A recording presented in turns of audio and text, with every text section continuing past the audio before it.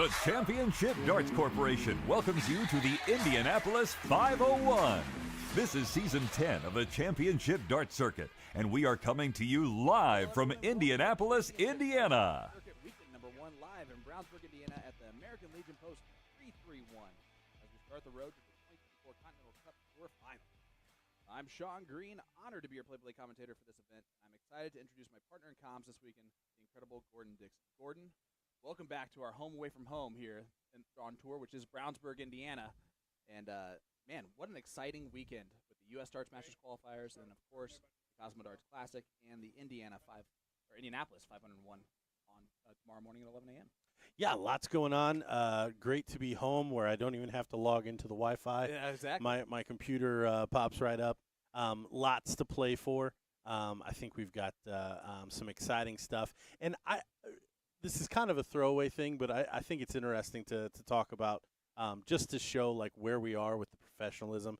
And it's at the expense of somebody that showed up late and tried to register. And it wasn't able to get into the event, but that is just because there is so much planning. Brackets are set. We now have betting involved in the CDC. There's so many grown-up things, not to make it sound childish before, but there's so many big boy things that we're doing here with the CDC. It's good to see that kind of progression. Oh, absolutely. And we've always talked about, our whole task is to kind of grow the sport here in North America, and the betting aspect, all of those things that you just mentioned are key to getting to that spot where we want to be. And speaking of big moments, how about last night?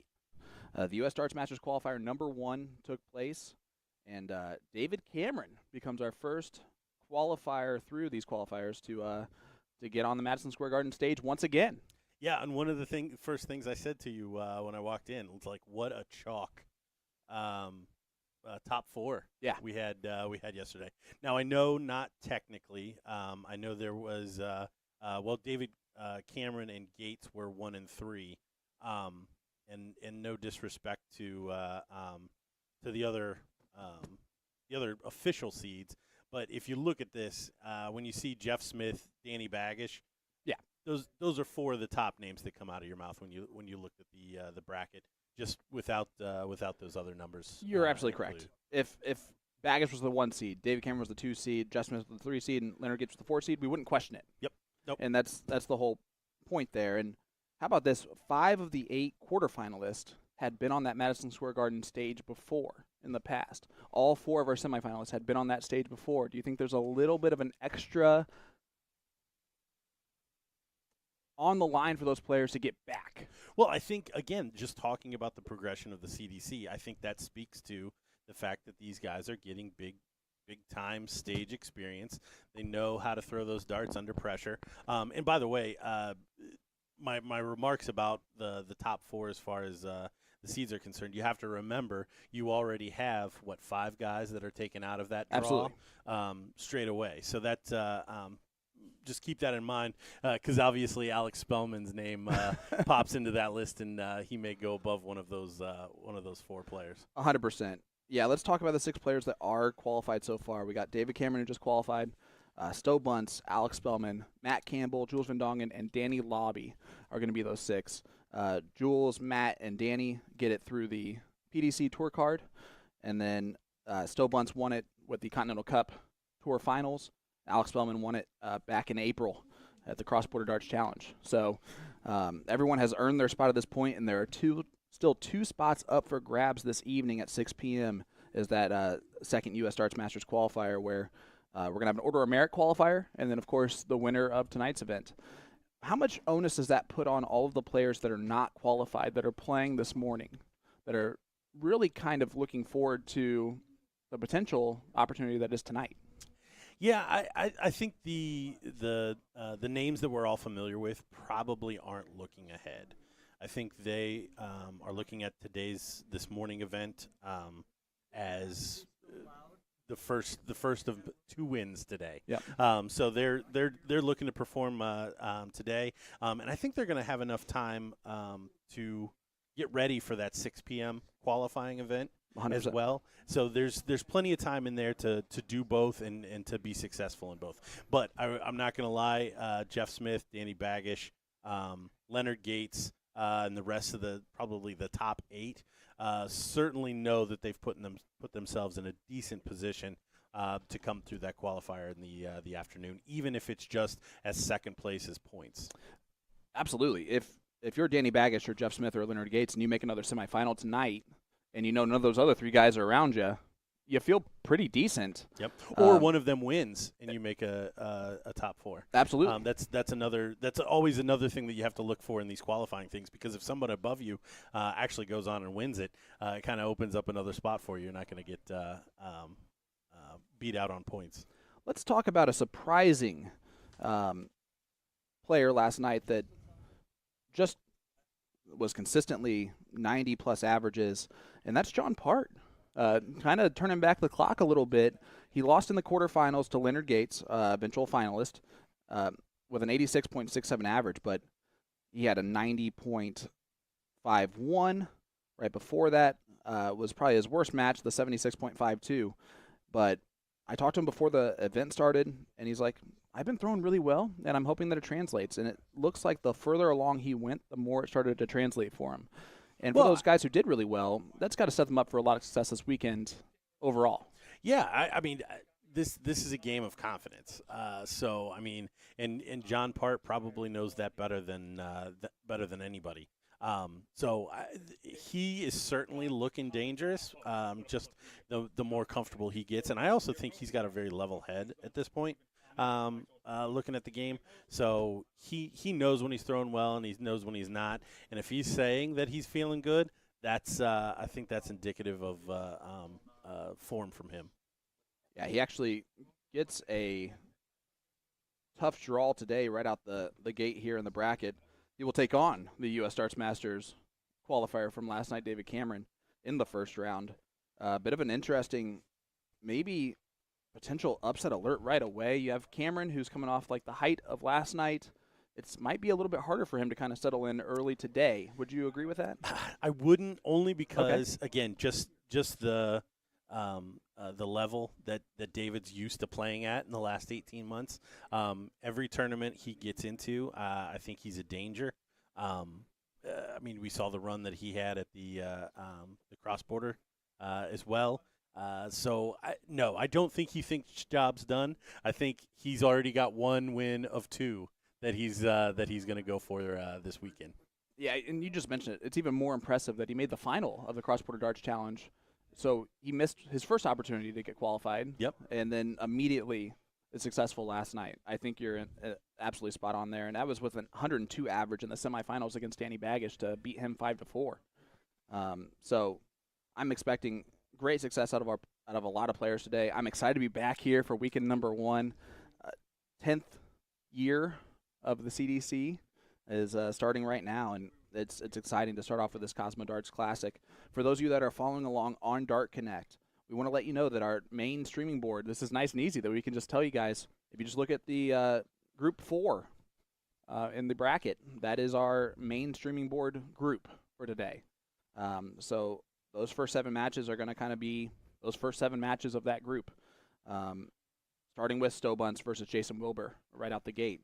And then our streaming board number 2 capabilities, because we have 2 streaming boards this weekend, ladies and gentlemen.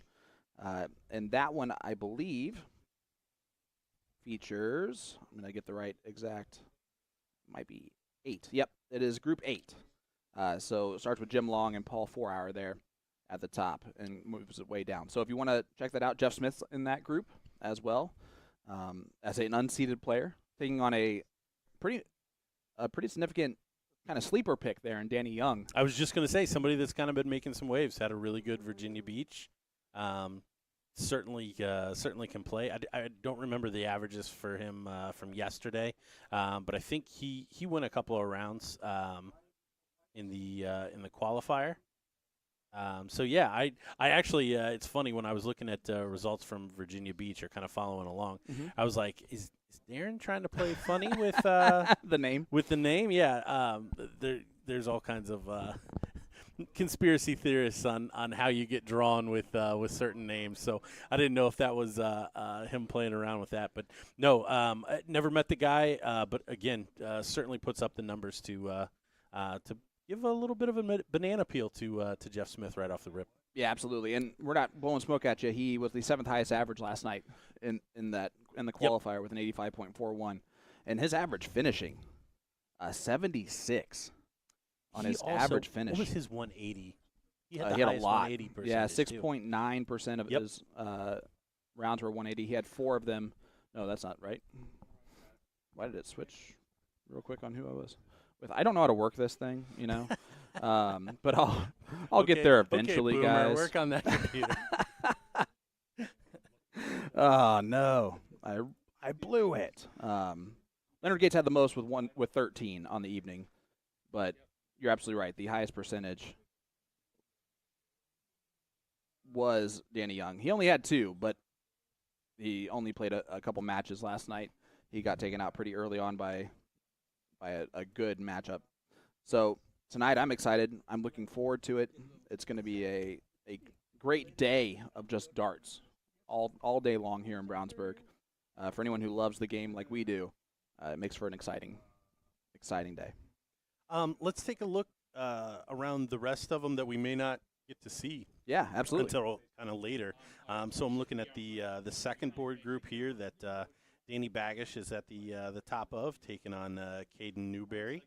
The next one, though, that's an interesting one. So right off the bat, Johnny K, former USA #1 for many years, will be taking on the winner of Anthony Romero and Nick Lindberg. Well, I hate to tell you this, but I did not see him last night. Is he here today? Ooh. Because I don't know if he is. And if he is not, and he has withdrawn, then that means the winner of Anthony Romero and Nick Lindberg will automatically move on to play the winner of Danny Baggish and Caden Newberry. We'll skate right through. Look at that. So I believe that there are a couple players who did not arrive, and I believe he was one of them. Okay. So even more, Anthony Romero and Nick Lindberg is going to get a pass into not only round 1 but into round 2. Yeah, it makes it a little bit more interesting, for sure, out the gate. Another sneaker or sleeper pick, Adam Saveda, who was great a couple years ago. He showed up last night, and I mean, it was like he never stopped playing. Averaged a very, very, very good performance. I don't know what I'm seeing here out of all this. That just it switched on me here. The Star Connect leaderboard of what was going on.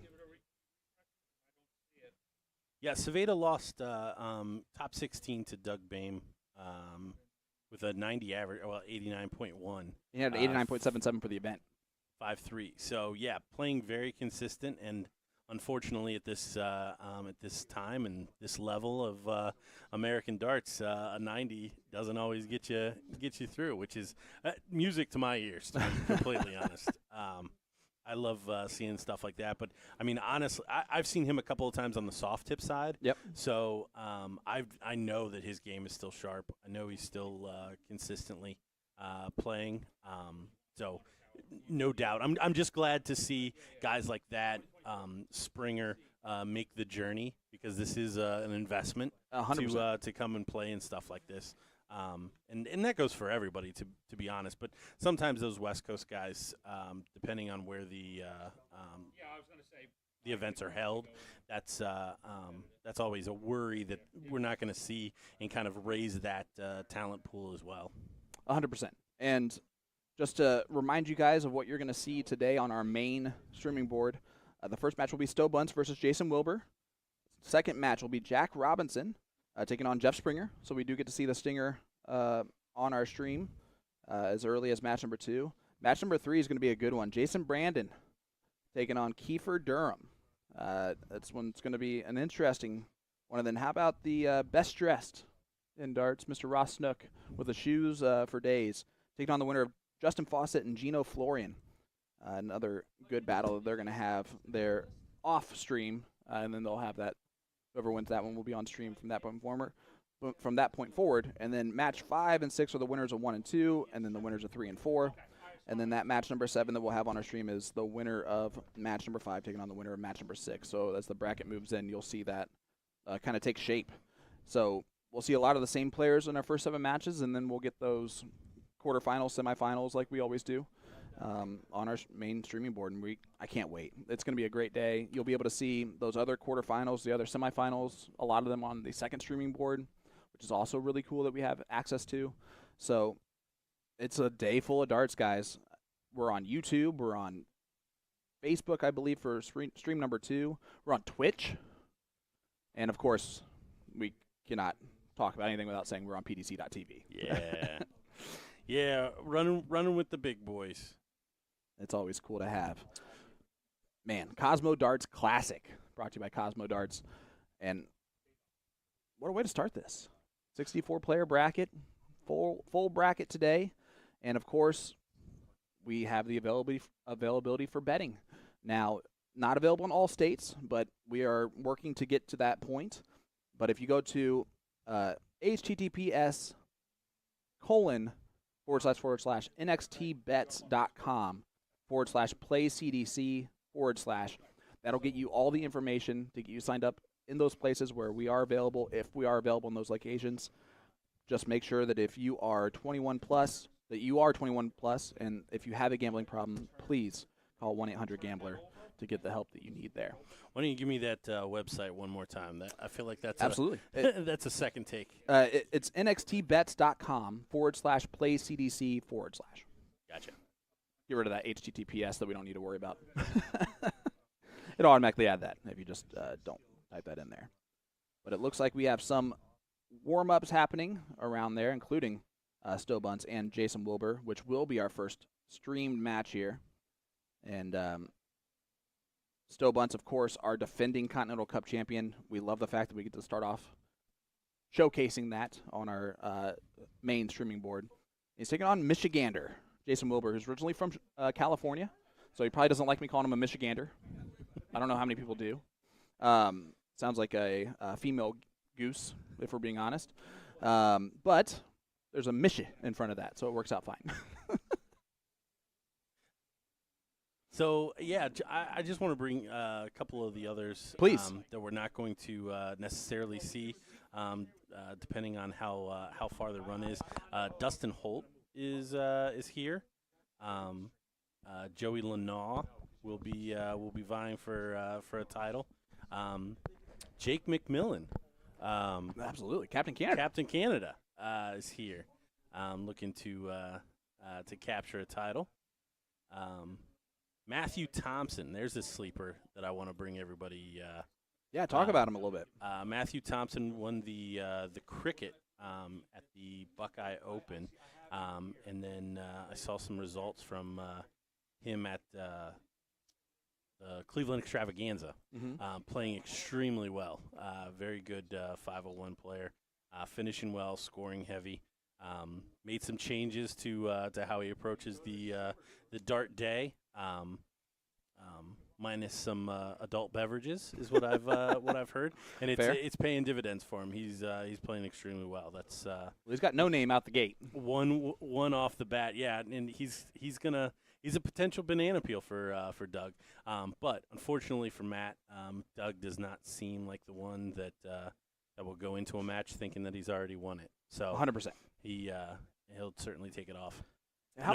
Go ahead. I was going to say, how about a couple of our other newcomers? How about Colin Rath, former official and referee of the CDC, is now on the player side of things. Yeah, it's great to see. He's I know he's really wanted to get into that side of it. So great to see that he's qualified and making his way through here.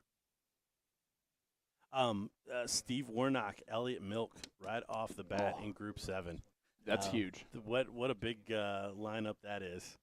Yeah, let's talk about that little section of the bracket. You got Dave Richardson, who's now back on tour this season. Was not on. He had his tour card last year, but lost it. Went and regained it for this year, and showed up yesterday. He had one match against my partner with To The Point Streaming, Tim Neal, as Tim beat Sylvain Bordeaux in the first round, averaging almost 90. And Dave did not give Tim a shot in the second match. He was averaging well over 100, somewhere around 6 at one point.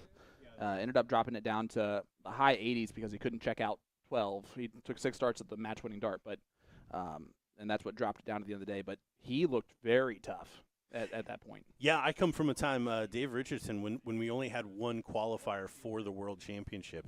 He won that. I believe it was in Ontario, Canada, somewhere. So yeah, very familiar with him. I don't know how much he's playing, but it sounds like he certainly still has the chops to put up big numbers. Yeah, absolutely. And he's in that same part of the bracket. The winner of Dave Richardson, John Liggett, will take on Jake Womack, who came out the gates firing last year in event number 2, I believe. I don't know why I say I believe. I can just look, can't I? He won event number 1. So Jacob Womack came out of the gates firing, beat Stowe Bunts in the final. That one 7-2. And talking about Jacob Womack, he is the former CDC Evolution Tour hero. Yeah, I was going to say, wasn't he godly. Undefeated He was for godly. 15 events or something? Yeah, he swept the entire event lineup in 2019. Won every single event, including the finals.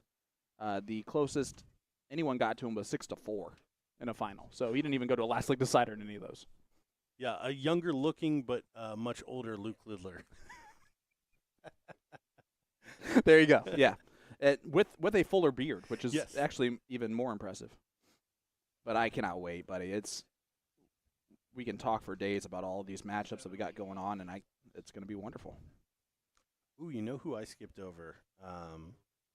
JT Davis and Kylie Edmonds. That's right off the rip in the first group. So could be a potential. With Saveda in there and John Steinhofer. Albert Yancey actually shot really well last night too. Kind of a lesser known player. Yeah, these events just get more and more. It really is turning into a microcosm of the Pro Tour, where really anybody can beat anybody. The level is just kind of getting to that point. Now, all of that said, after the chalk qualifier that we had yesterday, of course, that is certainly something that we may see. But it looks like we are getting ready to fire up our first match here. Yeah, see right there. That is quite the electric dart jersey that Kiefer Durham has on, as he's going to be chalking for us right out the gate. He will be playing a little bit later on the streaming board. He plays match number 3 there. And we're getting our first look at Jason Wilbur. And you know what? This is kind of what I expected out of Jason Wilbur. He could be going to a golf course. He could be going to play some darts today. And you kind of got to worry about those guys when they show up that way, right? Yeah, well, there's a level of comfort that he's not going to be shaken, but the neon nightmare. Yeah, the shirt, the pants, the overall wardrobe that is Stowe Bunts. the fit, as the kids say. Oh, absolutely. And it looks like they are just warming up, I think. Otherwise, we got 26 right out the gate. But I'm going to guess they're warming up. Better to throw it now. Otherwise, that was a 9 for Stowe. I was hoping Stowe was going to go for the Shanghai. I win. Yeah, just automatically take it out. All right, as you can see, they're a little bit loose early on in the morning as well. It is 11:30 Eastern Standard Time here in Brownsburg, Indiana. So welcome wherever you are tuning in from around the world, here live on PDC.TV or one of our other streaming locations this weekend, like YouTube, Twitch, Facebook. If there's a streaming service out there, we're covering it this weekend. Yeah, make sure you're following Champ Darts, Championship Darts Series circuit on all of the socials. Want to chat while watching along? YouTube's a good spot for that, as it looks like they are bulling up here. And then they'll get 9 darts, and then they'll be rolling. I believe we'll get a look from Jeff Good, we'll hear from Jeff Good. He likes to make his voice known early on. Shout it on out if you know it. If Stowe starts to struggle, look for him to move down to those 19s and switch down those 19s pretty quickly. That is where he has a lot of scoring potential. Yeah, it's one of the things that I really like about Stowe's game, not being afraid to move around the board. And they are off and running, actually, right out the gate. I've been expecting this to be right off the rip, but look at this. 180? And that's a 180 from Stowe Bunts. The first one is in the next 3 darts after the first 3 from Stowe. Yeah, Stowe already finding the range on the 180s. Wilbur finding his first treble. Stowe from Virginia Beach, Portsmouth, Virginia area. Dock worker there. And 55. man, you want to talk about one of the most down-to-earth human beings who just has his priorities kind of set straight. And he doesn't question those priorities either. It's not like, well, now I'm doing all great at darts here for the last couple years. 60. I'm ready to just jump on the PDC. No, he's been very open and honest about his desires with this right now, as we're looking at another big setup from him. Yeah, great darts. Good opening leg. This will be a great settler for him. I've often talked about first rounds and what a nerve-wracking mess I always was for them, and know that other 16. players are not a fan, but this is exactly how you want to open your campaign. Yeah, it doesn't look like Stowe's too nervous here as he gets that first dart right in there, and 64. he'll come back with double 2 remaining. But he is definitely finding the range on that treble 20 early and often. And Jason Wilbur, when you get that bracket posted a couple days ago and you see your first match is against the Neon Nightmare, 45. with a good assumption probably that it's going to be a streamed match, as we will probably be featuring the defending Continental Cup Tour champion. It's going to be the madhouse for Stowe, and he gets it done. 17 darts will do. Was a hold of throw, so Jason shouldn't be too concerned. He's going to get a chance to start his darts with throw here. And we are off and running 36. around the venue here with all of the boards up and running here for their first match. 60. We are waiting for that streaming board number 2 match to get started. So if you're looking over there, that's going to feature Jim Long taking on Paul 4-Hour. And already Danny Young up 2-1 on Jeff Smith.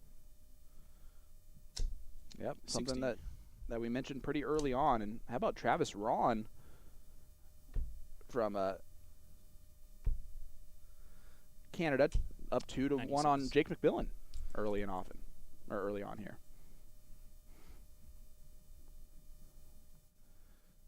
Stowe just consistently just doing his thing. Yeah, now we're 45. a leg and a couple of sets of darts in, and Jason's still not able to find anything with any regularity. So 140. In the qualifier last night, Jason averaged a 71.35. He will need to significantly improve that here in order for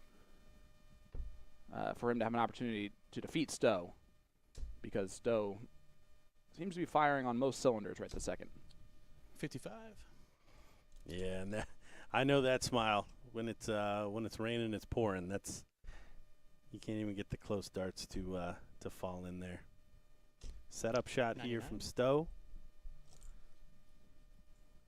So that's why I'm always smiling when I'm playing darts. It has nothing to do with enjoying the game. It's a ironic smile that I give out. On the 305, I like the debate that's been going on in the dart community about starting on the 18s versus not. Do you have a preference there? Oh, you got to start on the 18s. I'm 100%. You gotta throw for the right shot and plan to miss. 34? That's the name of the game even at the highest level. The way I look at it. The ones that I've started to come around on, just because the numbers bear them out, is 91 to 95, whether or not you start on the bull. I just think if you're somebody that is hitting a treble 50% of the time, absolutely you can move off of that bullseye. But with that same logic, 305, you got to start on the 18. Whoop. It's going to be 34. Oh. He's wiring the wrong side there. 28 to do. He went double-double and still not checked it out. The cheeky Neon Nightmare. Man, again, always impresses with the wardrobe and always has a new updated neon 23 brightness to him every season. Yeah, I'm waiting for his shirts to literally come with an on and off switch. Don't give anyone any ideas, because Garfinkel will make it happen if he can. Well, he'll return with 28 again, but not going to be excited about how long it's taken him to take this out. Luckily, no pressure here early on, but Jason's going to start applying it now. 96. Yeah, after the dream start, I hope Stowe, again, has enough experience. It's not going to get too wore down by this. You see shake of the head. The body language is not good, though. Yeah, after the dream start, it started to become a nightmare for the Neon Nightmare on the doubles. It might only be one dart at the bullseye. This could hurt, though. Double five. Still thinks it's going in. 77. He goes, well, maybe not. That's his thought process from behind. And he does take it out there. Breaks a throw of Jason Wilbur. Takes a 2-0 lead. Does a little do-si-do. And then immediately finds the treble 20 again. 100. I like the pace at the way those darts are entering the dartboard. Yeah, Stowe's got a good snap to it. Darts definitely enter the board with authority. And you can definitely see the talent there for Jason Wilbur. Just, first time playing on stream here. And I don't care who you are. I don't care how often you've done it. It's a little extra in that nerve-wise. Yeah, certainly. And to be, again, right off the rip onto the streaming board against the returning champion of the tour the previous year, it's a lot. And there's Stowe doing the 19s thing. Ooh, tried to hit the 171. Hits 135 instead. Way out in front in this leg.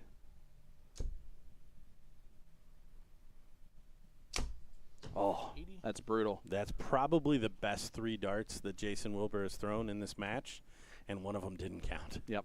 Which, of course, right? Yeah, well, exactly. I mean, I was surprised we didn't see the big wry smile again. 98 there from Stowe 94 there to set up 82. On our streaming board number 2, Jim Long is up 1-0 on Paul 4 Hour, so that one is off and running. Not going to have any commentary on board number 2, so if you really hate us, that's the perfect streaming board to watch all day. You'll get darts and none of this annoying speak. None of this nonsense. Still will return with double 10. Yeah, just looking around again. Danny Young and Jeff Smith tied up at 3 apiece. And Jake McMillan has taken the lead against Travis Ron, 3-2. 48. Savate up 4-0 on John Steinhofer and continuing right where he left off, a 91.09 average right now for Saveda. No score. No score there for Stowe. He will be back. He's got to wonder what the heck's going on. He did throw an extra dart there, too. Bonus darts. He really busted. 55. But if he could, he would use take 2. Continue to follow the facial expressions of Jason. Second dart. And Stowe does get it in there on dart 2. 3-0 lead here for Bunts. Yeah, nothing too impressive aside from that that first leg. The scoring has been there pretty much the entire time. As we see a flyer double from Jason Wilbur. It's the best miss on 20s, though, is that double 20. But the finishing is where he's going to be a little upset. Okay, maybe a little more than a little. But at the same time, if he gets away with it in this one, he'll just feel like, okay, let's move on to the next one. He's got to be pretty confident in the fact that he's going to be able to finish when he needs to. I think a little bit of it is he's not being pushed to finish, potentially. When you're up in a match like this, and as we get his second 180 of our match, does it sometimes go the opposite way when you're not kind of pushed in the first match, or is it just a new match when the second match starts? Oh no, I mean at least for me, each new match is a completely different thing. I mean you can tell a little bit on form, but yeah, you try not to bring any of the negatives and only the positives into any of the future matches. That's why when you get away with something like this. If Stowe ultimately does, happy for the win, and then just go play 101, doubling out on everything around the board to 45. to get sharp for the next one. There you go. Well, 156 remains for Stowe. He's not going to take that out. He will return with whatever he leaves, 100. which will be 56. Jason back on 234, scoring a little bit better in this leg, but he'd still like to be just a little bit more consistently in that treble.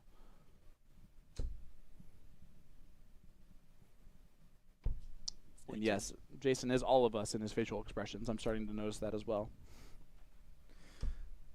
So 56, 48, tops. Third dart. Took all three, but he'll take it. 15 darter there from Stowe. That was an annoying finish from Stowe. It was, but it was his best leg. Stowe finished that because he was annoyed.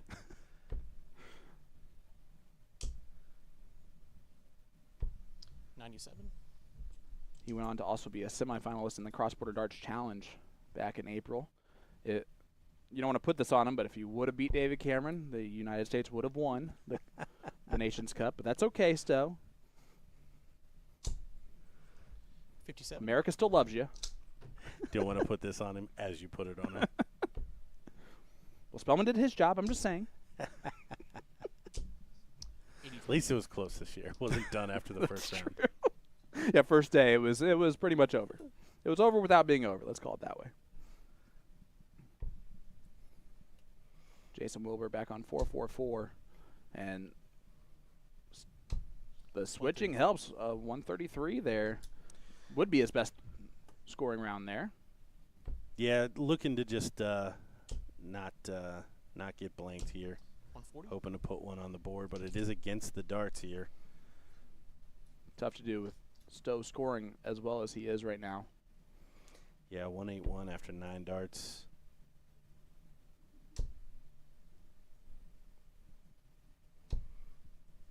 Jason 57. does pull that group together a little bit better there at the bottom of the board. So 6 darts now for Stowe. And he's going to set it up nicely. Oh, 91 when he comes back. It's a little two-dart combination. And we'll see if he's going to have some pressure on him for that. That first dart below the wire with the way his darts land with a little bit of a pitch to him. It's a little bit of a blocker dart. But still, 91 for the 5-0 victory. And he's going to go tops. And he hits it. How about the trip 16 tops finish there on 88? And Jason says, thanks for that. I appreciate it. And Stowe, an 84.28 average at the end of the day. 5-0 victory. The scoring was there. The finishing must improve, but it did those last 2 legs. Yeah. Certainly, all positives there by the end. You saw the grimace at as he took a look at that that average on Dart Connect. But expect Stowe to right the wrongs there and continue on for the day.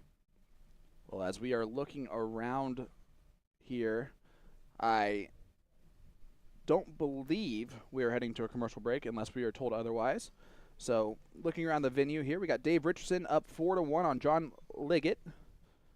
Ben Gardner down 4-2 to Seth Stefano. Justin Faucet, Gino Florian 3-3 scoreline. So that will be a match. The winner of that one will be a streamed match later on for us in match number 4. Jason Watt, Shane Meeks 3-3 scoreline. Adam Saveda now dropped 2 straight to John Steinhofer, 4-2. Only averaging 84.4, so it's gone down a little bit. Anthony Romero from California. Nick Lindbergh from Ohio, 3-3 scoreline there. And Jake McMillan does take a 4-3 lead over Travis. So that one is definitely a close one to be watching. But our first top 32 competitor is going to be Mr. Stowe Bunts with that 5-0 victory. That's just the 5 seed in this event because it is on the 2-year order of merit and not just the defending. As we take a look at our second streaming board here, Paul 4-Hour and Jim Long, the gentleman. Jim Long, who was with us at PopCon a few weeks ago. Another interesting thing that we added here in Indy. And, man, what a blast that was to introduce darts to a whole new group of people. If you're following along with us and you met us at PopCon, let us know. Send us some information. If you're on YouTube, leave us a comment in our chat. If you're on Facebook for this match, leave a comment in our chat for that one. As our next streaming match will be the Stinger Jeff Springer taking on Jack Robinson. Paul looking to clean this up, take a 3-2 lead, and he does so. Upset potential here. Yes, 2 legs away, and a pretty decent average here.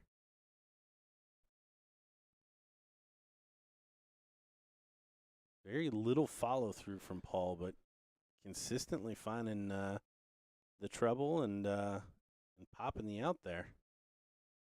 Yeah, it's almost a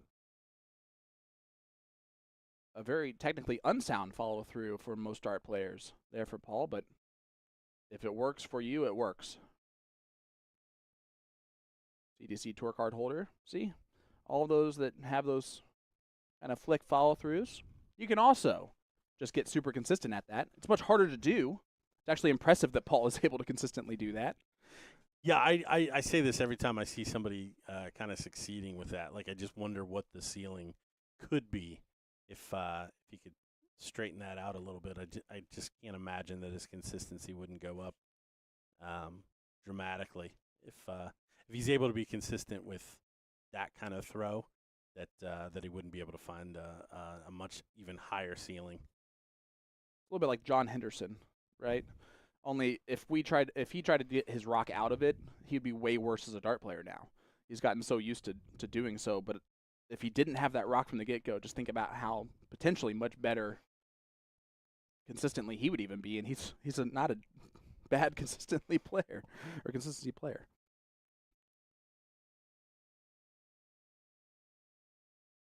Jim upset to not leave a finish there.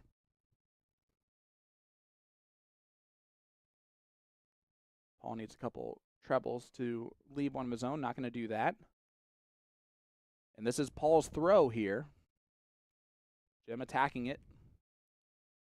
Yeah, lots of implications on this this leg. Oh, what a last dart. Yeah, big dart. All Paul can do is pressure from here.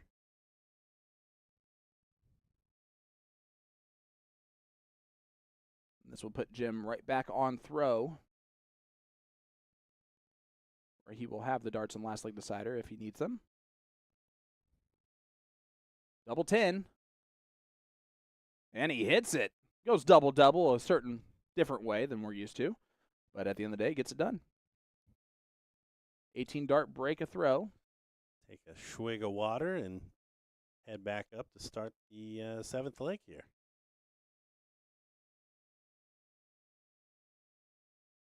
Sometimes it's a little bit good to be one of those players that might be heading into this with a little bit more of a favorite, odd-wise, than your opponent, and maybe has a little scrappiness to the match early on as we look at the Stinger Jeff Springer getting going. One of our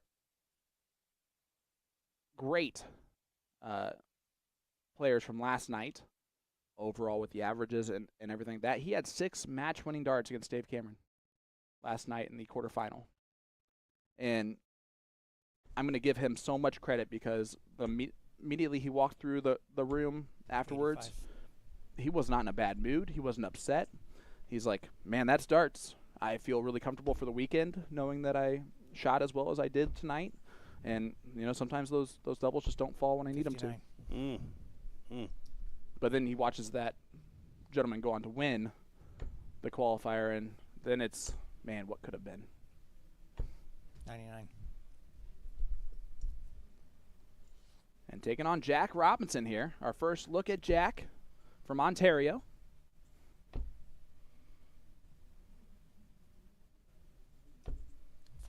Not to be confused with the man that integrated baseball. That's with an IE on the end of that. And in case you are not watching on our stream, it would be a more obvious reasoning for there. Because Jackie wasn't Canadian. Also true. Also true.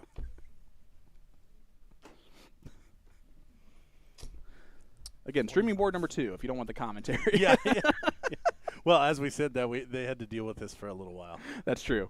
Sorry about that, guys. So early on in this match, both players still trying to get their feet there. Jeff with the darts here in the first leg. 99. And a couple of matches locked up here. Jason Watt and Shane Meeks 4 apiece. Nick Lindberg and Anthony Romero getting to 4 apiece as well. 77. Our defending continental or cross-border darts challenge champion, Mr. Alex Bellman, is also off and running against Nick Georgeson. Another match that could have pointed out, but how about Spellman with a 11 darter in the first leg 40. and a 1-0 lead.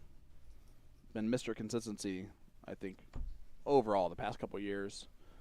Spellman's floor is Game shot much right. lower, or floor is much higher than I think. I'm going to say 98% of the field. Well, I was just going to say, I think that's why we see him excel as much as we do, because 93. darts at its highest form is there's a lot of parity. It's what can you do when you're not Yep. throwing at your highest. 58. So it kind of comes down to who has the best B game. And when Alex was at Modus, the last time I was over there, he won Group A, and I think he lost 1 match 95. total. And the second day, he's like, I didn't feel my darts today. I didn't have it. And he's like, you won 5-0 against all of your opponents. How did that happen? Well, I grounded it out, got it done. If that top-level dart player can do that, can find enough. Well, and that's where the kind of luck aspect comes in, because you need to be able 21. to do that and kind of catch your opponent, because again, everybody in that room can play darts. Everybody's best number is that 20. Yep. So you gotta get a little lucky. Going back to Dave Cameron, had somebody miss 6 darts. I think if you gave him those 6 darts again, he'd probably hit it. What, 80% of the time, 90% of the time? I would guess so. As that's a 180 from Jack Robinson. Yeah, after spraying him the turn before. He went from 21 to a 180. 100. And Shane Meeks ekes out the 5-4 win over Jason Watt. Still awaiting confirmation on that other 56. 4-4 Nick Lindberg, Anthony Romero. Springer 143 left. Will not take it out, so Jack's going to get a chance at this 56. 42. Throwing much better in this leg than the first. The 180 helps, but tops. And Jack gets it done. 1 for 1 on the doubles. Little pep in the step. There is. Going to get that that dart. Maybe that 21 seems to kind of spurt him on here. 34.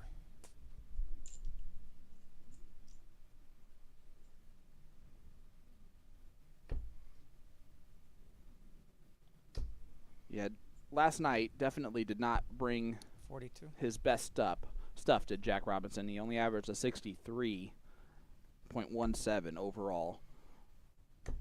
Whereas Jeff on the reverse side of 60. things was the 5th highest average with an 86.72.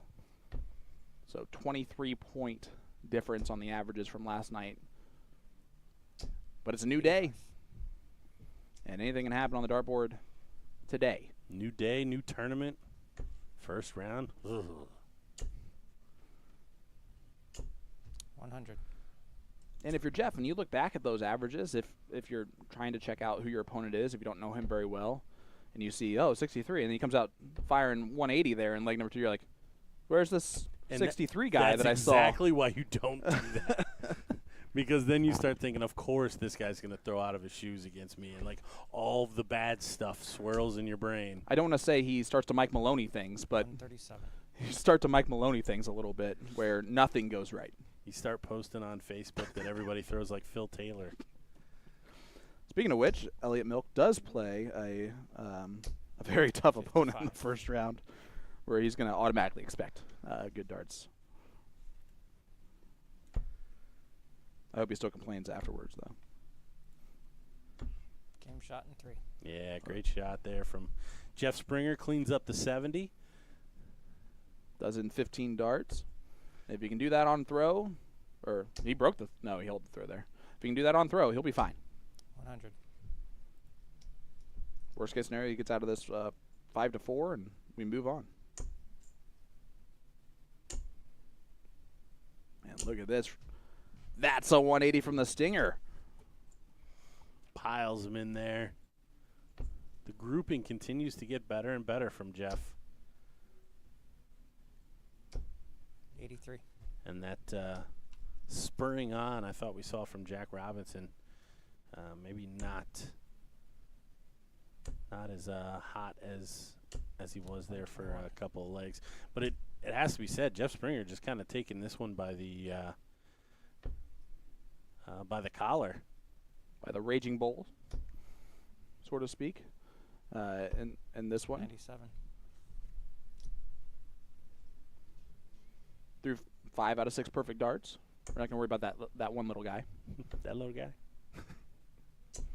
140. How about that? 140 leaves 60 after 9 on a very doable 11 darter in this one. Yeah, against the darts. And, I mean, Jack, he's going to be at a finish. 60. Thank you. After 12 himself. Tops. Dragged it in there, so double 10. Game shot in 3. Not a bad move at all. 12 darter for Jeff Springer. Starting to show us a little bit of the stinger that we saw last night.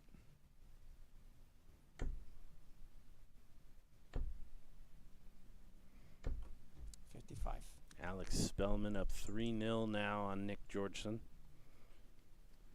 Leonard Gates beating Paul Jones.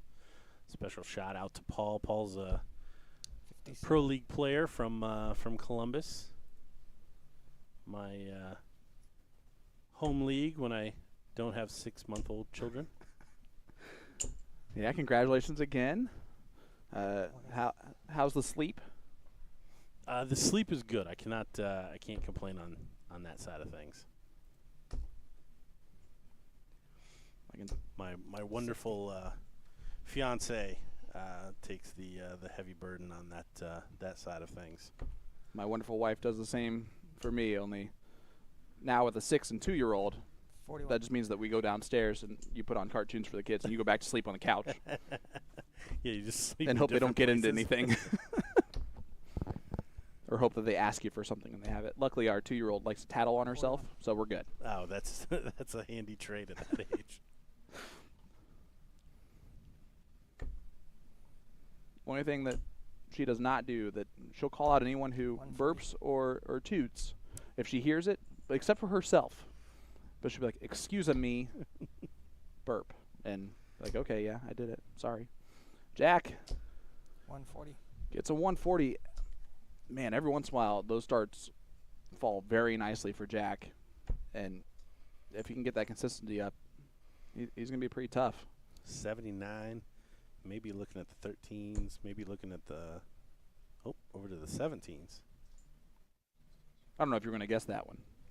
That was 53. yeah. I don't even know if that was in the top 5. Well, he leaves 32 after 15 with the throw. Jack back on 203, so Jeff will get 3 darts at 32 at least. 45.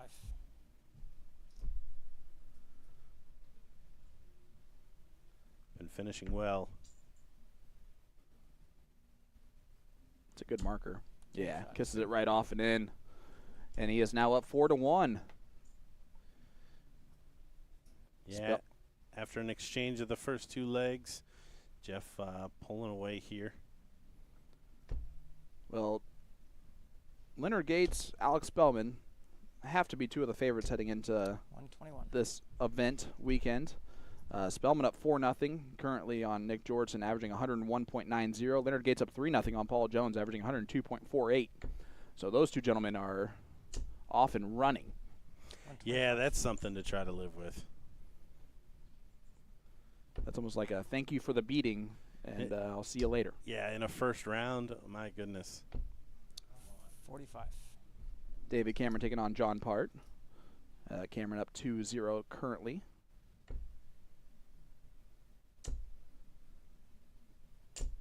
Yeah, 150. Jeff definitely just the grouping that he is showing right now is about as small as you can get, less than a dime sized. 135. I know that math. He leaves 200. It's always nice when the players do that for me. Just like this. 140. Nice 140 to leave 136. So again, the first look at a finish for Springer. Oh no. Nightmarish there. Yeah, not what he wanted. Doesn't even have a bailout opportunity on the 25 or anything. So, going to kick himself to give Jeff Springer 6 darts from 136 to win the match. He might not need him, though. He might not need him, though. Double 8. Oh. 128. We don't need him. Yeah, that would have topped off a really, really good showing here for Jeff Springer. I mean, it's not 41. that it's not going to be when the 8 goes away, but certainly setting a marker. Now double 2. He finds it, though, for a 5-1 victory and a 15-darter at the end of the day for Jeff Springer. I'm telling you, Stowe should be on notice a little bit, as that will be the next round matchup. Springer is here to play this weekend, and Stowe will know that he's going to have to bring more of his A game for that one. Yeah, I'll certainly have to raise the average for that one. Well, coming up next, we're going to have Jason Brandon taking on Kiefer Durham here on our streaming board number 1. So don't go anywhere. We'll be right back with more from the Cosmo Darts Classic right after this.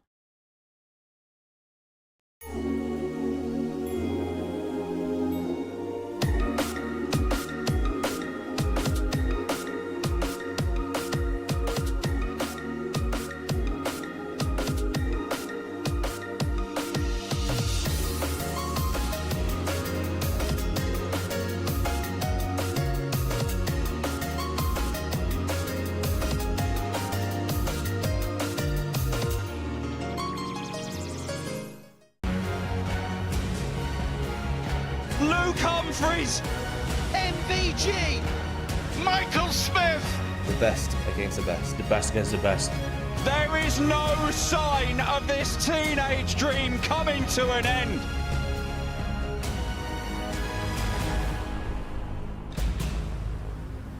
It's 8 of the best, and there is no hiding place.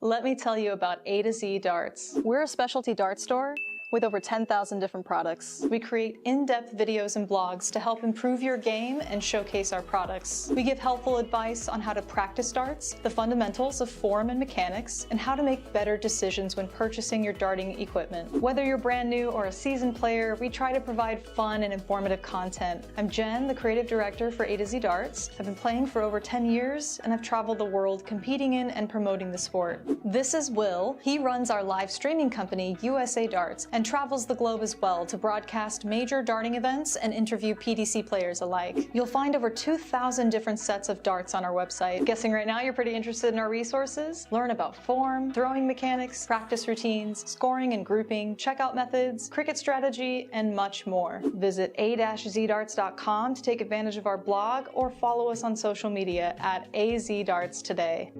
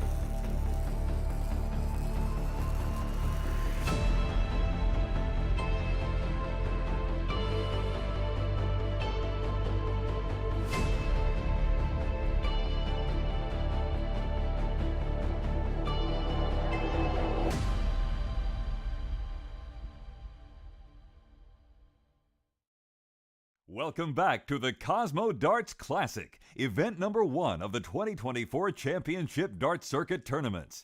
This event marks the beginning of the journey towards the CDC Continental Cup and the prestigious Paddy Power World Darts Championship. Get ready for an exciting competition filled with skill, precision, and intense rivalries. Let the darts fly, and may the best player emerge victorious.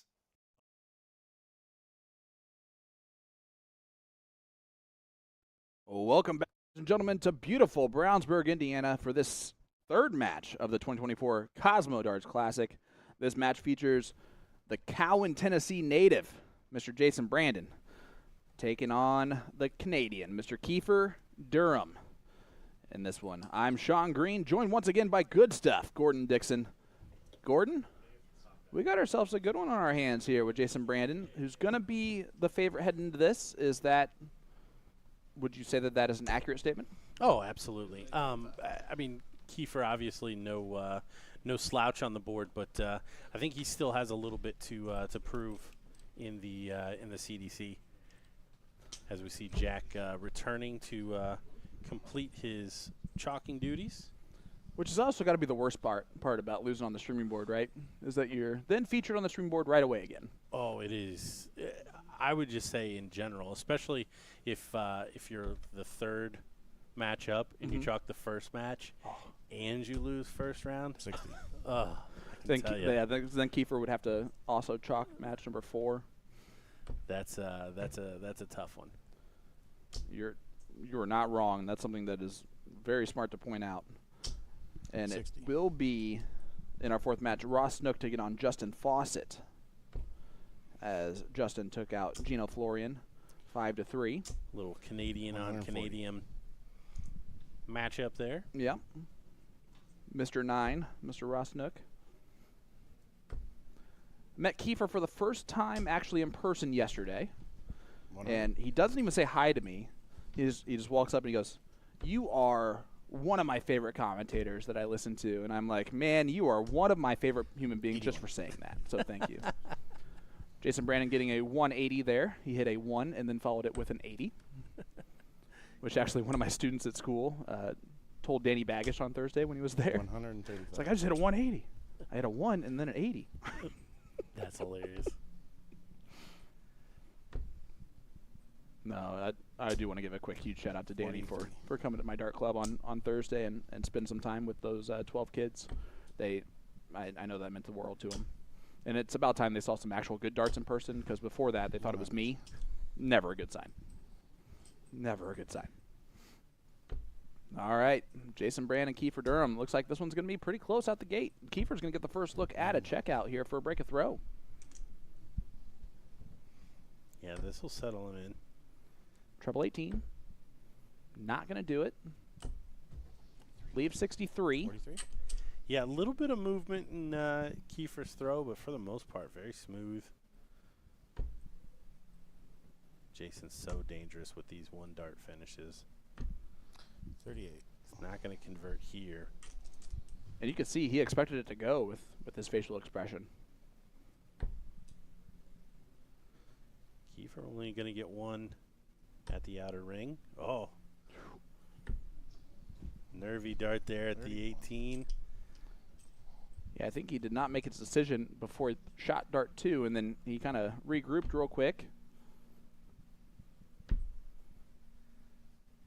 Bragging up Jason Brandon's finishing. And finally, dart 3, finding the double 10.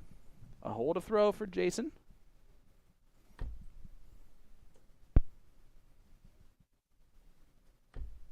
That's the second time now Kiefer's done the little, 36. Yeah, a little bulk. yeah, mid-throw.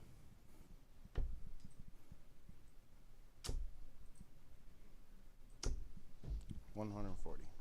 For those of you curious what the heck that means, if you're watching from around the world, a balk in baseball for a pitcher is when he starts to throw and doesn't actually finish doing his motion. It's a penalty in baseball, so not here. Here it's probably a smart move. One of the many boring terms for a boring sport. Now listen, there are moments of brilliance in that sport. That is an American pastime you're talking about there. Oh, you mean like a no-hitter where you get to watch two people play catch for 9 innings? That's always an amazing thing when it happens. 93. Everybody always asks me, how did baseball hurt me? How did it hurt you? Now I'm curious. Does Kiefer look? We're not worried about that last little guy. Yeah, a little excited on that third dart. Looked like it had a little bit more pace than the first two, but he is first to a finish 60. In his leg. Still looks favorite. Could take it out here. Double 19. Oh, I think 155 is one of the toughest finishes. It was a crazy scenario as 148 left for Brandon. Not going to get the second dart to fall in there. Ooh, that would have hurt.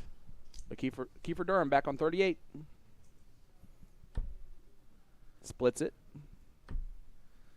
Again, another gitchy setup dart from Kiefer. You see, roll of the eyes.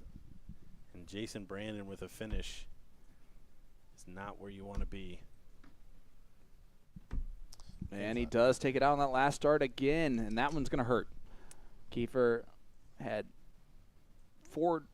technically four darts there at the double, split one of them, but 0 for 3 there in that leg on the double finishing. And it's a break a throw early for JB. 45.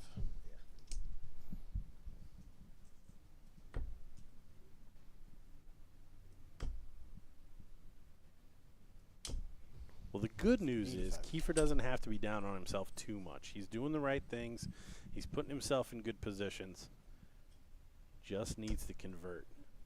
And that's a very tough mindset, don't get me wrong.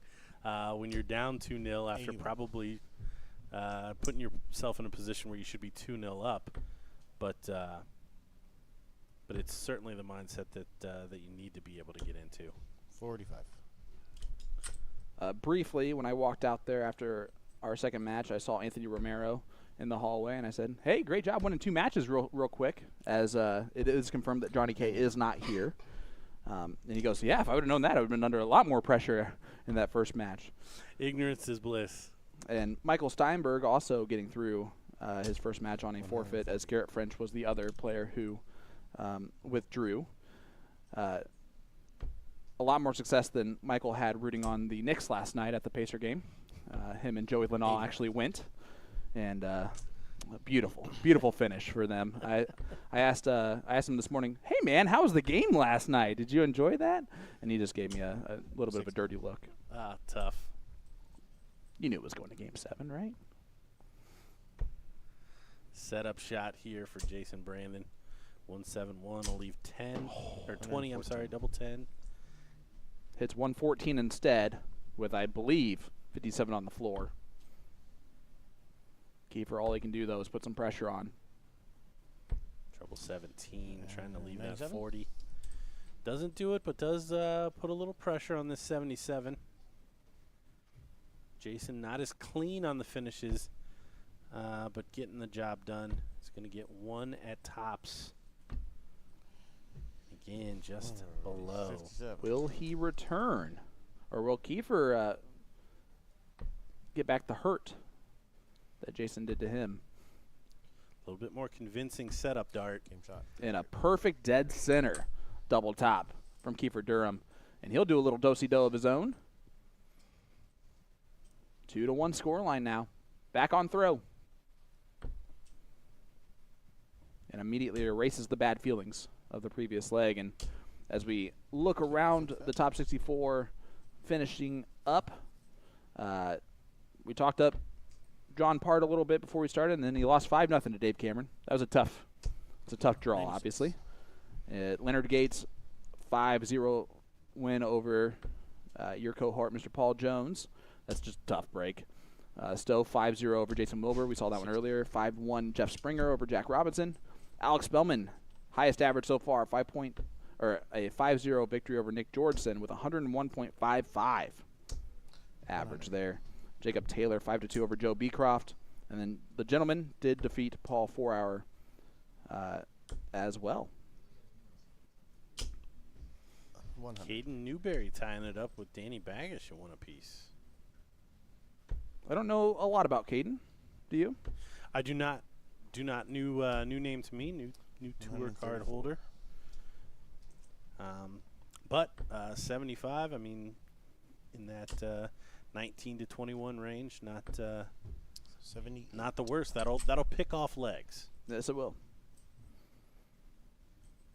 Ossie Hicks, 4-1 up on Michael Wynn. Larry Butler down 3-1 to Colin Rath, the bearded sensation from Philly. Yeah, even up on the averages there, so could be some timing or big 64? finishes there from Colin. As we see Jason use the bowl to set up there. I appreciate the 140. poetry of Sylvain Bordeaux taking on Stefan Roseau. Sylvain up 2-0 so far. Sean Mitchell from New York, 1-0 on Levi Cransel early on. 67. And Warnock Milk takes the 1-0 lead on Steve early on in this one. And now Collins up 4-1 on Larry Butler.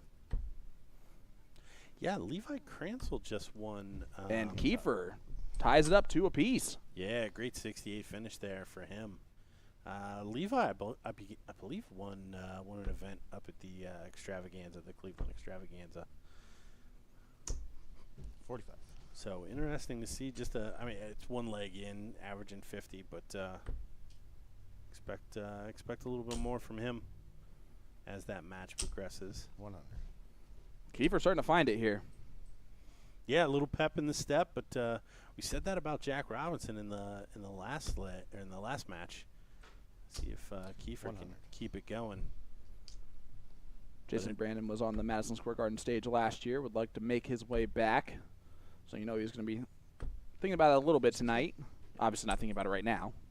Well, all of those guys that got a taste of it. I mean, it's probably palpable when Doug Bame's trying to qualify. I know he's itching to get back to something like that. I really think that might be his goal in darts right now overall. More so than winning a whole bunch of stuff. He wants to be back on that stage at Madison Square Garden. Talking to Doug, he talks about that opportunity, that experience more than he does most other ones that he's had. 180. And that's a 180 from Jason Brandon. JB getting his first. He does so at the opportune time as Kiefer was attacking his throw there. 76 left for Jason. Should get one dart. Looking for a 15 darter here. Taps. It's been dragging this low. 56. And low it goes. Low again. It's like leaving a putt short. Never up, never in. Kiefer the 146. He blew that opportunity pretty early on in that with the fat 5 that he threw. And you could tell he goes, oh, that was a good opportunity. Good attack on that one. Big breath there from Jason as he finds the double 10 first dart. Holds his throw to take a 3-2 lead. Wanted a 13 darter, but he'll settle for a 16. They all count the same. It's one leg. Colin Rath goes one away from upsetting Larry Legend. A 9-time CDC event winner and former Continental Cup champion. 58. Sylvain Bordeaux up 3-0 in his match, averaging 91.09. 100. And getting to know Sylvain a little bit more throughout the tour last year, and then especially at the cross border, notorious now for having a 9-darter hit against him on the stage there. I don't think it could have happened to a nicer human being.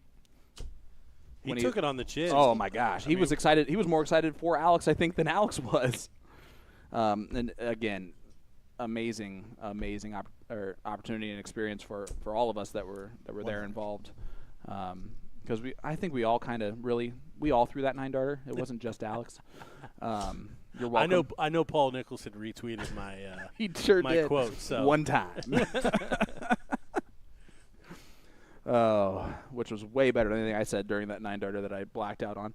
As JB sets up with another 180. Nice shot against the throw. Sets up the nice little 2-dart finish. 100. Right now it is Jason time because he's timing those big shots perfectly. Yeah, Kiefer stays within touching distance though. Maybe this will force him to throw higher. 60. It did not. No, it did not. Might have been a little bit unlucky that the flight grabbed it. 83 left, so treble 17 would have left a look. 38. Instead, kind of punts it a little bit. Yeah, you could tell disappointed there. Wanted to get a whack at it. Jason Brandon, as we've seen so many times, coming back to the board with a single dart finish. Needs to get closer than that. None of those were very close at all. No, and he just hasn't looked sharp on those finishes. He's been grinding them out. Kiefer almost hit the treble 20 with 60 left. But he finds it on dart 3 and ends up holding his throw. 3-3 score line. Sketchy hold a throw, but hold a throw is still part of the sentence. So still in a match here. The comeback's a little bit on here for Larry Butler against Colin Rath. It's 4-3 now. So Butler's rattled off the last 2 in a row. 81. And Caden Newberry staying with Danny Baggish. Yep. 2 apiece. Danny also a new father. 97. Has a little one at home, and he's told me multiple times coming into this weekend that he really does have zero expectations. He hopes he performs well. 60. He knows the opportunities are definitely there for the U.S. Darts Masters qualifiers that I know he's putting a little bit more emphasis on than possibly the 58. Cosmo Darts Classic and the Indianapolis 501 tomorrow morning. 100. But he still would like to make a good run here this morning just to give him a little momentum going into tonight. Would you say that the players that kind of run through a little bit today have a little bit more of that 58. Well, I would certainly say positivity coming into tonight? Yeah, just because again, I'm a big fan of players' confidence. I think sometimes if you're down on your luck, you need to get a little lucky. Maybe somebody doesn't throw as well, and you still get a win. Even wins like that, you can still take away a lot of positives that you got it done when you needed to. I think it's odd to focus on a second event than 131. the first event. I don't know how you necessarily do that, but I think I would find it very tough to kind of figure out if you didn't throw well in this one to take like, okay, well I'm gonna do really good in the next one. Sure. No, I gotcha. You're not wrong there, as Jason Brandon does pin that for a 16 darter to take a 4-3 lead.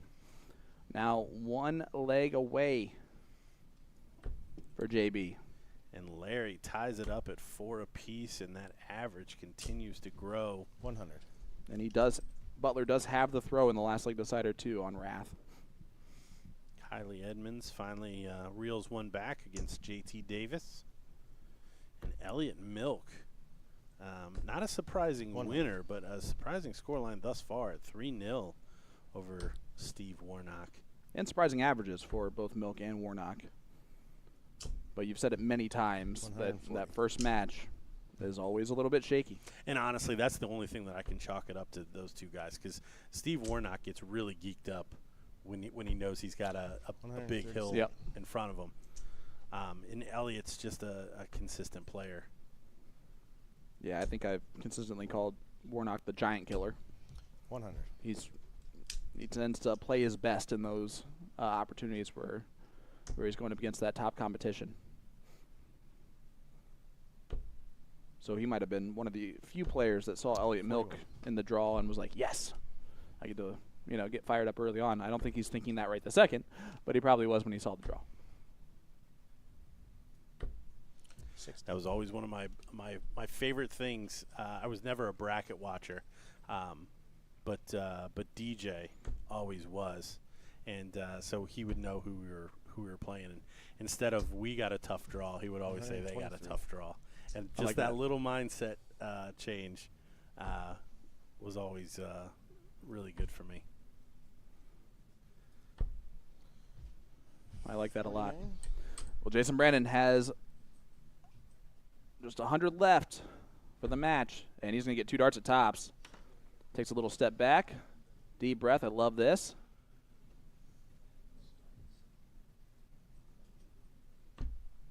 And it's going to be double 10 again. And he does get it again.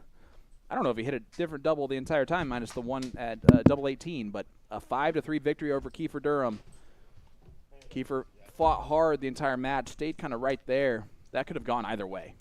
Yeah, Jason going to do some push-ups, see if he can throw it as high as the double 20 at some point the rest of the day. But job done. Jason Brandon finishing out 5-3 there. So that one is completed. And right now, I'm looking to see if we do have something going on there on streaming board number 2. Bill Anderson, the lefty, we're looking at here, taking on Keith Way. Keith got all of his hairs cut. Yeah, it looks like we're maybe in the warm-up phase between these two gentlemen. Oh, they're both kind of aiming directly where they should. You're right. I don't know. Maybe that last start was aimed right there. But yeah, it definitely hasn't started Yeah, this is definitely the warm-ups. rattling off here. Definitely warming up. Mm. And as we look around the venue here, Larry Butler did come all the way back from 4-1 down against Colin Rath and defeat him 5-4. Oh, that's a tough one. That is a brutal pill to swallow for Colin in his first CDC match to have that opportunity to defeat a living legend that is Larry Butler. Yeah, Colin consistent, like right at about 80 the entire time. Larry raising his game to finally end up taking that one. Our next match up on our streaming board number 1 will be Ross Snook taking on Justin Faucet. After that will be Stowe Bunts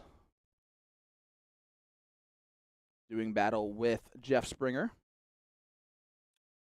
And Kylie Edmonds raising his game to bring back 2 against JT Davis. 3-2 matchup there. Levi Krenzel still a subpar level to that match, but starting to even out there is Sean only up 3-2. And Stefan Rousseau brings it back to even against Sylvain Bordeaux, 3-3. That was a 3-0 lead for Sylvain. So we are looking at the action here on board number 2 as they are warming up, just getting ready to go. I'm sure the same thing is probably happening with the best shoes in darts, Mr. Ross Snook and Justin Faucet, which you mentioned earlier is a Canadian-on-Canadian affair.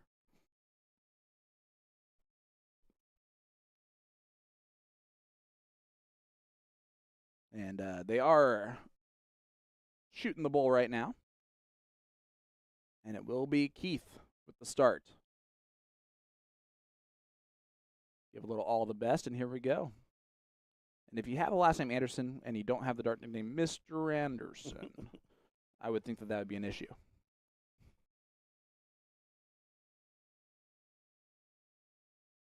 Keith, I think, finds it with the 3rd. Bill, longtime top player from the Northeast.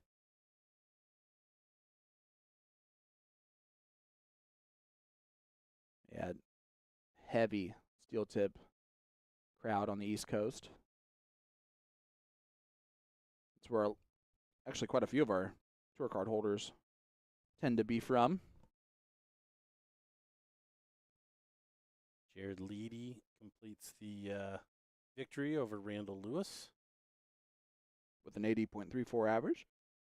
And Caden Newberry reels back another one after going down 4-2 to Danny Baggish. The averages for both men continue to rise. Caden staying with him.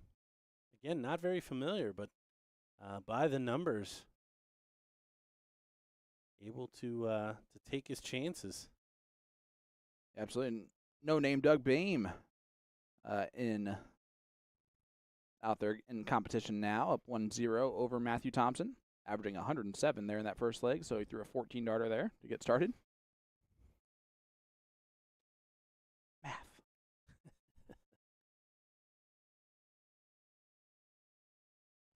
For me, it's more like memorization. Well, that's, you're exactly right. I am a language arts teacher, so math is definitely not a strong suit, but memorizing things definitely is. Tops for Keith Way. He will return with double 10. I'm beginning to think this board might be just a little too high. It's just hung a little too high.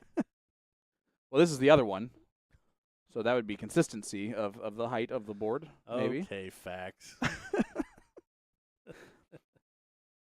JT Davis up 4-2 on Kylie Edmonds. Keith Way polishing off that first leg, 17 darts. Billy Anderson to start his campaign with throw.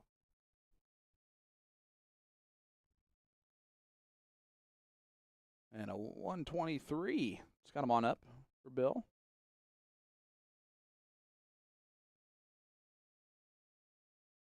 Steve Warnock ties it up at 3 apiece.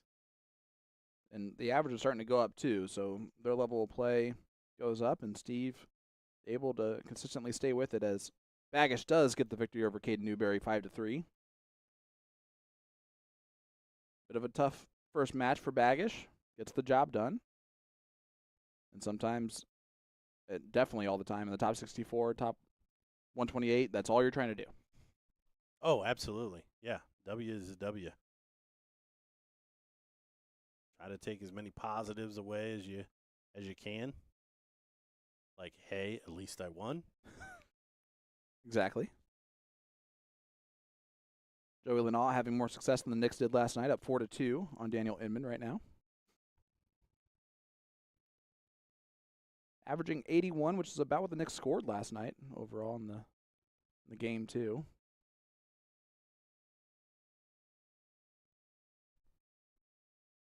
Rousseau taking the lead over Bordeaux. That's 4 legs on the trot now. Setup shot there from Bill Anderson. Looks to be at least 6 darts. He's safe here in leg number 2. And a reminder, if you are in certain locations, you have the ability to possibly be wagering on CDC events this weekend. If you go to nxtbets.com/playcdc, you'll be able to find any and all information. If you're not seeing anything available in your area, that is a yet type of scenario and not a forever type of scenario for you. So continue to check back in from time to time. Reminder, if you must be 21 years or older, and if you have a gambling problem, please reach out to 1-800-GAMBLER. Which, honestly, is a really it's upsetting that Gambler's taken already, because that should be Danny Baggish's just number, you know? If we're going to go back to stage 1, here we go. As it looks like board number 1, our main board, is getting ready to go. You see Justin Faucet. There is Ross Snook. Could be 140, 180, or it could be fucking 11. I shot a 9. I shot 9. Sorry, you said 9. And that's possible for you, though. when you get 3 Canadians in the same room together, there's going to be some lighthearted trash talk. Like whenever you want. And a lot of fun out of that. Yeah. That's probably the next step is mic'd up a mic'd up player. I don't know if you remember yourself as a player. Would you have been able to be mic'd up? No, absolutely not. Me either.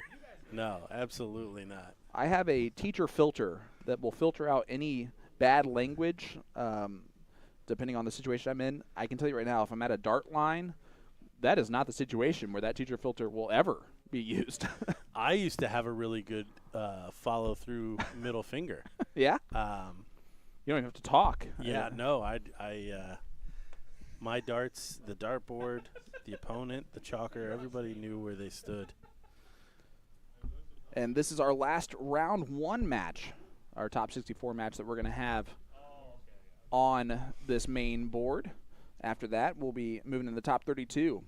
Again, the next match on stream will be Stowe Bunts taking on Jeff Springer. Before that, though, we get Ross Snook versus Justin Faucet. Justin won his first round matchup against Gino Florian, so this is actually his second match of the day. Does that give him an advantage over Ross Snook?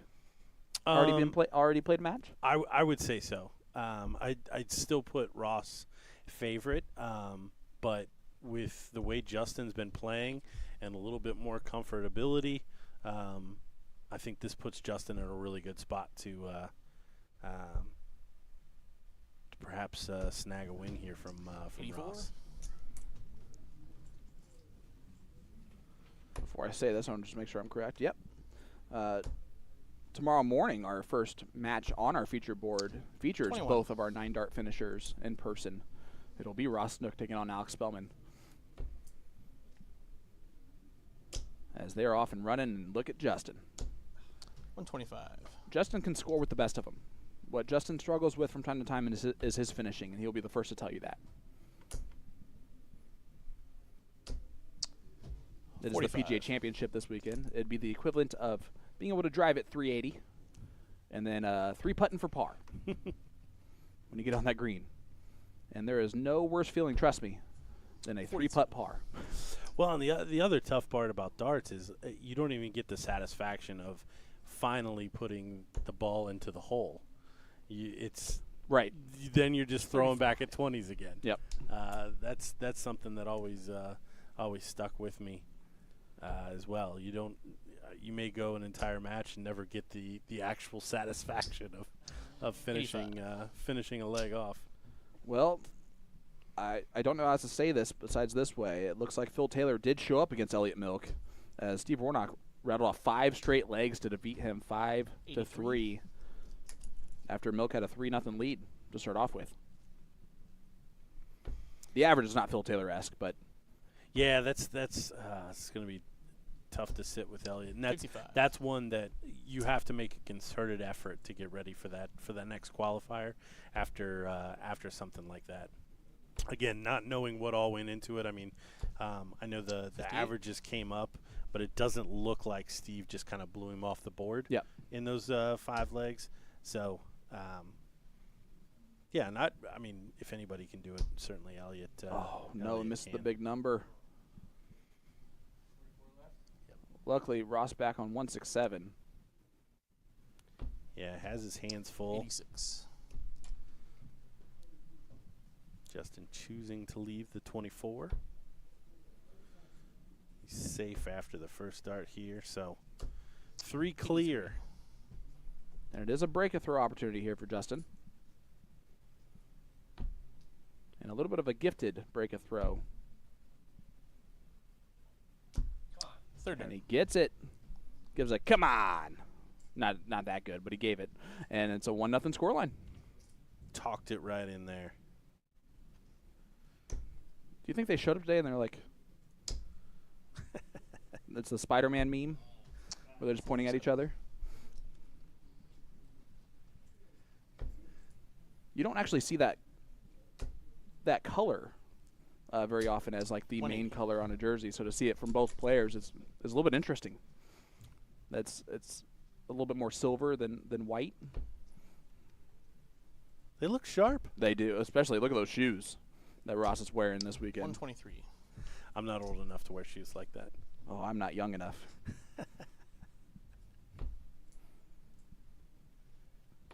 So that first one is going to hurt Ross 57. Against the throw. Again, just because I don't know just how much he's playing and putting up the numbers that he has and we expect 96. In the past. Well, he did just turn around and get a 180 right off the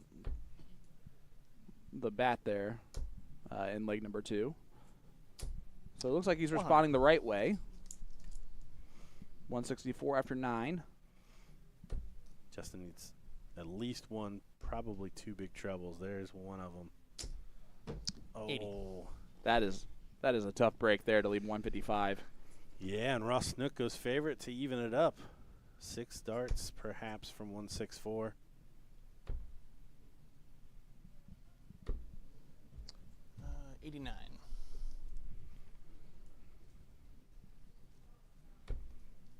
Oh, look at that. First start in. Treble 19. Would have left the double 19. 133. I was going to say, were we going to get to see another shot at a 155 finish? We got the first start at it. Oh, great first. Double 12. To break right back.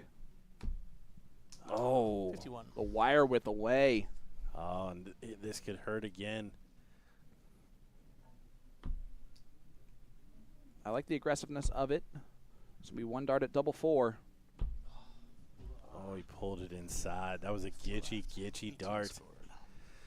So Ross now 3 clear to tie us up.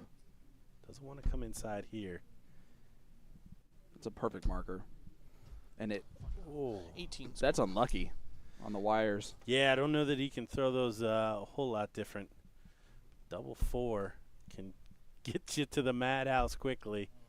No score. He turned into that madhouse and then left immediately. He's like, no, thank you. I'm going to go back. Now, double 3 is Secondary. just a brutal finish, but he takes it out in 2. And Ross Snook will do a little do-si-do in those beautiful, beautiful, beautiful shoes. I will have to just get a look at his closet one day. All the shoes that he has lined up.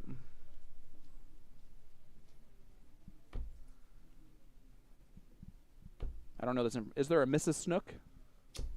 60. I think there's a girlfriend at this time. I know over the past couple of years he actually 55. lost his wife,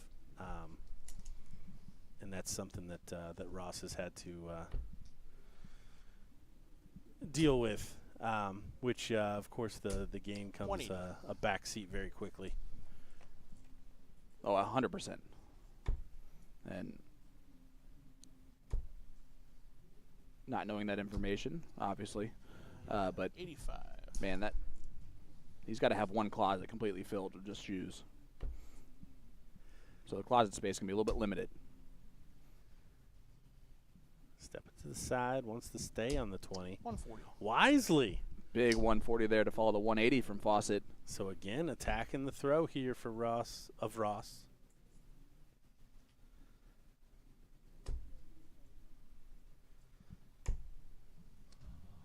56. Unlucky third. So Justin now clear range here.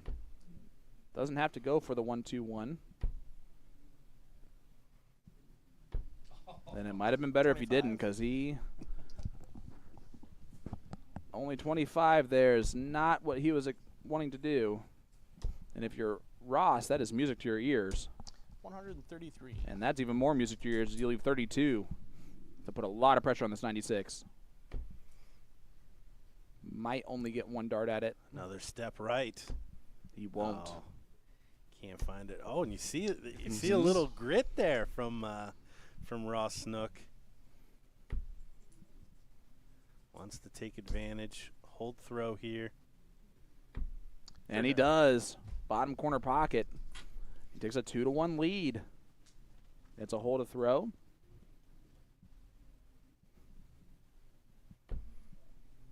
But the scoring power from Faucet has definitely 60. been there. Yeah, again, just like Kiefer, putting himself in good positions. Just needs to convert. 127. And needs to be careful with a player like Ross, because if he gets his nails into this, he can really start to take off with that scoring and 100. take away some of those opportunities. Looking around the room, Jules Van Dongen getting started against Brian Finland. Adam Saveda, 134. Albert Ansey, as Jules starts off with a 12 darter. 13 darter? 13 darter. 13 darter. Memorization. And Dave Richardson, we mentioned him early on. He's up 2-0 on Jake Womack, and Womack's averaging 105. Yeah, both centennial averages there. No name Doug Bame, a 4-1 lead on Thompson. At least once 80 scored.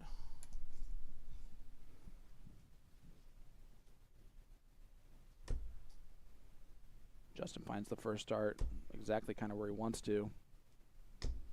81. And Jake McMillan edging out early doors here, 2-1 over Chris Swanson. Both below 60 in averages. 140. That's the kind of gritty first rounds that I Oh, yeah. that I remember. And Ross now attacking the throw again. We'll have 3 darts clear at 20 to break the throw of Faucet and take a 3-1 lead.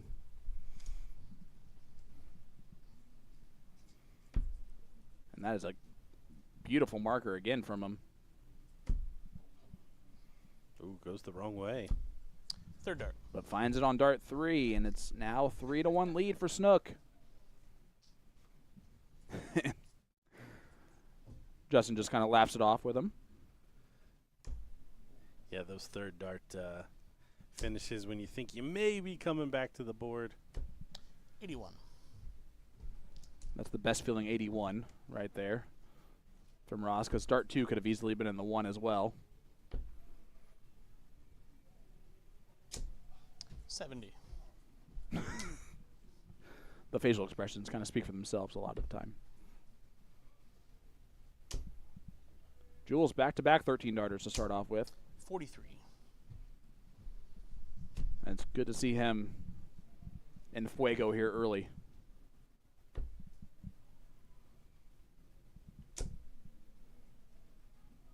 Our only PDC tour card holder in this event.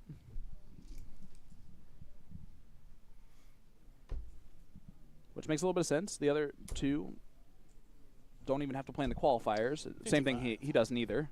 But I know that you would say that Jules has been struggling with his game a little bit recently. And anytime he can come here to face the top competition to maybe just get back into the groove there, as we get a nice 180 from Justin Faucet, his second of this match. I'm going to guess that's the reasoning for him doing that. 60. Yeah, I know the first round loss at the cross border had to be a kick in the pants for Jules. And he's been struggling with a little bit of a grip issue. He's talked about it openly, kind of with us. And if we go to the soft tip side of things, he was down he was up 6-2 against Danny Baggish in a race to 9 with some good money on the line at an online tournament. Ended up losing 9-8 to Danny in the last leg decider. 27. And Justin, again, unable to tee it up with any success, leads 119, which is really kind of a brutal leave. 58. And I would easily say that's been the major problem of Justin's game here in this match and why he's down 3-1. This is his ability to kind of set up.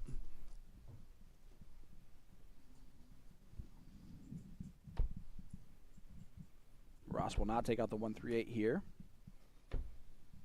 58. So Justin should get 2 darts at tops at least. Yeah, Justin want a nice clean finish here. Doesn't throw it too high. Still has an open bed. And catches it. And it's a break of throw. Back to 3-2.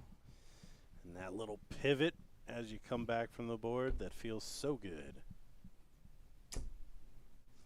And look at both those darts are in that corner. 123. But count them on up. 1, 2, 3. He had the whole treble bed to work with after those first 2 darts were in. 81.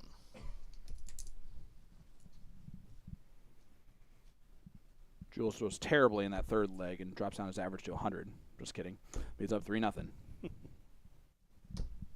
85. Richardson Womack is definitely firing on all cylinders. A 94.5 to a 98. Richardson up 3-2.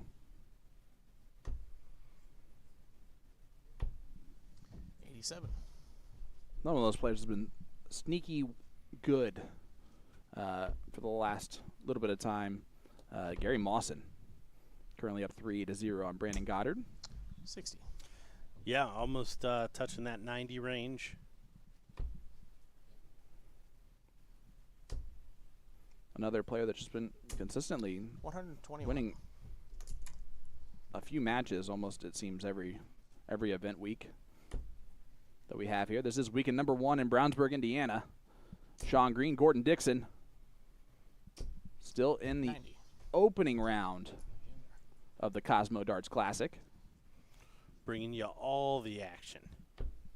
And then some, because we got a second streaming board going on as well.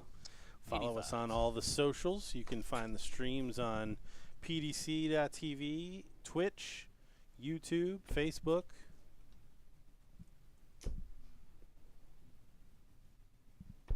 And right now you can catch a glimpse at the finalist for the U.S. Darts Masters last year, Mr. Jeff Smith. And we're not going to talk about how many legs he won in that final, because it doesn't matter. He made it there. He beat Third dart. the now current world champion in the semifinals to get there, to Jeff Smith. But you can find them on board number 2, streaming board number 2 right now. Playing against Chris Caldwell. He's up 1-0. 100. Made the semifinals last night in the qualifier. And I don't think there's a person in North America that doesn't want to see Jeff Smith back on that stage at Madison Square Garden after last year. 100.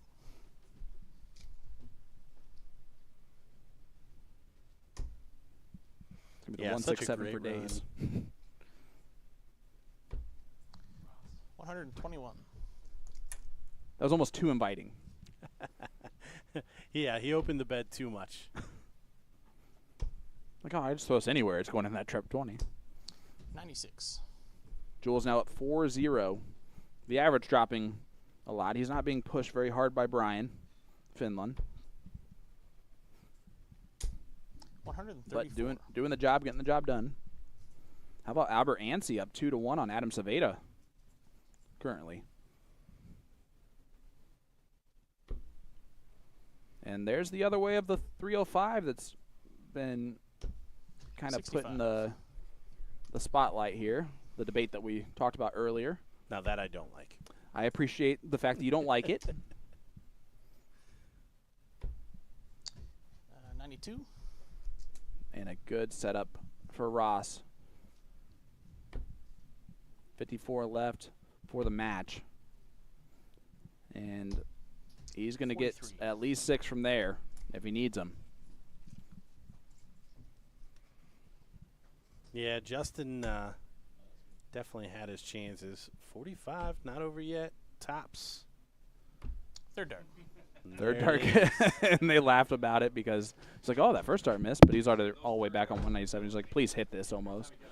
Don't make me throw 3 more darts on the stream. But Ross Snook takes it down 5-2. I think it was a closer battle than that score line at the end of the day. Yeah, it certainly felt that way.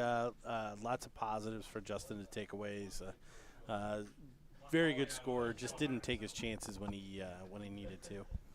Well, ladies and gentlemen, we're going to take our second commercial break. But when we come back, Stowe Bunts will battle Jeff Springer. So don't go anywhere. We'll be right back with more from the Cosmo Darts Classic right after this.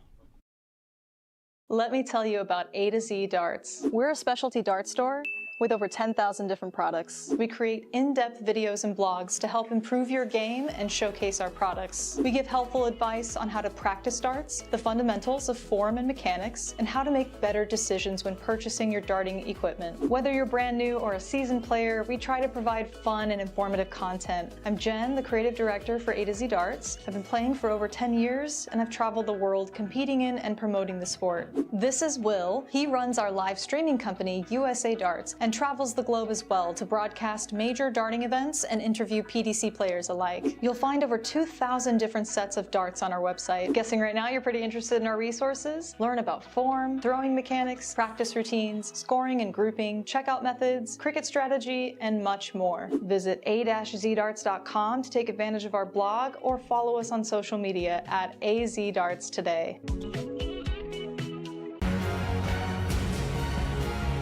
Luke Humphries, MVG, Michael Smith. The best against the best. The best against the best. There is no sign of this teenage dream coming to an end.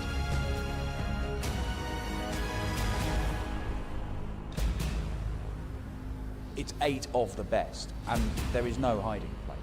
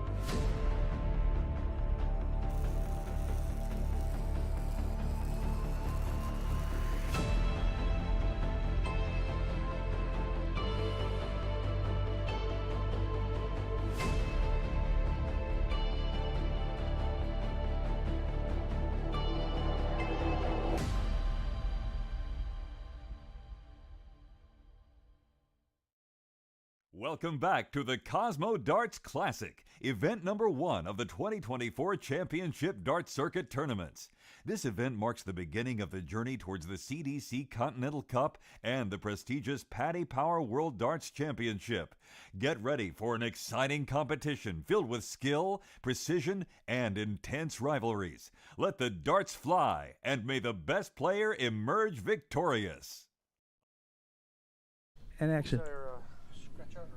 All right, we are back at the Cosmo Darts Classic here in Brownsburg, Indiana. Getting ready to start a little bit of action on our second board. Or no, looks like we are coming to the featured board here. We've got Jeff Springer and Stowe Bunts heading up here. We'll get you there, guys. Just 1 second. We'll flip over and give you the other board real quick. No problem.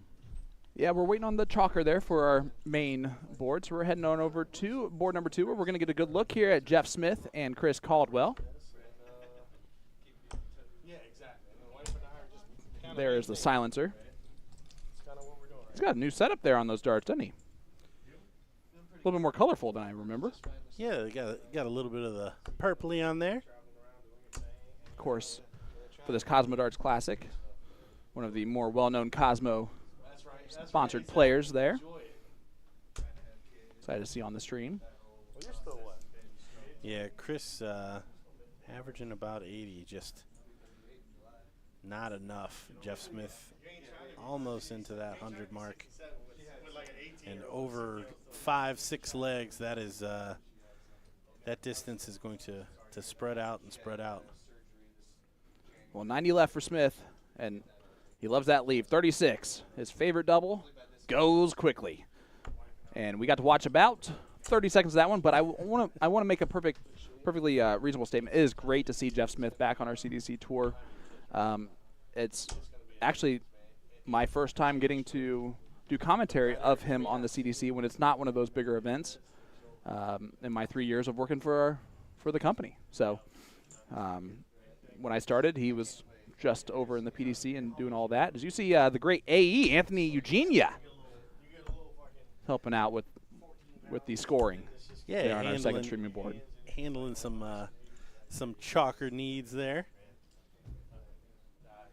Looking at the other matches, we got Jacob Taylor. We haven't mentioned his name, taking on Sean Mitchell. Leonard Gates back in action against Jared Leedy. And the 2 matches already underway. We've got Adam Saveda, again, 4-2. Averaging 91. Albert Ansey, yes. And then Shane Meeks, 3-2 down to Doug DeMichelle.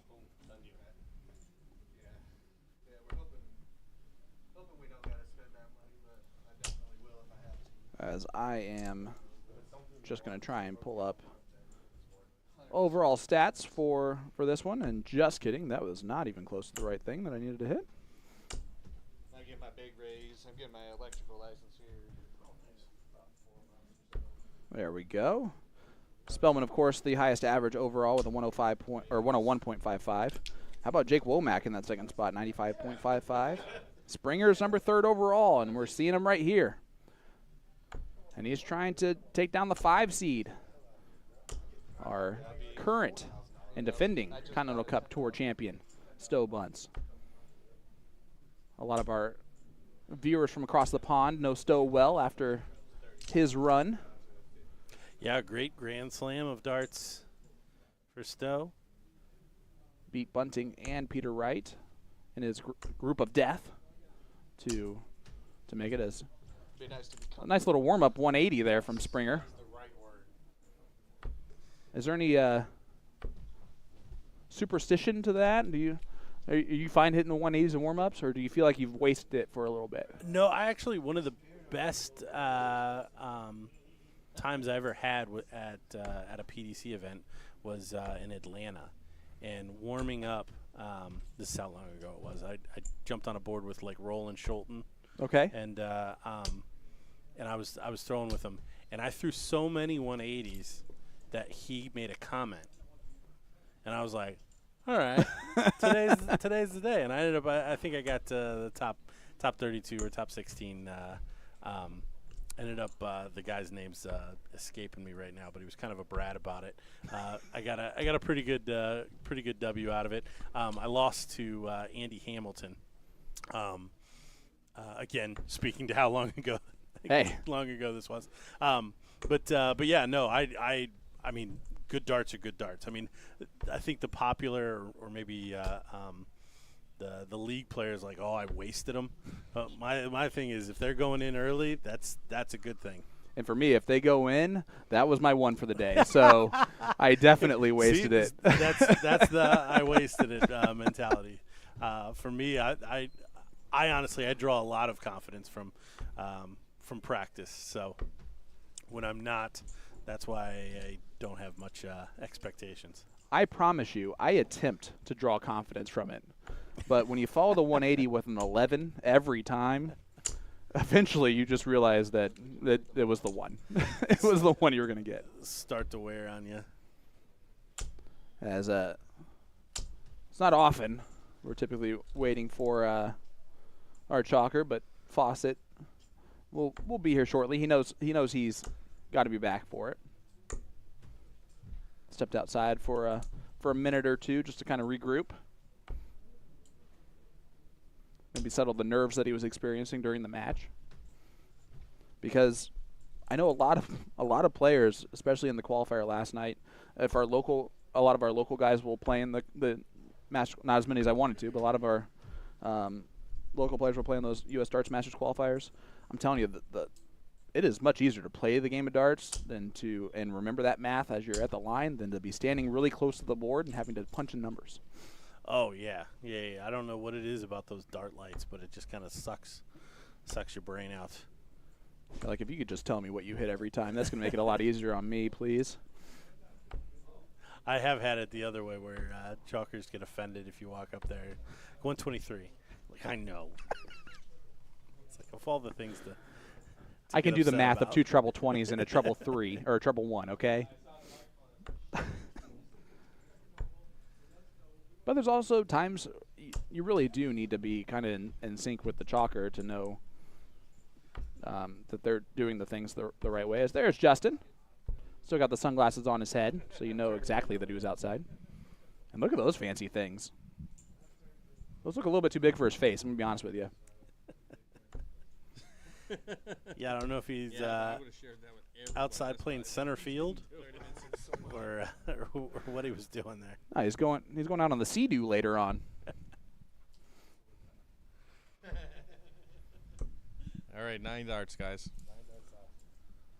All right, as they're going to get into this, we can preface this. I think this is going to be a very, very good battle. I think there's a good opportunity that we're going to see some high-quality darts right now. Yeah, both these players will know they're in for a match, and should spur them on for sure. Leonard Gates, a 3-0 lead over Jared Leedy, who had a really good first match. I want to say he was at least in the 80s. He averaged right around 80, if I remember correctly, 82 maybe. Yeah, almost 15, 20 points off of that. Dustin Holt currently playing Seth Stefano. Holt up 1-0. Justin Landcraft up 1-0 on Rick Allred. And Douglas, how did you pronounce his last name? I said D. Michelle. I like it. Maybe a Michelle-y? It could be honestly like D. McKeely or something like that. So we're asking him after later on today. I met him yesterday, and I should have honestly immediately asked how to pronounce his last name. Taking on Shane Minks currently. But here we go. Game on. They dab up. The Neon Nightmare going to get the start.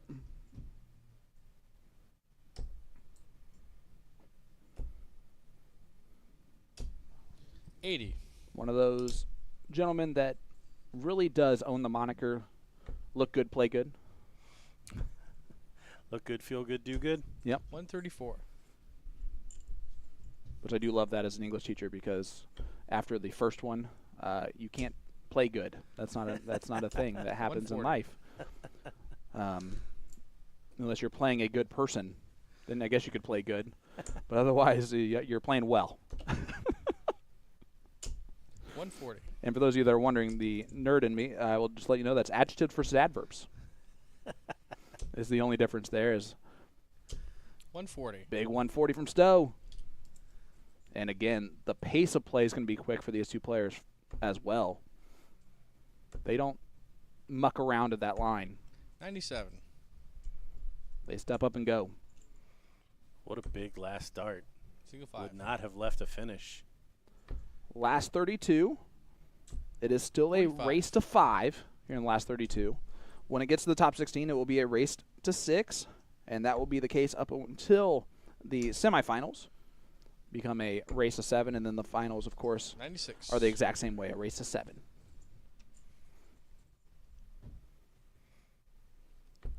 But now this is the second time both these players have been on our streaming board. Stowe went for double-double. I like it. No, the way that first start landed, he didn't have many options. So double 17. See if he splits it. No, he goes right at it. It looks like he's splitting it. Fair. Oh, just gets it in. Oh, doesn't find the double 4. So finishing woes for both players. Early doors here. Something that we talked about with Stowe for sure. And unfortunately, his darts are a little bit of a stacker darts, and those stacked outside. So for a break a throw right out the gate for the stinger. And he does. 1-0 lead now for Jeff. Yeah, such a heavy scoring leg from both of these players. And just a little gitchy there at the end. See Jeff 58. switching down the board. I saw Jeff in the hallway before the match started, and he's looked at me and goes, all I know is if I play like I've been playing, he plays like he played earlier, I should be good, right? So I think there is a little bit of confidence coming into this match for Springer. Yeah, good for him. 139. Looking at the numbers, knowing how he's throwing. Now, the other thing is you can't come in expecting that to 138. be the standard that Stowe plays at again, because you can be disappointed very quickly. Well, and that's also why, there's that I have to play as well as I played, 100. because you do kind of have to expect that someone like Stowe is going to raise it to above 90 most of the time.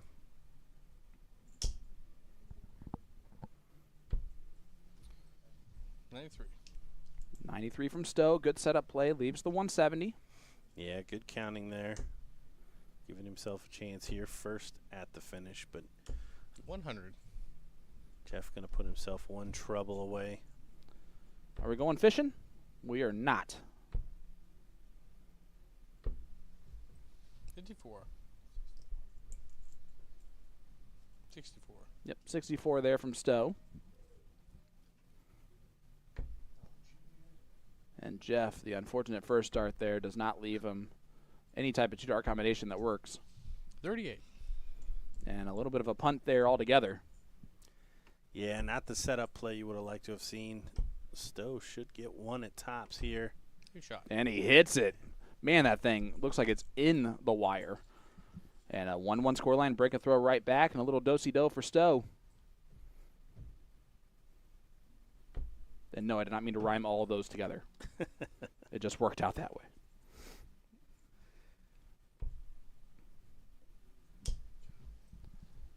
The sixth qualifier for the U.S. Darts Masters.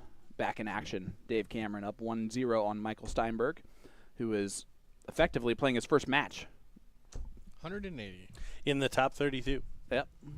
2 hours and 15 minutes after the event start time.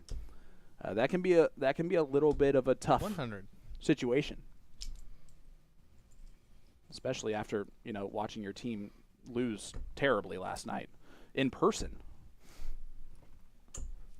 43. I love continuing to hammer on them. I have to. I fully support that. Honestly, it's jealousy that they got to go, and then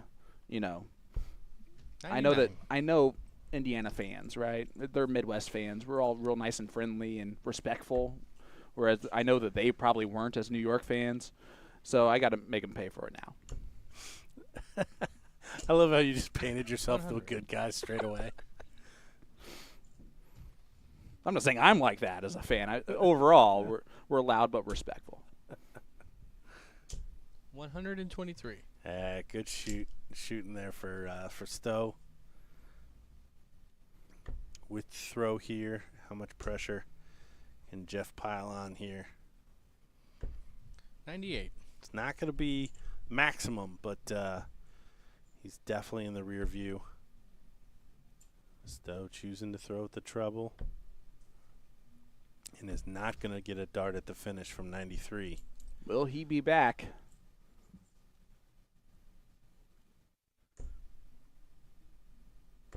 Jeff won at tops. 60. You kind of have to flight it over those first 2 darts, a little bit more difficult. Yeah, when that went in the board, I don't think he knew that it wasn't in. Game shot. Stowe plugs it first dart. Nice clean. That's such a confidence booster right there. And when Stowe's on, 96. he is deadly on tops.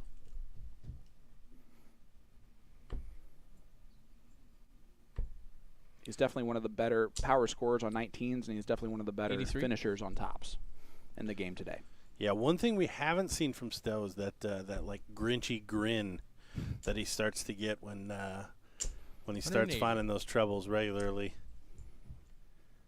Jeff Springer with a 180. Stowe.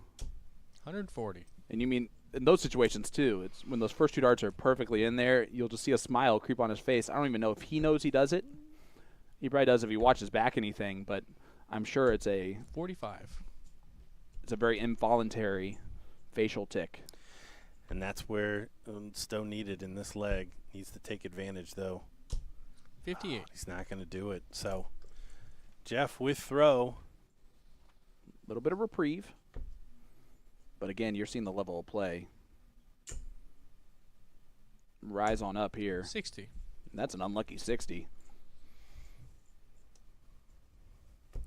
Stowe going to put some pressure on that. That was a lot of next pressure. door to awesome. 140.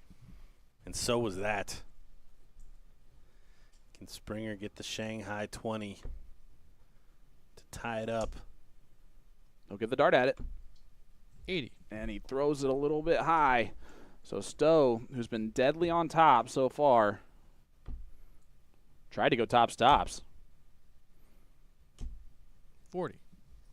And I think he really liked the way that those darts were sitting in the board there for that top shot for him. Yeah, and it ended up being dangerous. Kind of flicked that last dart up. Double 10. Game shot. To tie it up 2 apiece. Holds, well, break a throw, then hold.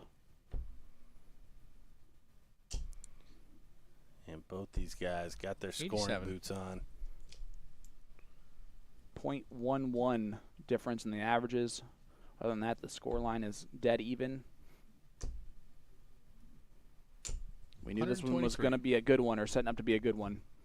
And it certainly has, so far, turned out to be the case. It is just a race to 5 as well. 36.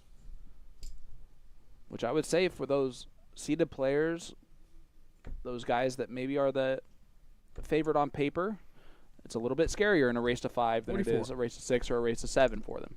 Oh, yeah. I mean, anybody that's got a decent average wants to see that that number of legs 180. go up. So 36 followed by a 180. Still will be happy with the trend there.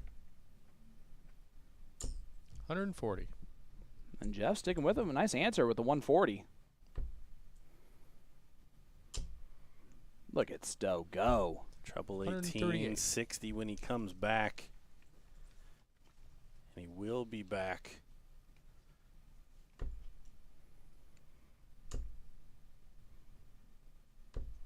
$81. Last start a little slack, but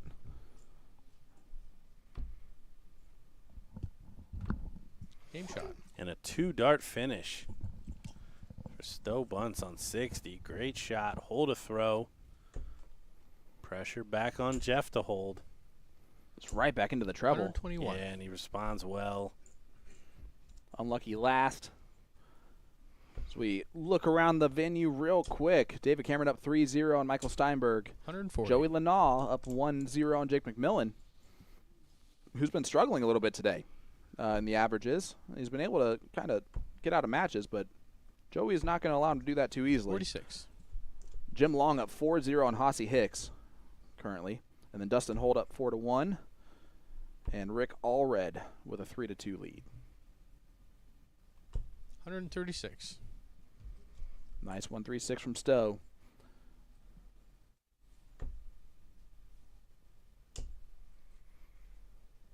$140.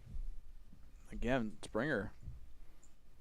Same with him, although effectively the throw's been taken from him now. Definitely stolen from him. 180. That's a 180 from Stowe Bunts. His second and 2 legs. Yeah, continuing to drive up that average. 100. 11 dart opportunity for a break a throw at the most perfect time for him, too. Game shot. And he hits it on dart 3, a 12 dart break for Stowe Bunts. And he now is in the driver's seat. Jeff Springer needs to break the throw twice of Stowe and win the last 3 legs in order to win this match. Tough ask. Yeah, tough spot to be in. 30. Break, hold, break. But a huge opening straight away. And it's not that Jeff has really slacked off here. Nope. 99. This has really been Stowe kind of taking this match by the collar himself. Kind of in the same way that Jeff did to 99. Kiefer? Jack Robinson. Jack Robinson, sorry. That was actually my fault. I should have said that quicker since it was right here next to me. 60. Or I could just remember what happened an hour ago. Lots of things that happened in an hour. Stowe back on 140. it. Yeah, and just the scoring power is just Jeff's not throwing or scoring badly. It's just Stowe's throwing it a little bit better. 59. And just a couple troubleless visits has been the difference for Springer. Yes, 6 darts here for Stowe from 232. 180. And he is going to put on the maximum. And again, to set it up beautifully. Might be Jeff's last 3 darts in this tournament. Is a 140 to raise his average yet again. Stowe 32. pulls it down.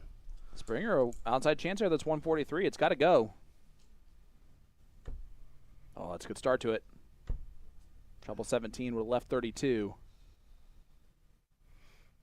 Threw that one so fast. 66 to do, double bowl, triple 10. 36 left. Leaves the 36 just in case. That's a good marker, though, for Stowe. And there it is, kisses it in. A 5-2 victory for Stowe Bunts. And, man, he has made those types of performances look more and more masterful. His opponent throws a 93.5 and loses by 3 legs to him.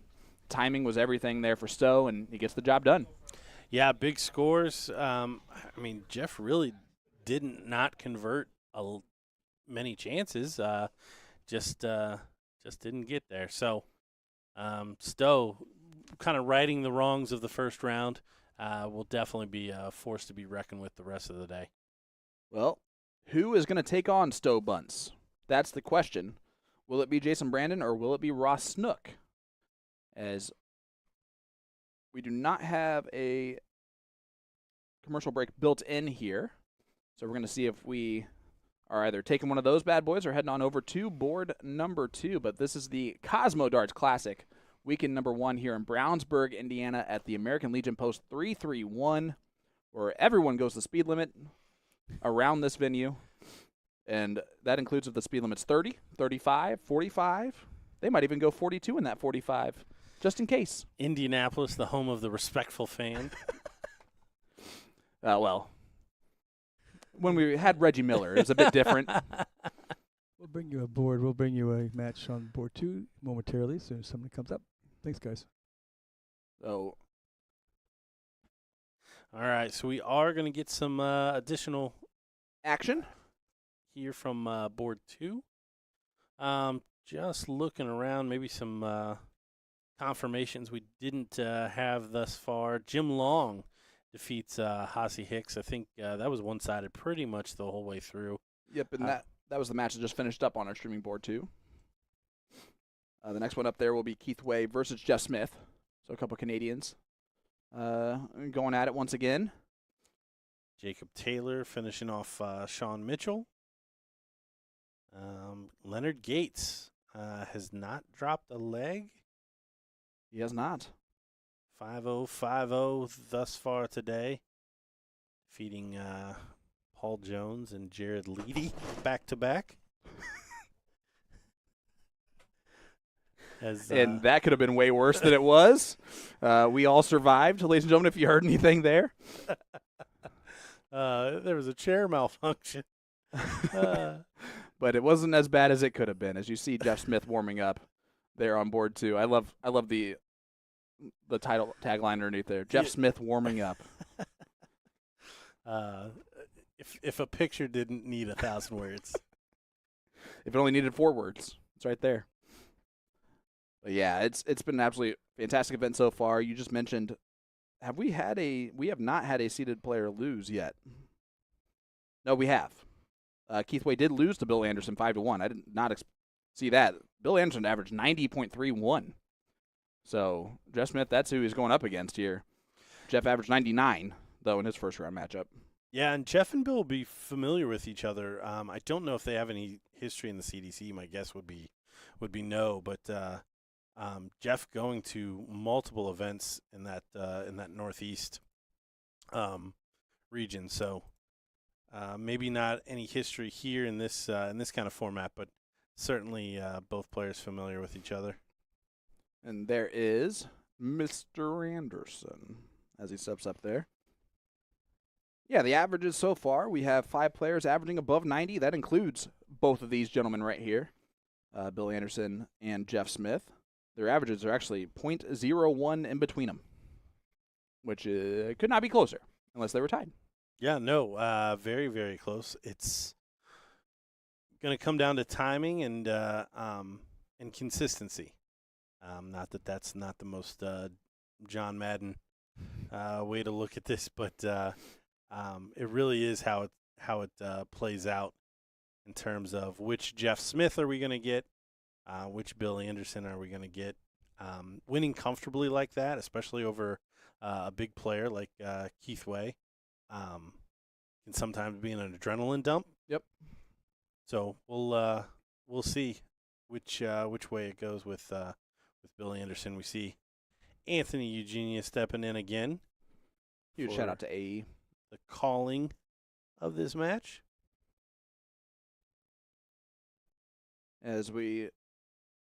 David Cameron will take on the winner of JT Davis and Adam Saveda for the winner of board number 1. For the board winner there. Baggish taking on Anthony Romero right now. Gary Moss and Dustin Holt will be the winner of those two will play each other for the board final there on board number 2. Board number 3 is going to be Leonard Gates taking on the winner of Jake McMillan and Joey Lenaw. Stowe Bunts will take on the winner, of course, of Jason Brandon and Ross Snook on our streaming board. Spellman Rousseau going on. The winner of that one will take on the winner of Jules Van Dongen and Rick Allred. So we might have a pretty good battle there between Spellman and Van Dongen here, potentially. Upcoming there in round number 3. That'd be a crazy quarterfinal matchup. And a little bit behind is board number 6. Doug Bame still waiting on an opponent there in the top 32. Jacob Taylor will take on the winner of Steve Warnock and Dave Richardson, which is that's a big battle. That is a good one. And that'll be a good battle there, whoever ends up going up against Jacob Taylor. And then, of course, Jim Long gets the winner of this one. Who's it going to be? It looks like Bill's going to get the start. Yeah, Bill floats a bull in there.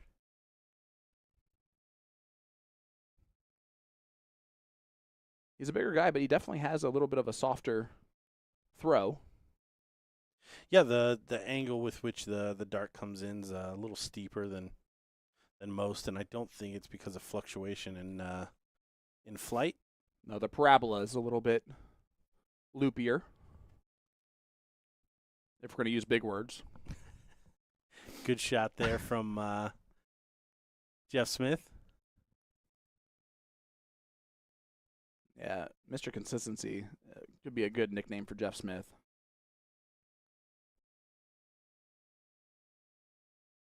Typically not one to miss left or right either. You'll see a lot of the times his dart connect legs will be like 60, 100, 140, 60, 140, check out. There's usually not any left or right in Jeff's throw, which makes him a very tough person to play against. Oh, this average is going to take a dive. But again, like I said, if he's going to miss the three trebles, it's going to be an even 60 most of the time.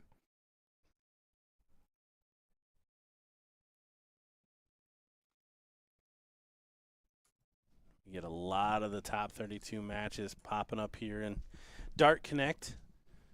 I don't know if we've said it, but if you want to follow along with your favorite players, you can do that at dartconnect.com. And if you have an account, you can even get notifications for up to 6 or 8 players, which is always going to be beneficial. And we can hear our main streaming board. The players are warming up over there. It'll be Jason Brandon taking on Ross Snook. As, of course, Jeff Smith hits double 18 to win leg number 1 and a 15-dart break-a-throw. Finishes it off, yeah. Flip over here. We'll certainly keep you posted on how that match progresses, but we want to bring you live from our featured board. Our last top 32 match for today. Throwing for bull. As they will shoot the bull here. The shoot game definitely goes to Ross Snook every time he shows up to an event. At least he knows he's winning that. Outside. And Jason Brandon might always win outside. Nicest human being in the world whenever he shows up to an event. Most likely. The gentleman is definitely a nickname that belongs to Jim Long. But if there was a nickname that I would love to give Jason Brandon, the gentleman, Southern Comfort, Jason Brandon. How y'all? That was pretty good. I like it. But JB's fine too. You guys are not good at hitting bowls or 25s right now. Yeah, no, this is it'll be a miracle if we see a bull finish as both players. It's never good when the chalker's laughing at you. Struggling to get this one started. Hey! Now this will be Jason Brandon will hit a 25 here. And if you guys ever wonder why they don't do the bowl on TV, it's this reason right here. This could be it. And there you go. It will be Ross Snook, the Rock, going first against Jason Brandon. 100.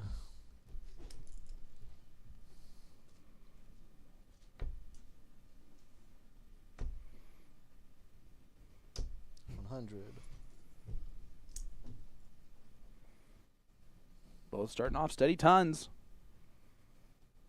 Both players shot decent 57. In their first round matchup. Probably both of them would have wanted to shoot better. But Jason Brandon 86.01 and a 5-3 victory over Kiefer Durham. Ross Snook only an 80 average and a 5-2 victory over Justin Faucet. But that's a 180 from JB. The winner of this gets the distinct pleasure of playing against Bunts. Next on our streaming board in the top 16. What a quarter. It's probably why it's one of our featured. That's a smart. 65. You're good, you. Jason Brandon using the bull finally to set up a finish. It's almost a gutsy shot after the. Yeah, right. How could he know he was going to hit it? 156. It's not going to go this time. but he has 60. Oh, that I can't believe that's not in the treble. Yeah, this is dangerous here. Ross with a chance to hold throw, bringing it down. 64. And he's going to use the bull as well, so leaves himself Shanghai. Double-double? I think he attempted the double-double there. Oh, and he throws the last one away. Very, very uncharacteristic of Jason Brandon, not taking his time there. Ross going to have to find the treble. It's not going to happen. 100. So he will not take it out. Jason back to the board. Huge chance to break the throw. Snags a 14. Double 10. 34. Low and way outside. Something that we've seen from Jason multiple times so far. And on the reverse side of that, dead center for Ross Snook to hold his throw. Ends up becoming a 19-dart hold a throw, but he'll take it and run. 100. I always like to call it a good color combination here, and Jason Brandon's flights with the darts with the jersey are beautiful in the combination. 85. Coordinated. Very coordinated.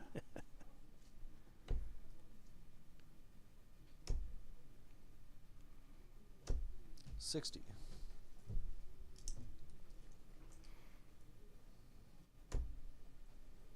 As we are starting to enter the top 16 here shortly. 123. And event number 1, the Cosmo Darts Classic, here on the road to the Continental Cup Tour Finals for 2024. 123. It's been an exciting event so far today. It was an exciting night last night. If you were here at the venue, to watch really the top players really rise to the occasion 20. last night was very impressive, and we're seeing a lot more of that today. We've only had one seeded player lose so far, and that was the 16 seed or the 11 seed in Keith Way. Joey Lanaw. Oh, he just 134. That's interesting that Jake McMillan's not a seeded player. Well, if you're looking at it from a 2-year perspective, then it's not interesting. Then it's it makes more sense. But 88. Yeah, Jake McMillan over the last 18 months has been a standout. Looking around the room, 28. Alex Bellman has lost his first leg. 1-1 scoreline against Stefan Rousseau. Baggish up 2-0 on Anthony Romero, currently. Jules Van Dongen up 2-0 on Rick Allred. 42. Gary Mawson, 2-0 lead on Dustin Holt, averaging 107.36 right now. Yeah, and Dustin with a 96. Great standard in that one. Jeff Smith, see how Game quickly shot. they're playing. It's a 3-1 score line. I feel like we just left them. Smith averaging a 96.04. And Warnock Richardson, 3-3 score line. The averages do not reflect the talent level, but 60. 3-3 is a fun one. And still in the top 64, the last one that's our last top 64 match of James Solik, Jason Roker, 4-2 lead for Solik. Good switch from Brandon. 134. Hold a throw to start this match. 95.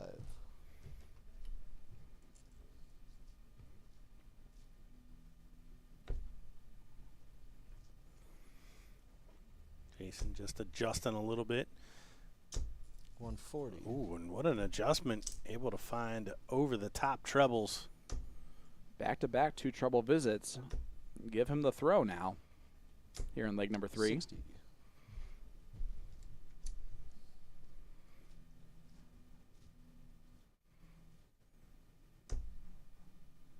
See if you can find more of those. Switch down to 17 to leave a big fish.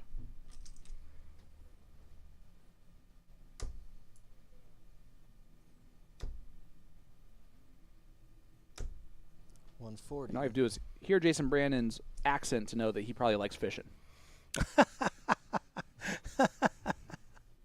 See if you can reel in the big one. There's the first. Oh boy, bullseye. Just a bit outside. Did anyone really think that he was going to hit the bullseye? After the shoot the bull to After start off the the match, it was a hard press, but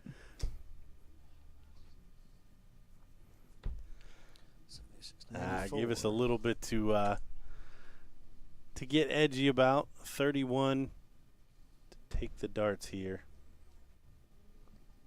Sets up 24. interesting leave, and again, just not attacking the doubles. Yeah, not convincing at all on that double six. Ross cleans it up once again to hold his throw.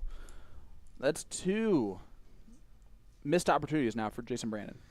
Yes, almost 10, almost 11 points between the two of them. This is 58. James Wade-esque in terms of averages and finishing. 100%. 47. Heading into this leg, there's a 10-point difference in the averages.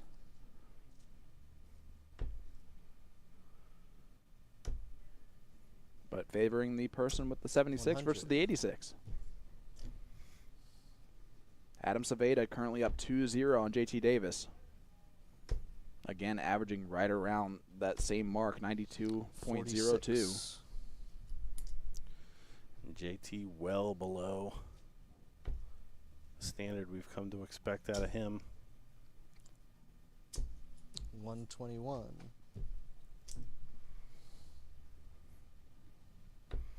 And Rousseau takes another off of Alex Spellman, tying it up at 2 apiece. 95. Mawson up 3-1 now on Dustin Holt. Jeff Smith 4-1 lead on Bill Anderson. Still averaging 98. 100.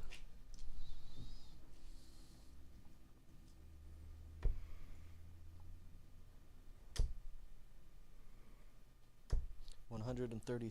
133 leaves 180, which you can't check out. 97 to do. Tops. Textbook 1-2-2 from Jason Brandon. I like the route that he went, mainly because he hit it. Yeah, great finish there. And he could be aggressive on whichever route he decided to go with his opponent back on 180. Yep. Yeah, honestly, if I do say so myself, 121 and 122 are the only two shots where I'll go bull, and I'm not quite convinced that that's the right way to do it. I just I saw MVG do 121 on the bull, and I said, yeah, I like that. There you go. Danny Lobby also does 121 on the bull more often than not. 60. Notoriously just missing inside on the double 18 to win a match of the World Darts Championship. 87.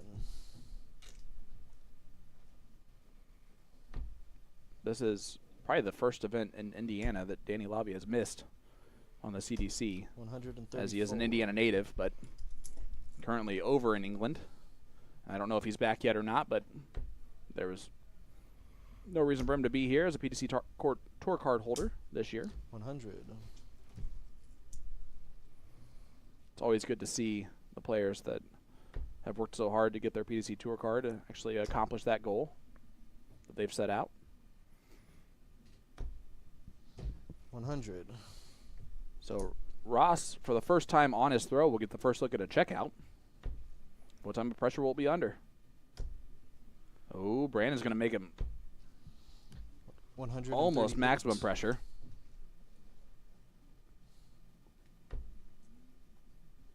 $89, treble 19. Oh, just down. 97. I love it when the chalker almost says the number out loud as a question. For a break. Oh, no, he misses the big number. And again, an opportunity missed. And Ross has been so good about coming behind and taking advantage of these. Can he continue to do it? Tops. Game And shot. he does do it. Cleans it up in 2. And a 3-2 scoreline now for Snook. So dirty. They've held their throw, but it's been anything but chalk in reality here. Yeah, Jason Brandon could be off the stage. Getting a drink of water right now. But Ross just doing what he needs to when he needs to. 95. He's been on janitorial duty on his own throw, and he's cleaned up nicely.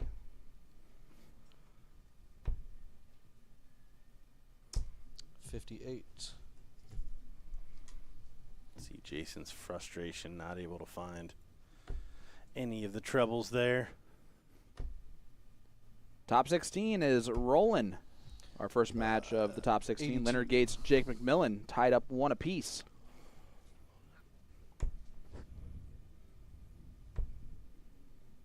And I know that I briefly talked to you about this 117. way earlier, but if you happen to be in a location where you could bet on darts this weekend here for the CDC, and you happen to catch that, 58.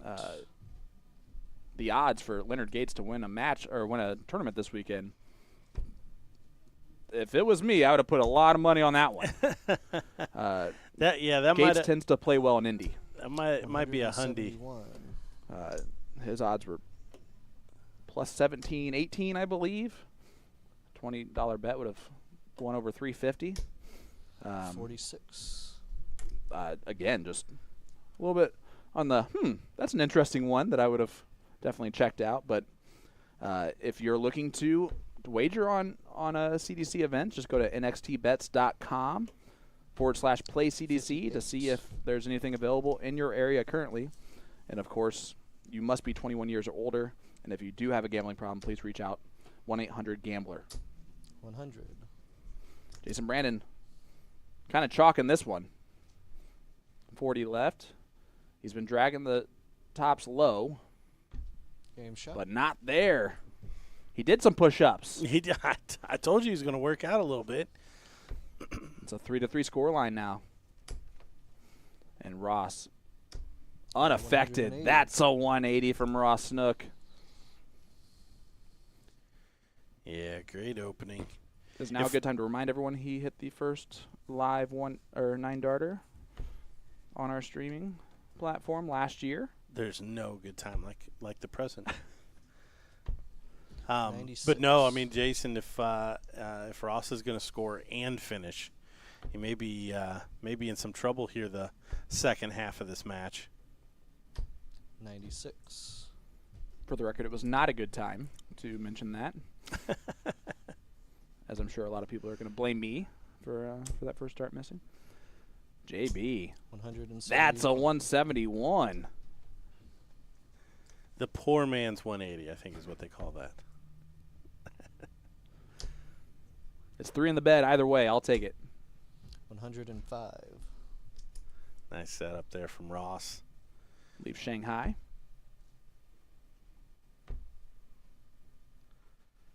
Jason needs a big one to 89. leave a finish. Finds the double bull. Oh, and he's not going to get a shot. 90 to do. Should be treble 18. Double bull. Does go the treble 18 route to leave 36. Will he return, though, or will Jason Brandon take out a major one? Oh, this could be painful. It's not going to happen. Does leave tops, though. 105. Yeah, really good setup. But this is the title of the Ross Snook book.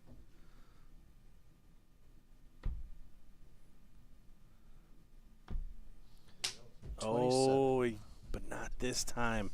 This is why playing this way is so dangerous. He wanted to throw the dart out of the streaming area there, and Jason Brandon does finally capitalize, and if there was a time to do so, it was then, as Southern Comfort will do-si-do here and have the throw here. to make it 5-3 victory. Yeah, looking to close out. Alex Spellman also looking to close out over Stefan Rousseau. Gary Mawson 1 leg away from defeating Dustin Holt. And Zaveda up 4-0 on JT Davis. Yeah, JT just doesn't look like he's at the races. And there's confirmation, Gary Mawson defeating Dustin Holt 5-2. 125. And at the same time, Zaveda confirmation defeating JT Davis 5-0. And we only have one match currently going in our top 16, 59. so there's still a lot of action left here in Brownsburg, Indiana. The Cosmo Darts Classic. The first weekend on the road to the Continental Cup Tour Finals. 140. And that's a 140 from Ross Snook, who now has effectively, through 2 turns, stolen the darts from Jason Brandon. Well, he needed a leg like this to take us to a decider. 139. Back comes Brandon. Who can go out in 6? 140. That's a good start. Yep, Ross 2 darts away from it. On pace for an 11 dart potential. Jason Brandon does a smart dart, just gets rid of the 3 early. Yeah. Evens it out. 76 remains. Oh. 75 to do. 17. 38. 58 if he returns. Shanghai for the match here for Jason Brandon. Such a good leave. Needs the treble. Does not find it. 100. You see Ross Snook geeing himself up there. That was... Oh, it was a little bit shaky there on the setup dart.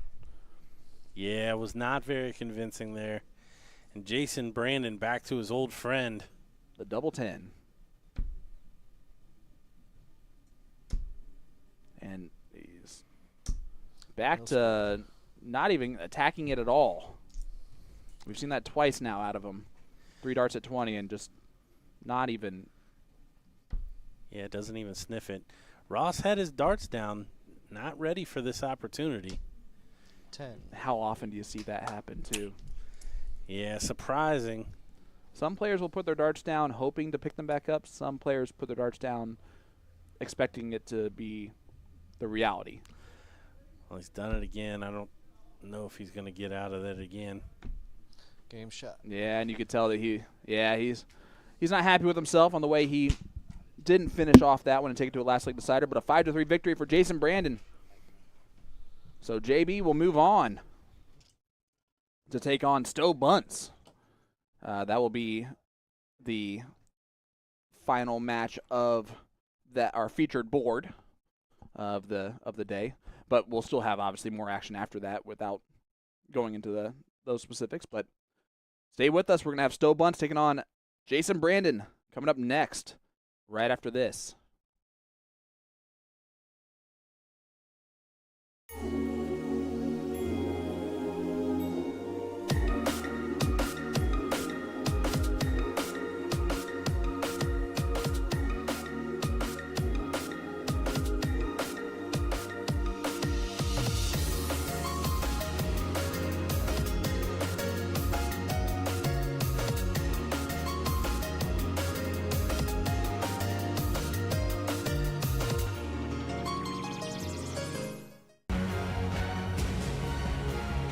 Luke Humphreys, MVG, Michael Smith.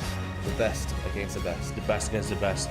There is no sign of this teenage dream coming to an end.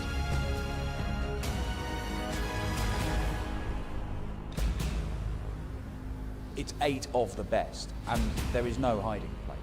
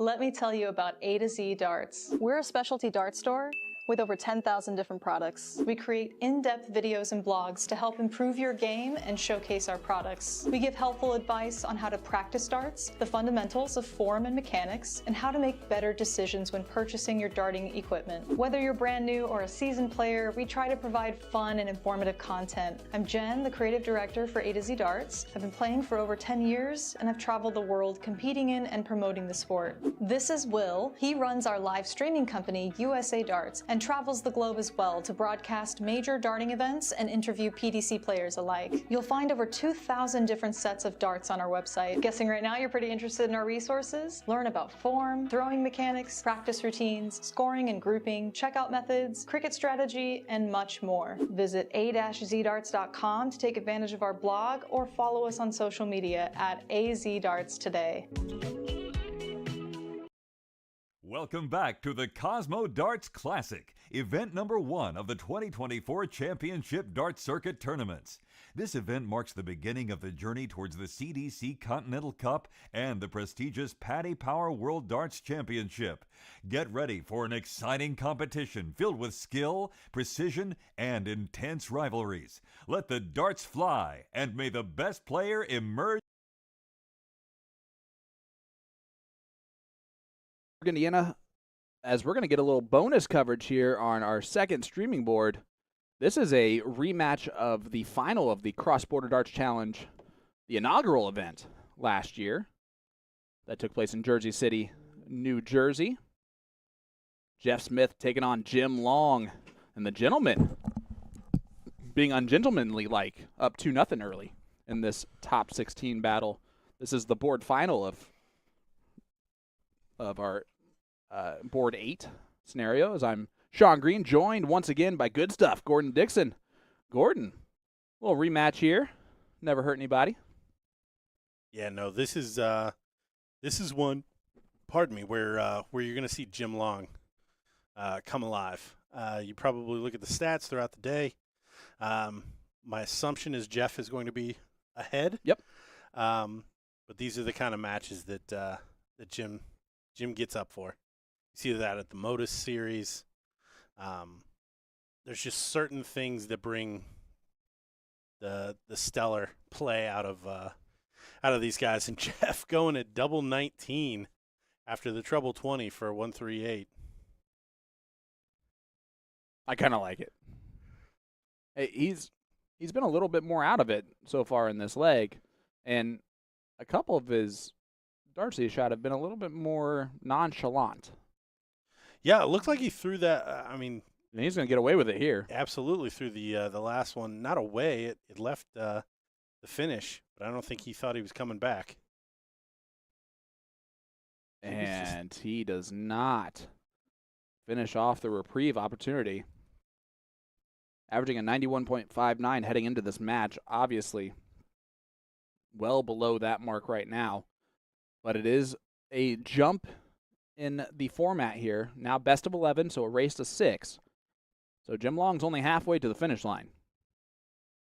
But this is a complete reverse of the final of the Cross Border Darts Challenge in our inaugural season last year, or inaugural year for that event last year.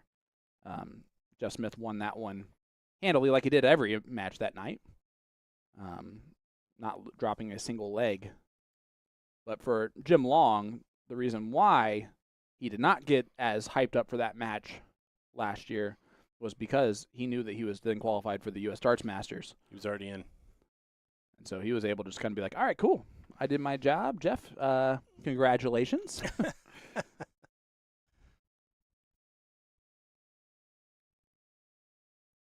Yeah, I'd be very surprised if Jeff finishes below 80 in this match in terms of averages, regardless of how it ultimately plays out. We do see that the actual scoreboard is definitely a lot smaller on this board than it is on board 1. I know that might be a little bit of an issue for our mobile viewers that are watching along. I don't know if our production team at some point is going to take that into account a little bit. It was our first time doing a second streaming board, so those little those little tiny things that literally that you don't really think about as much are just really simple fixes too.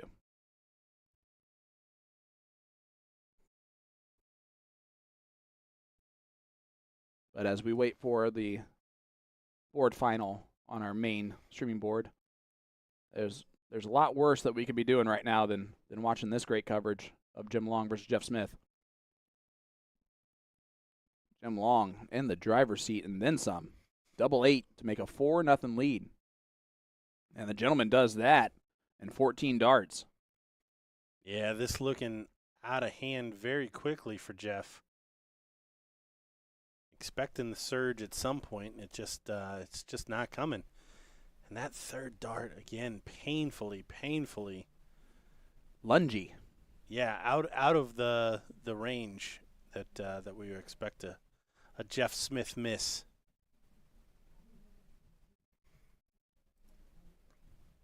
He did play a lot of darts last night. More darts than most. But that's a 180. As soon as we give him excuses, he says, I don't need any of those. Yeah, down 2 breaks. It's got to stay here. I know it doesn't win the match, but we talk about it a lot. I think the next at least 3 legs are must win. Make Jim Long think about that hole to throw. You see Jeff kind of regrip there. Maybe just not feeling it as well as he had earlier. And the one thing that Jim cannot afford to do is start to let off the gas against Jeff Smith. Because as soon as you do that and as soon as he starts to sense that, he will attack. You cannot give Jeff Smith any opportunity to get back into a match. As soon as you do so, he'll say thank you and run.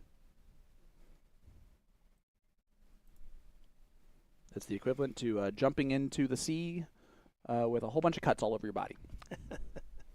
That shark is going to smell the blood in the water. The gentleman moniker only goes so far. And sometimes he can get silenced. Oh, poor third there. But this leg, he's got time. Yep, and he'll come back with double 10. Jim trying to leave the even ton is not going to do it. So double 10 does win and gets the first leg on the board for Jeff Smith. It's just a hold. Yeah, needs to break and hold.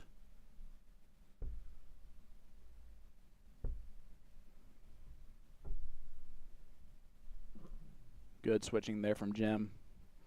96 scored. We do have a couple other matches on the top 16 going on currently. David Cameron, Adam Saveda. Cameron up 1-0 currently. Jacob Taylor up 3-0 on Dave Richardson. And Jules Van Dongen, how about this? A 2-0 lead on Alex Spellman in that top 16 match. What a top 16 match that is. Still have a top 32 matches going on out there as well. Shane Meeks, 2-0 lead on Larry Butler. And Doug Bame up 1-0 on Jason Roker. And Leonard Gates, our first quarterfinalist, defeats Jake McMillan 6-2, averaging 90 in the process. Leonard losing his first 2 legs of the day. I'm sure that's okay for him. But just think of that statement if it was real life. He only has 2. So if he loses them both, in real life, it's not a good. That's not a good day for anyone. Jim taking advantage here.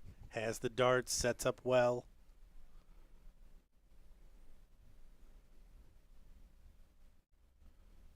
I feel like one day we should play the game of what is something that you can say in darts commentary that does not move over to real life very well.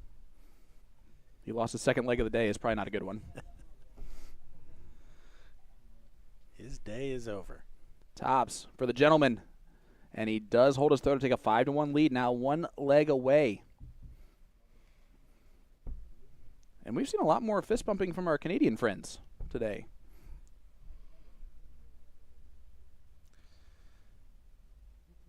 Jeff, I think thinks this is too much. The body language, the dart follow through, everything pointing to not concession, but but maybe not as focused as we've seen him before. And this is going to happen sometimes when you're just kind of struggling to find it. You can see even right there, he quickened the third dart. He's almost trying a little bit different stuff to see if he can regain the consistency that he's had so far. Because a 79-79 is a huge fall off the cliff for Jeff from where he was averaging in his first 2 matches.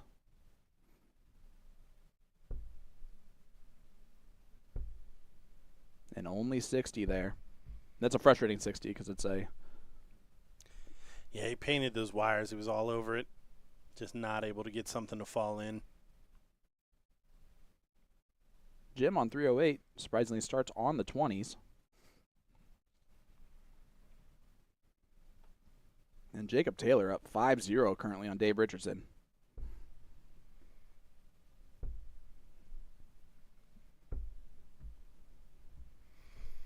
Setup shot here for Jim Long. If he can end the pain and suffering of Jeff Smith. He doesn't set it up as well as he probably wanted to. No, Jeff, I think, goes back favorite here. Outside chance for Jim Long. Great last start from Jeff. Utilizes the bowl beautifully.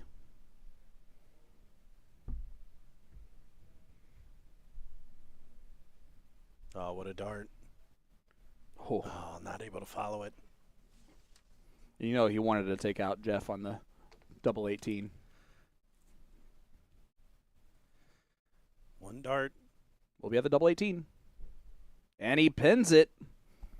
You always go to old trusty when you're struggling. And that's his old trusty. 5-2 scoreline now. But again, just another hole to throw.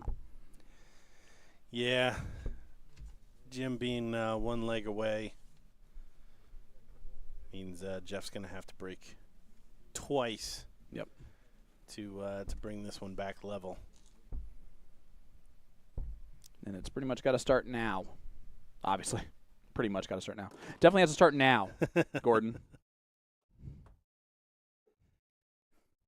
Yeah, if you can keep your opponent off the hill, it gives you always a little bit of wiggle room. But once Jim got to 5, really amplifies the pressure on Jeff.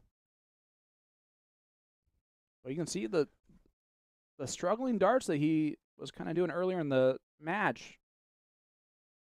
He's not showing as much of that. Yeah, he's certainly not dropping that third dart really low into the 1, which he did multiple times there at the beginning of the match.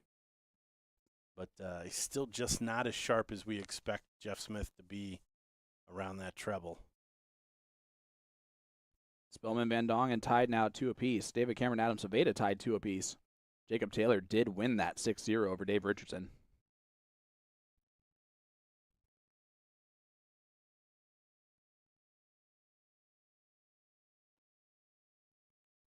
Dave's starting to show me just how scary of an opponent he can be because he can average 68 or he can average 105, and you don't really know which version of him you're going to get.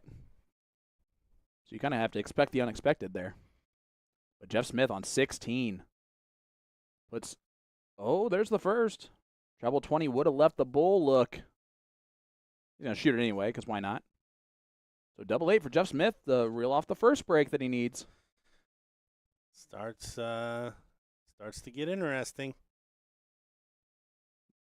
Remember when we said that don't let Jeff start to feel like he can get back into the match, because as soon as that happens, he will start attacking a little bit more. And look at that. That first start's beautifully perfect in there. And crisscross applesauce is going to move down to the 17s or the 19s. Gets 17s. Yeah, hypothetically, this is the easy one on the road back to leveling. But that's got to come with a big, big asterisk. You see that average jumping up now to an 84, 85.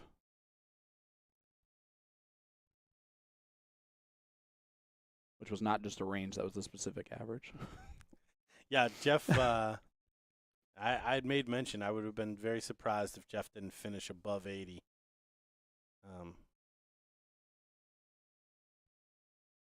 Thankfully, he's not making me look silly. If this goes the distance, I would argue that he won't finish above or below 90. The way he's throwing right now. Big last dart. Good cover on the 17s. Leaves 133. A 140 would do the same for Jim Long. And that's exactly what he does.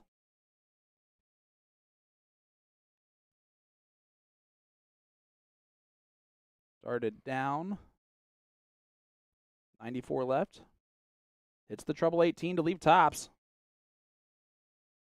Jim Long again, it's just a very tough 3-dart combination to win the leg. Otherwise, his opponent's right there. There's the first part of it. That's low. That is outside. We all of us, including Jim, got as close as possible to the screen/board.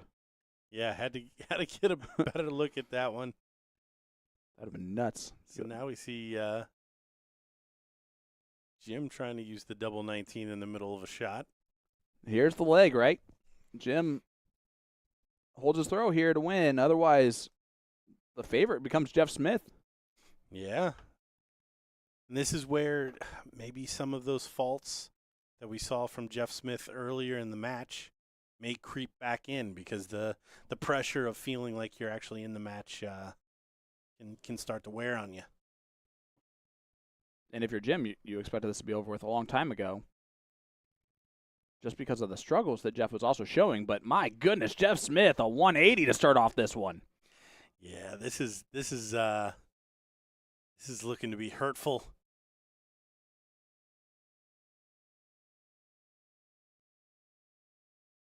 Jeff finally catches the treble. Bit of relief there. And if you don't think the bump in the format changes anything, it would have been a 5-1 scoreline if there wasn't a bump in that format. You see a roll of the eyes there from Jeff. He had the distance he needed and gave it away. Back to the 20, leave a finish. Oh, and he's not going to do it.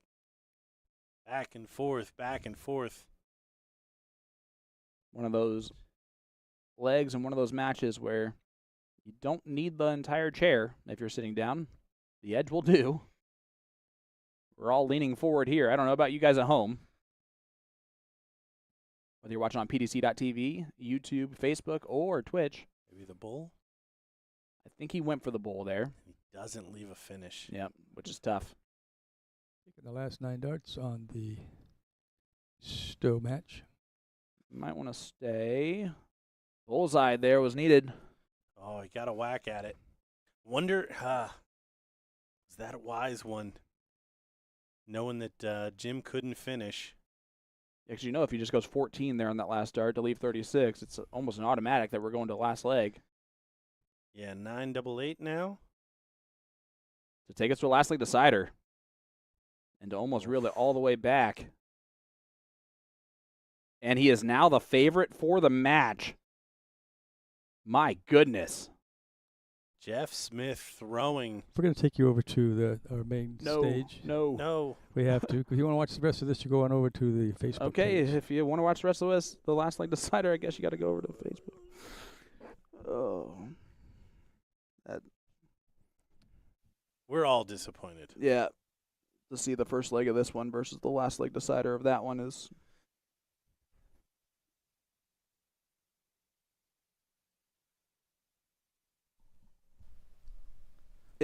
Yep.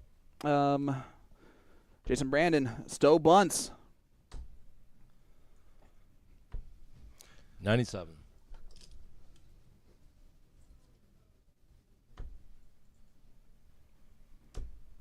Now these players start to play with a little bit more regularity. Jeff Smith in that last leg decider goes 140, 140. And then 145. He's on a 11 darter for the match now. 85. And to reel it back from 5 to 1 down. Which just makes Jim Long feel even more terrible. 41. Only 41 there for Brandon.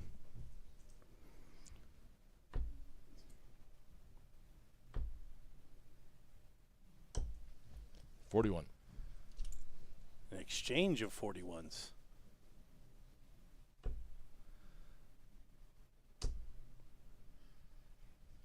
And there it is, the winning dart for Jeff Smith. And wow, what a comeback. And he ends up with above 90. I mean, absolutely insane from Jeff Smith to reel that all the way back after the struggles he seemed to be showing. Yeah, down 5-1, reeled it back. Absolutely incredible show of grit. Commiserations to the gentleman, but yeah, really didn't. I don't remember a whole lot of missed opportunities. I mean, other than obviously outscoring Jeff. But Jeff kind of put that one on his shoulders. 121. And brought it back. Still leaves 24 to hold his throw in leg number 1. All JB can do is set it up. 55. And I apologize. He was never down 5-1. It was 4-1 and then ended up being 5-2. Okay. And then he came back from 5-2, I believe is how that match played out. Still routed off 4 legs in a row there. 2 against throw. 1-0 lead now for Bunts. 140. Nice 140. I'm telling you, Ross Snook, not only does he have the shoes for this, but he has kind of the voice for a board official. 82. Is there something with you and Ross that I don't know about? I don't know. I don't think we've actually talked to each other more than briefly. 140. Asked if you had a girlfriend. You're right. I did do that too, didn't I? I guess if you do look back at all the different things I've said. It's one of my favorite things to watch on social medias is where they put a different soundtrack to a movie. Or Yep. cut the movie up in a different way to 57. make it seem like the plot was different. The internet always wins. Yes, it does. 140. So Jason Brandon has 6 darts from 164. Oh, unlucky. You could. That's the angriest you will see Jason Brandon. That was the snarl right there. So we get you caught up on one of the big matchups out there. Alex Spellman, Jules Van Dongen, 4-4 scoreline. David Cameron, Adam Saveda, another big matchup. Cameron up 5-3 now. 100. I don't know why I'm calling some of these. Gary Mawson, 3-1 lead on Danny Baggish. We mentioned it earlier. Gary just seems to roll nicely through these tournaments. Yeah, Tops for Stowe. I chatted just briefly with Gary on the last break, and he said he was having fun. Good. Kind of chalks it all up to having fun, which makes complete sense. It is much easier to have fun as we see Jason Brandon take down the second leg here to enjoy the darts when you're winning. 100%. 1-1 score line. Now Jason Brandon still Bunts. 60. And again, we already have 3 quarterfinalists. Leonard Gates, Jacob Taylor, 6-0 victory over Dave Richardson, and then Jeff Smith, of course, we just saw the majority of that. And what a comeback that was. Ended up just below the 90 average, so I was technically wrong. Oh, because of the final dart. Yep, 89.72. And still almost dropped in a 180 there. We won't hold it against you. Who's we? Because some people will. I'll head back over to the the chat. comments. Nope, actually 18 people held that against me. All right. 52. Stowe just off there.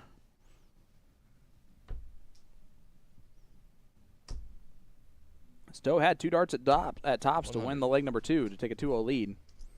Which when you give Stowe 2 darts at tops, typically one of those 2 goes in. Wired it into the double 5 and 35. now he's starting to dance around that dartboard a little bit too much.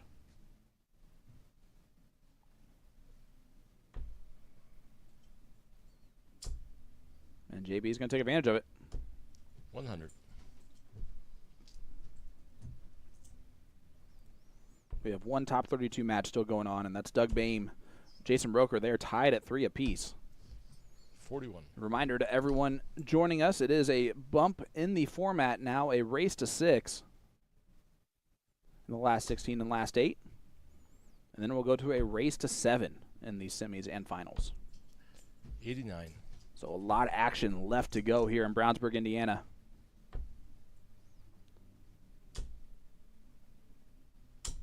$140. Yeah, it looked good, like a good first start, but probably too little too late. Jason can get his finishing boots. He's had some moments, though, on double 10 and double 20.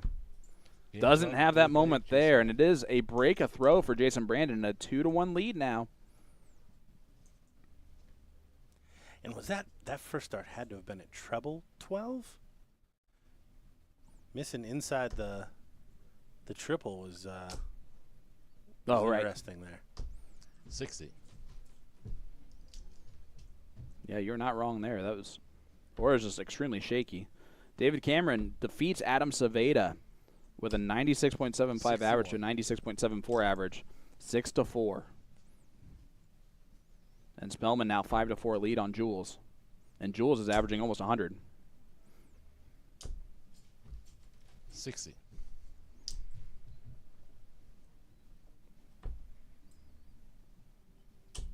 Lots of great darts. 140. Does Jules have the throw in that equalizer? He would not. It would be Spellman with the throw in the last late decider. He does have the throw right now, but he has to hit this 104, or else Spellman has 78 left for the match. 41. He does take out the 104. Does Jules. So we will go to a last late decider. Spellman with the throw. And that one. Top tier there from those two. 180. And that's a 180 from Stowe Bunts. I feel like I can't even give Ross a compliment anymore without it sounding bad. As he's the first dart player to do the 180 call with an actual 180 in there. 20 tops to break right back. He will return with tops. Brandon all the way back on 256, not scoring well in this leg. Yeah, I like the step back. The bullseye's the right shot here. 86. Leaves the big fish just in case. Stowe for tops to even it up. Game shot in the 4th leg. Perfect. Still Bunts. No drama. Or as our colleague would say, no drama. 2-2 scoreline. Man, 137. we got 3 top 16 matches going on right now. It's 5-5, 3-3, 2-2. The cream is rising to the top. We're going to get a lot more parity. 100. Just like we saw in the qualifier yesterday. You get all these fellas together. 180. That's a 180 from Stowe.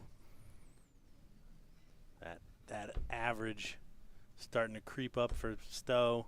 Going to need to see something from Brandon. 100. Or he'll just settle in and relax.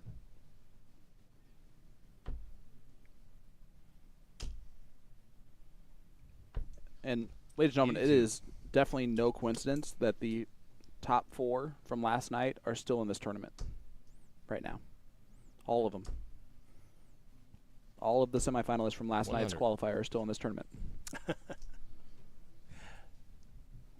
And right now, 3 of the 4 are in the top 8. Danny Baggish in a battle right now to be the next one. Spellman does defeat Jules in the last leg decider, 6-5 victory. A bit of a choppy affair there at the end. Actually, no, it wasn't. It was 100 average. 15 darter for Spellman, but Jules was back on 240. 42. So Spellman gets past the American P2C tour card holder. Stowe, double 4, Game gets shot in it. the fifth leg, still bunts. Takes it out, but Jason, again, about as mad as you'll see him, not leaving a finish there in the shot before. I don't think I've ever seen him angry at all before this moment. 100.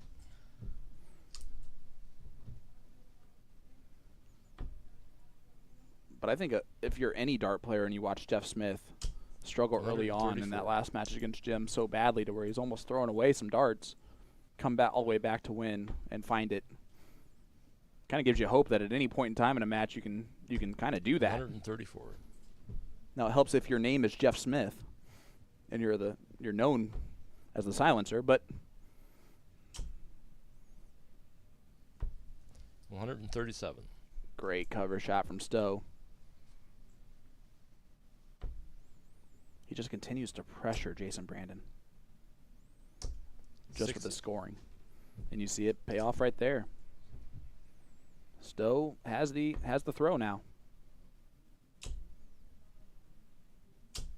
140. What a setup. 90 to do when he returns. All Jason can do is bring it down. 59. Body language not Yeah, and great from Jason. Doesn't even think about his well, that start was. Look at that. He tried to go double-double. Just on the outside. Does have an outside chance here for Jason. This would be huge. Not sharp on his finishes, but he's known for big finishes. I thought I was going to talk him into 95. that one after that first dart. But 36, take a 4-2 lead. It's going to be double 9. And that's an awkward dart for Stowe. You see him have to step over, and now he's inside. So Brandon's going to get reprieve potential. He will kick himself if he doesn't take advantage of this. 56 left. I think he's trying to decide on his... Oh, sorry. My bad. You had 95. I'm not. Jason correcting Ross's math there. Tops. Game shot. And he hits, and you see sixth leg, Stowe Jason Brandon. pointed at his own head there. Yeah, that was an unforced error. Stowe had all the time.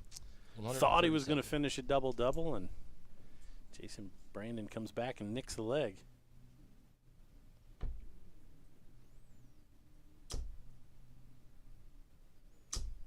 And that's a 180 from 180. Jason Brandon.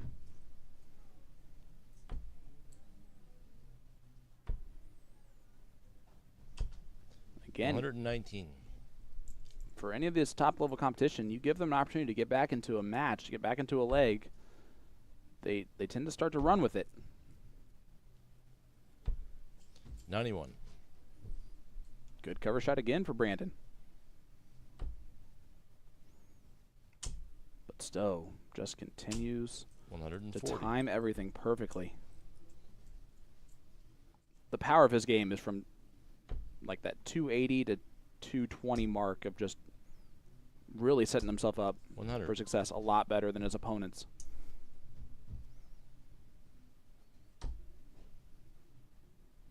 $85 left. 53. We'll come back with 52 if he returns. Otherwise, Jason Brandon takes out this 130. Can it be a bull finish? A bit awkward with the flat lay of his dart, so he steps over the side. Needed the treble, and it just grabbed it up. 94. Yeah, missing high there makes that second dart extremely difficult.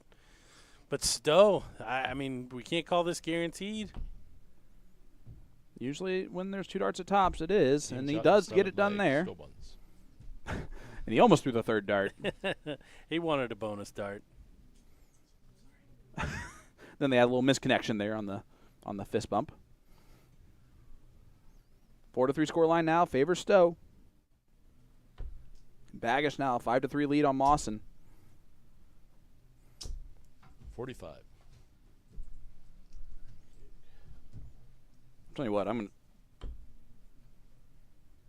they can't possibly all make the semis again, 82. can they?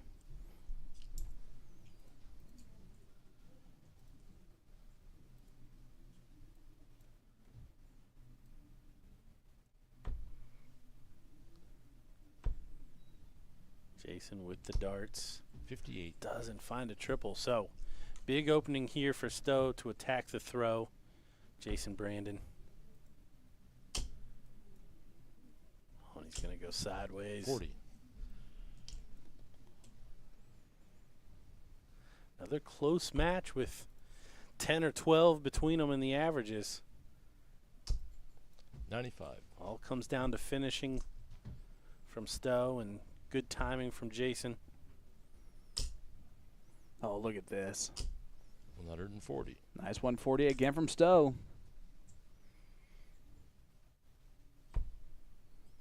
Jason starting down. 99. Switch up with a left to finish. If we would have hit the treble.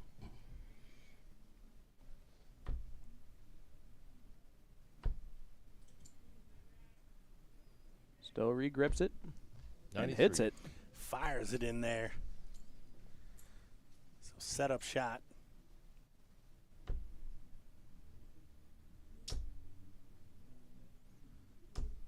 $60. Doesn't find a treble. So Advantage Stowe. 146 plays 144. Can we see a Advantage big Stowe. one? Can We do see a big one. Great finish. That's a 146 checkout from Stowe Bunts to take a 5-3 lead and break the throw of Jason Brandon. Great checkout.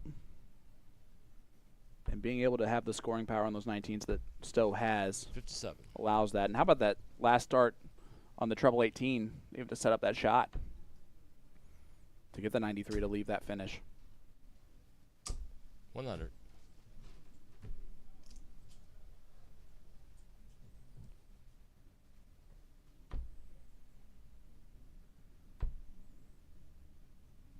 Break, hold, break. 42. Needed from Jason Brandon to turn this one around. Not easy to do. Hypothetically, this is the first 140. tough one. And he has effectively taken the throw already. 54. And again, the scoring lacking for Stowe. But just when you think that, 180 is going to come next. He'll be on 188. Jason's going to hit 100 here, so he'll be on 161.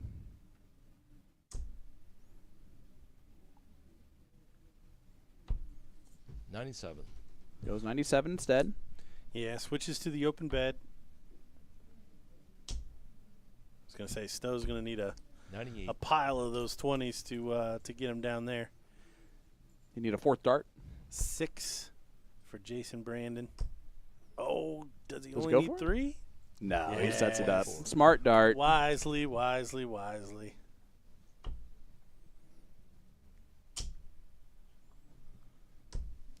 $58. We did just get word that we're going to get a Canadian Affair as our next match on our featured board. To be a top 8 match, best of 11. And it will be Jeff Smith taking on Jacob Taylor. Oh, should be a heavy scoring affair. 20.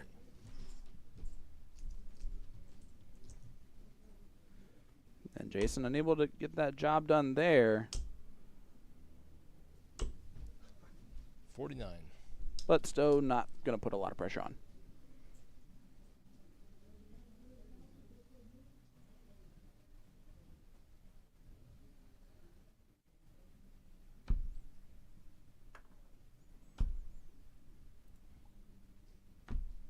Game shot in the ninth And leg. Brandon does get it accomplished. The first hurdle, so to speak, accomplished there. 5-4 now.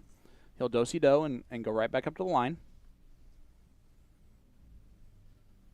Do a little pivot.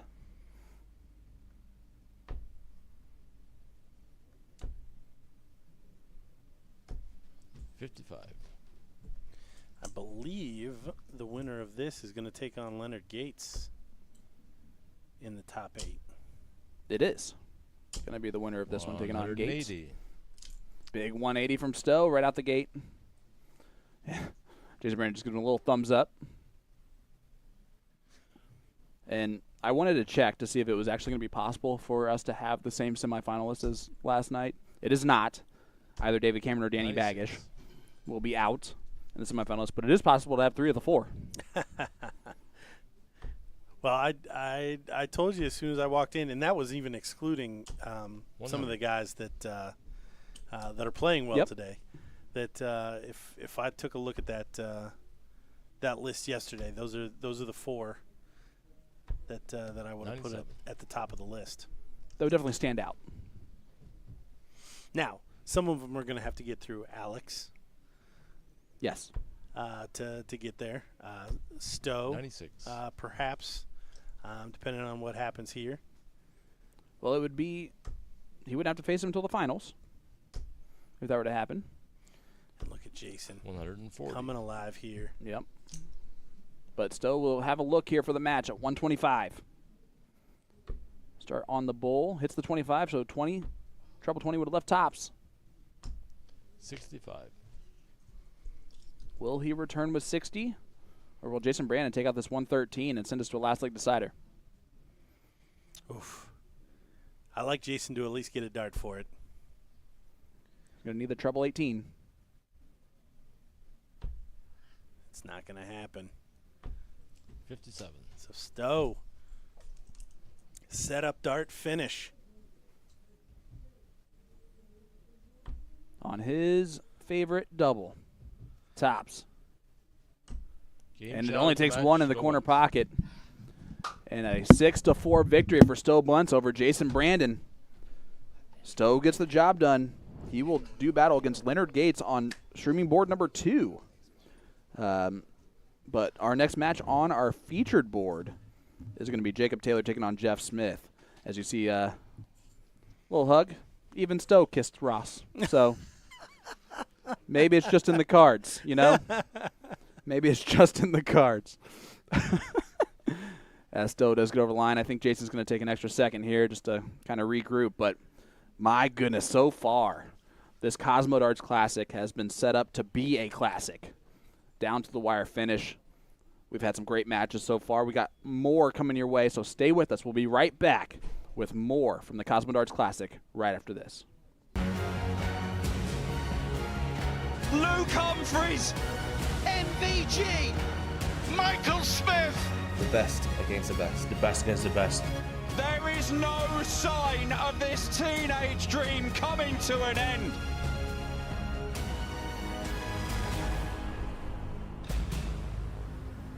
It's 8 of the best, and there is no hiding place.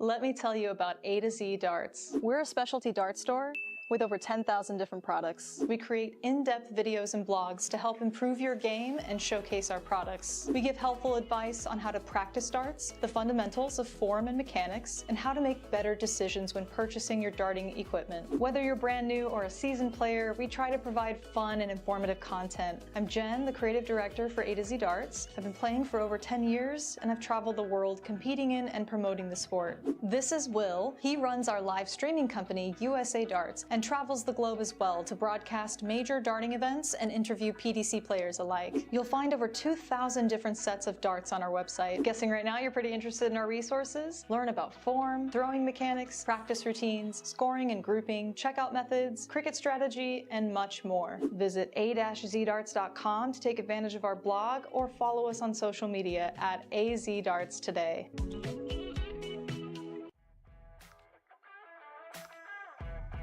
Welcome back to the Cosmo Darts Classic, event number 1 of the 2024 Championship Dart Circuit Tournaments.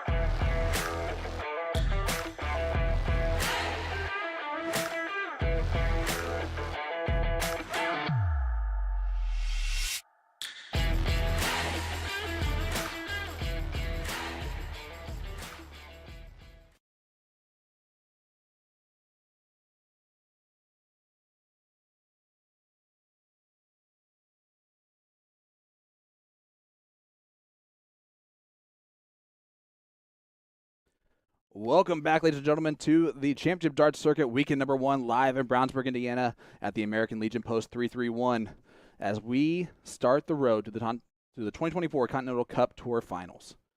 This is our first quarterfinal match that we featured on our stream, and it is going to be a couple Canadians that have very high power scoring capabilities.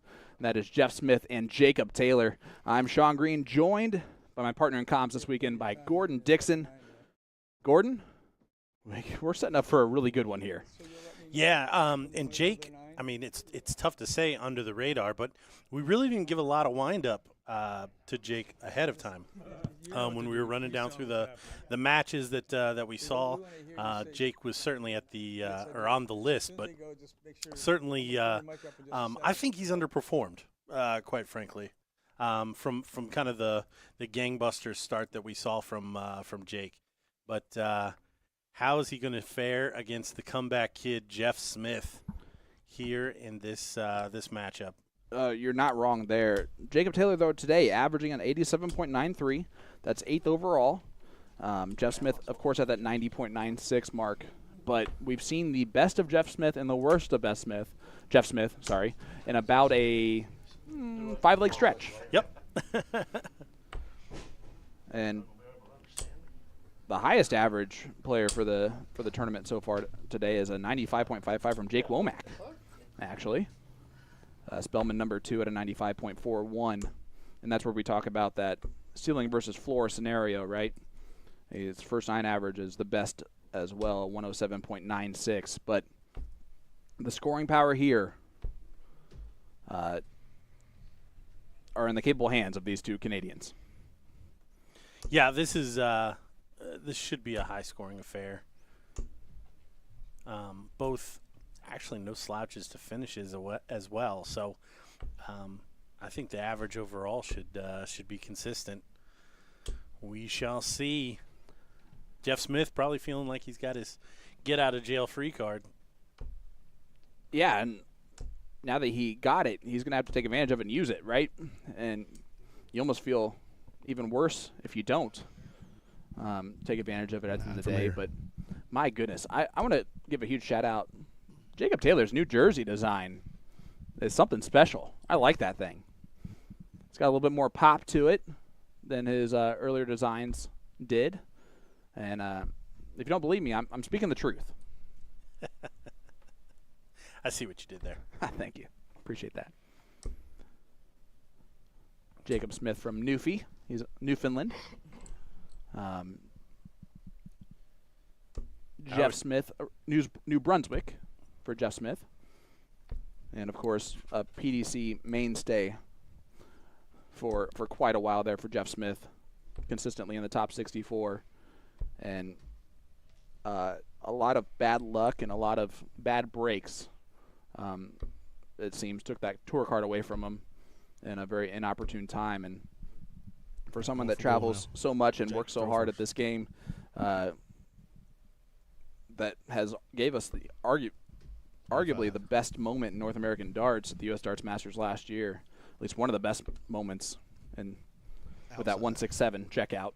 Oh, First so leg, Jake Taylor to throw first. It is huge, for sure. But here we go. We are off and running. Jacob Taylor will go first. 45. And I'm telling you what, I'm excited that we get to hear the southern drawl of Jason Brandon do this. 60. Everybody can hear the southern comfort that he likes fishing. Everybody am I wrong for that statement after listening to Jason Brandon do this? Does he sound like someone who fishes or not? Chances are he probably hunts too.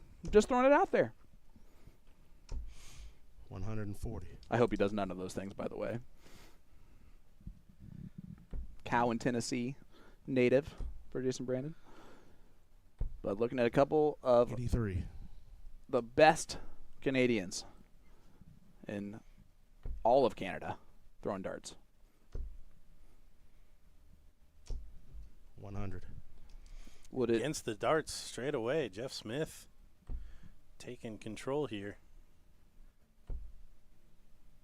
Would it shock you to let you know that there's only one player left in this field that is a non-seeded player, and it is, of course, Jeff Smith? No, that may be the least shocking thing that that I've heard all day. In fact,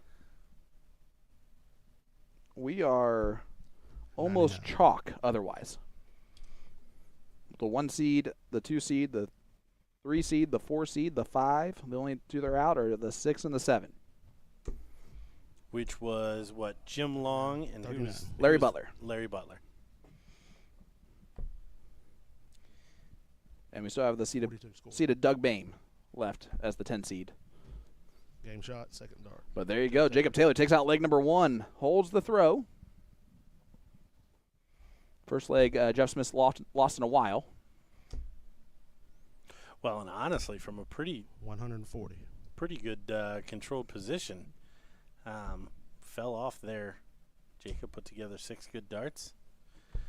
Took it 97. down.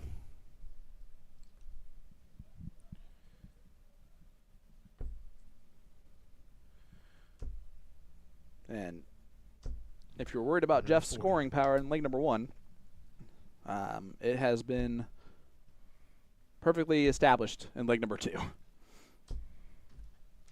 95. And we will be following this this match until the final leg. And then we will no, I'm just playing. 130. Are you really playing? Like, are we not going to follow Yeah, it? I'm just wondering. We will follow it to its conclusion. No, absolutely. 140. And again, ladies and gentlemen, just it's our first time having 2 stream boards available to us. We'll get there. We'll get it down. 51. I would say overall we have been absolutely fantastic with the coverage today, and that's not just from someone who's working, in the coverage. So no finish for Jacob Taylor. Jeff Smith to hold. On tops. Game shot. And first that start, could not have Jeff been more perfect of a first start there for Jeff Smith. 13 dart hole to throw for Jeff Smith. And look at those averages. Yeah, it only took 2 legs to be right where I thought we would be. Yeah, I don't think that we're going to have another match. It's not going to be a high-quality fair, that's for sure. As Doug Bame, a 3-0 lead on Shane Meeks.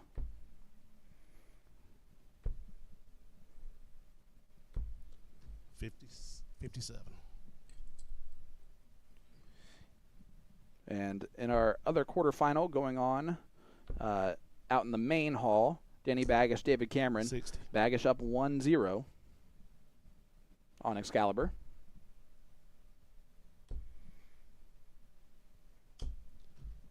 $95. Yeah, it looks like he nicked a 18 darter with Cameron probably sitting below 100, maybe slightly above 100. 97. Can we talk about Dark Connect again just for a second? What 100%. a game changer this has been 85. for our sport, for being able to organize and run these tournaments. It really has become kind of a scenario like 96. what did we used to do before the internet? Yeah, you asked me that earlier. And I really I don't remember. I mean, it's just one of those things that you lean on so much. Whether you're sitting at home on your couch flipping through who's playing who, or you're behind the microphone trying to talk through everything with everybody. 140. I mean, just the information that's just at our fingertips as quickly as we need it to be 92 or want it to be is amazing. And that goes for anyone. Fans, anyone watching along is Jeff Smith, double 18 now, double 9. 30. He will be one of the few players with 48 left to go 12 for 436. That is his checkout. That's in for Taylor. Game shot first start. Yeah. He's like, are you going to tell me or not? So 2-1 lead now for Taylor over Jeff Smith. Holds a throw. Yep. And that's a 180 from Jeff Smith, almost when the first start goes in, where it sat. Kind of like this one for Taylor. You expect a 180. Yep, just to the left. Oh, see? He got It went unlucky right. on the kiss. Oh, is that where it was? Yep. Just kissed off to the right. Yep. That one. 81. So Now you'll that start third to- dart was yeah. worrisome because that's what he started to do in the match against Jim Long. 125. a little lunge.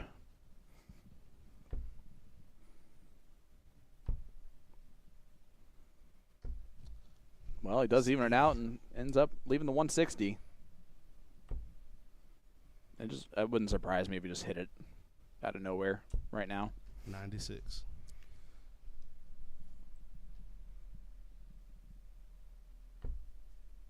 Wouldn't surprise me. Oh, he's not going to get a look. 100. Chucks another one up there. All right. Taylor first start in there, and that's a beautiful one to follow. Double 10, sorry. And he hits the 140 checkout. Jacob, the truth, Taylor takes a 3-1 lead. He could not get those out of his hand fast enough and into the segments that he wanted them. Yep. That was absolutely awesome. Such a good rhythm from Taylor there. 140. This is the Jacob Taylor that we are used to seeing. Maybe more 2 years ago, Jacob Taylor. He's steamrolling right now. It's either 140s, it's 180s. Those first two darts are perfectly set on the wire or just below the wire to where you can stack them. 59. And then he's also doing his masterful checkout. But 100. story of the day was Jeff Smith down 5-2. Storms back against Jim Long to win 6-5. And beautiful switching. 128. 128 from Taylor. Doesn't leave the finish, which is why you start on the 18s. 55. But the 55 is not going to hurt him at all. He's very Taylor-esque in that regard as well.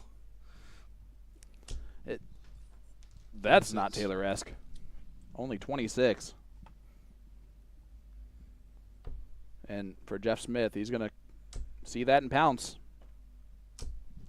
140. Another big checkout from Jacob Taylor needed. That's a good first start again. He's going to get another look at this. 28 left. 120. The look on Jeff Smith's face when the second treble 20 went in was like, really, guy? Wow, he was trying to leave the 60. 26 there. You like the lay of the first start? Double 14. And, oh, no. Did all the work, and he's going to let Jeff Smith break him right back. Yeah, it does not convert. 14 for 32. Little step to the right. Game shot, third dart. Pegs it. And it is a break a throw right back for Jeff Smith. Yeah, Jeff getting away with one there. Yeah, Taylor had 4 darts at a double in that leg to take the 4-1 lead, which would have been a 89. huge difference from 3-2. 60. You tell me a single person in that chat that doesn't say that he sounds like he fishes, and I'll find you a liar.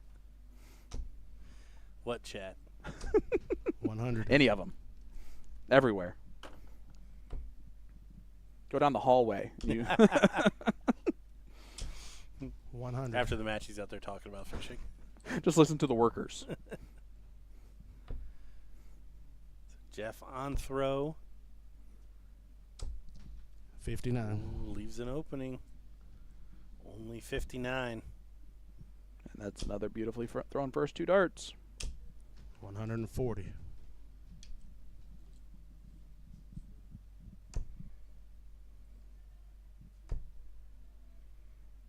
Would love another one of those. Gets another one of 117. those to leave Shanghai. 30. 133. Score check, 133. Sorry about that. You know, sometimes people apologize, like say sorry. He meant it. 177. What a big setup there for Jacob Taylor. Yeah. Okay, Jeff, take out the 120. Oh, he's gonna get a dart. Gonna get a whack. It's a bit awkward. Steps over. And it dragged it low. I bet when he let go of that one, he thought it was good. Mm-hmm. Oh, those are awkward for Jake. He said, wow, on all 3 darts. Can't believe that they didn't go in for him. And another one that Jeff Smith cleans up. Jeff the janitor Smith today. 58.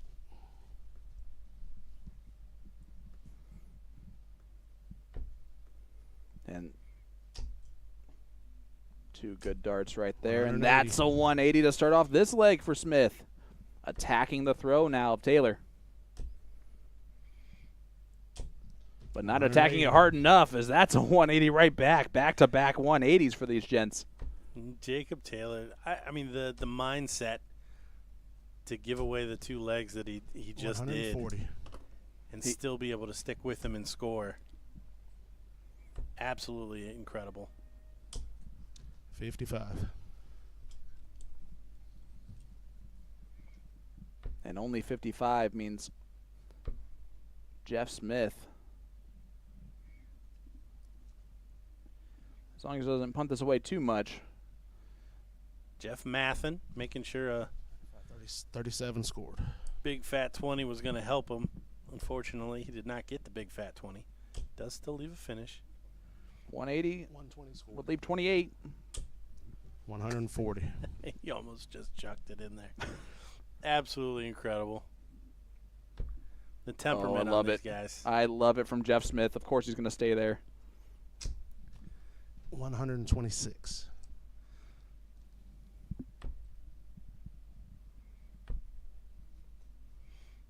There's a new one.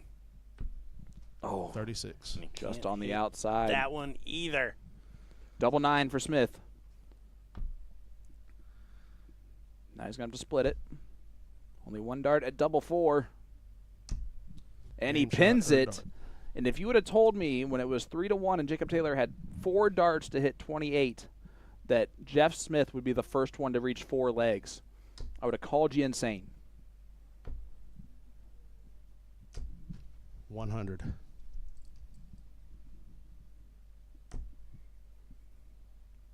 And again, this is a situation where Jacob Taylor has not done 60. anything wrong here.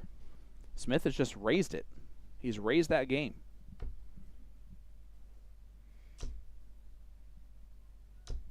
$140.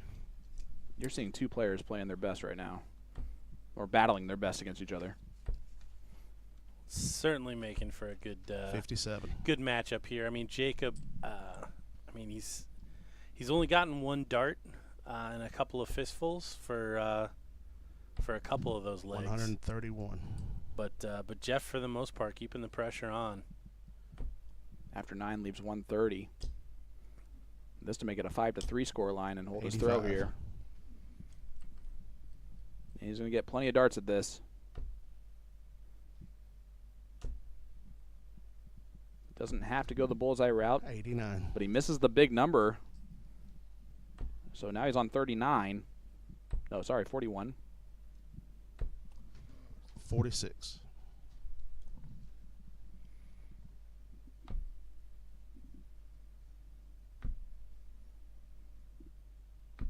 Double 8 Game goes shot, in, and third it is 5-3 scoreline now for Jeff Smith. 1 leg away from his second semifinals and as many tournaments here in Indy that he's played. 140.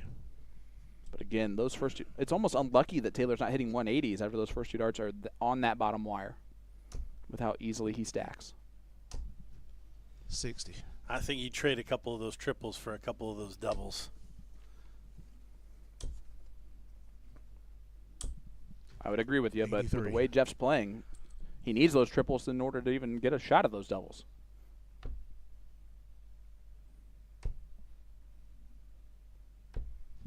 $95. We have not seen very many troubleless visits from either player.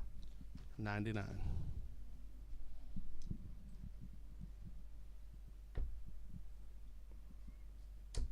Yep.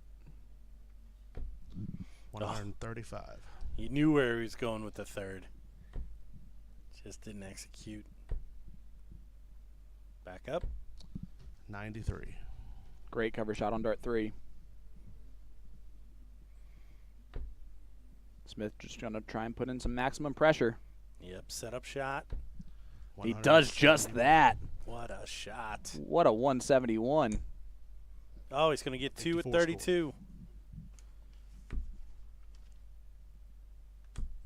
Oh, no, and the double trouble 70. happens again for Taylor. So Jeff Smith for the match. All the way to double 5. Oh, 30. Jeff Left some on the hook. for his 4th leg on the Game board. shot, first dart. Now 5-4. Smith, though, with the throw.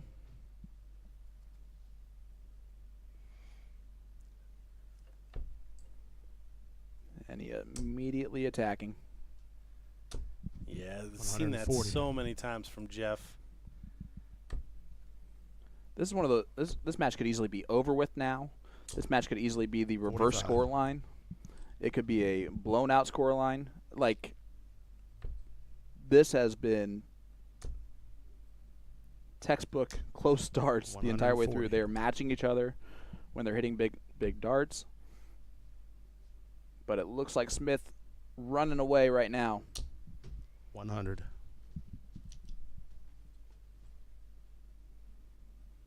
Cosmo Darts Classic. 130. Jeff Smith himself is a Cosmo Dart Classic. 91 Trying to win this. when he comes back. 59. Jacob just on the other side of the wire, right next door to Awesome. we see Jeff 51. Just sets it up nicely. We'll come back for setting tops. up tops. And Jacob just 81. gonna find himself running out of time. Oh, thought it was in there. And now he's playing with it a little bit. Uh-oh, you did not want to do that, Jeff. Would you have busted it? A little interesting, absolutely. Because Jacob 180. Taylor is a soldier, sir. 36 left for Taylor. Just puts maximum pressure on. You see Smith almost smiled there, of course. But he handles Shot business. match.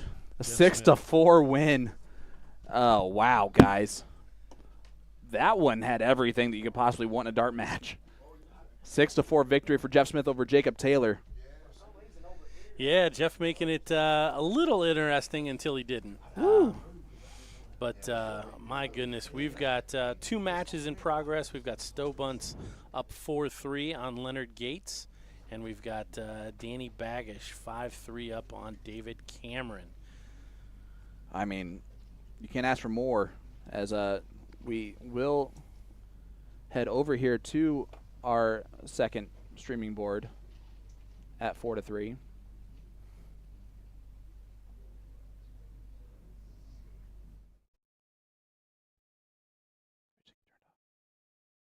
Little bonus coverage.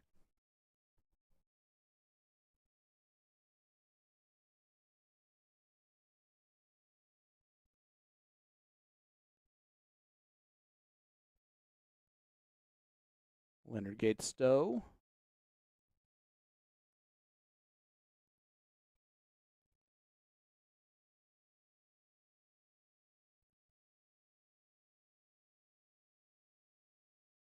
Oh, Leonard trying to finesse one in there.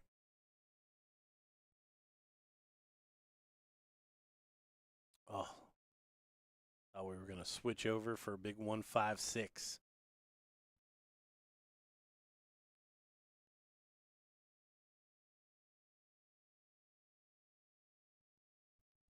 Oh. And Soldier, I don't know what he was doing. He left 30. Classic soft tip leave. Well, he shot that last dart like he was trying to hit the 170 checkout with 175 left.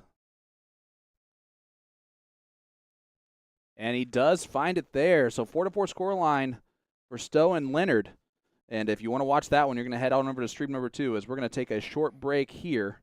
And we'll be right back more on our main streaming board right after this at the Cosmo Darts Classic.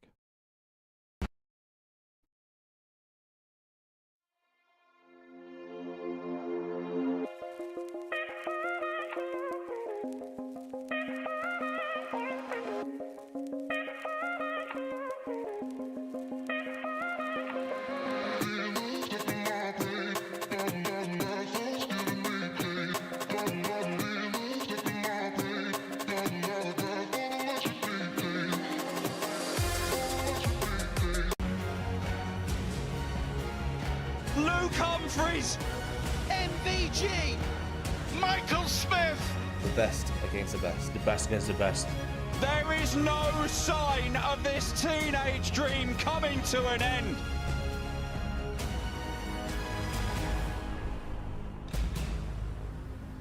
It's 8 of the best, and there is no hiding place.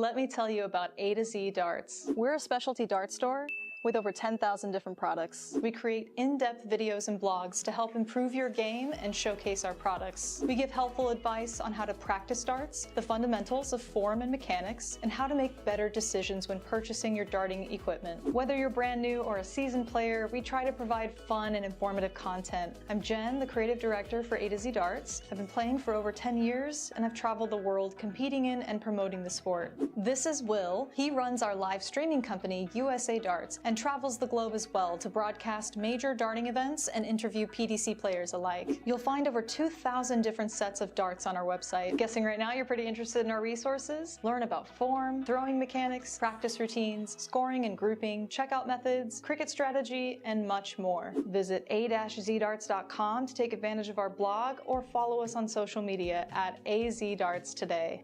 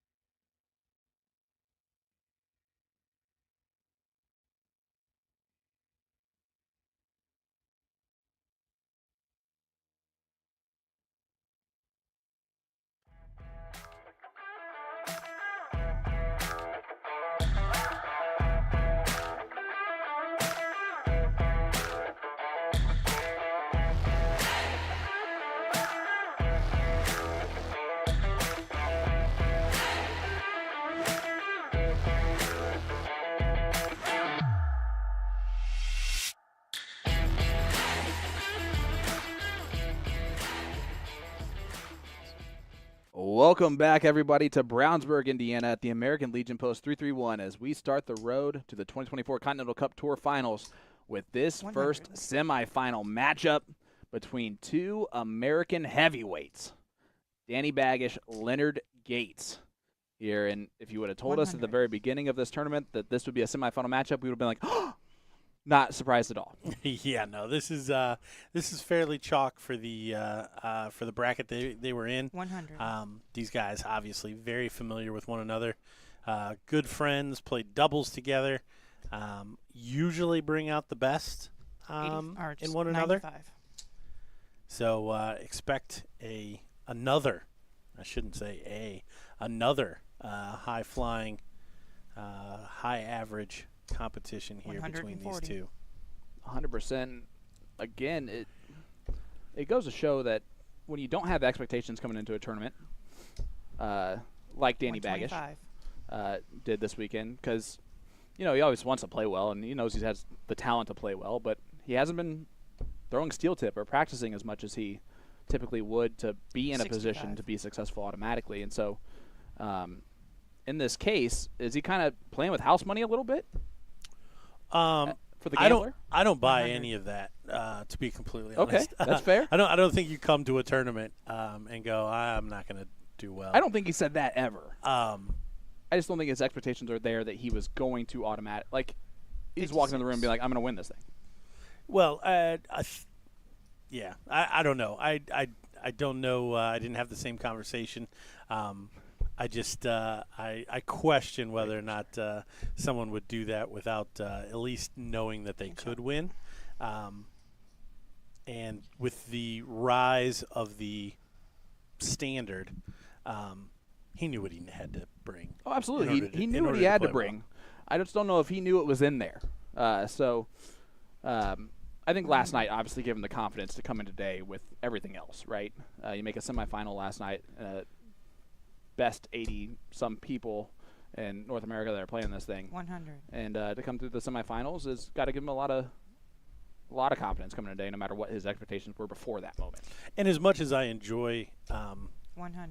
razzing the Carnival Dart crew, I really don't think that there's much difference between soft tip and steel tip in terms of the action, in terms of 45. The distance, the weight of the darts. I think all of those play very little on whether or not you're a good dart player and can transfer those. 43. And I know he's been playing at a high level on the soft tip side recently. So that to me, again, is what breeds that confidence. 95. And while it may not have been directly for steel tip, I can't imagine that's not something that he also takes confidence from. Well, you see Leonard Gates break the throw there in leg number 1 of Danny Baggish. And 97. Danny, good cover shot on the last dart. Needed a cover shot on the last dart. As Gates on 118. No, this is where it gets okay. Oh, double 8. There it is. Leonard Gates, a 118 checkout after finishing the 81 in 2 darts last time. So the finishing from Gates is definitely there early on. 140. Nice open from Danny. They're going down 2 legs. 95.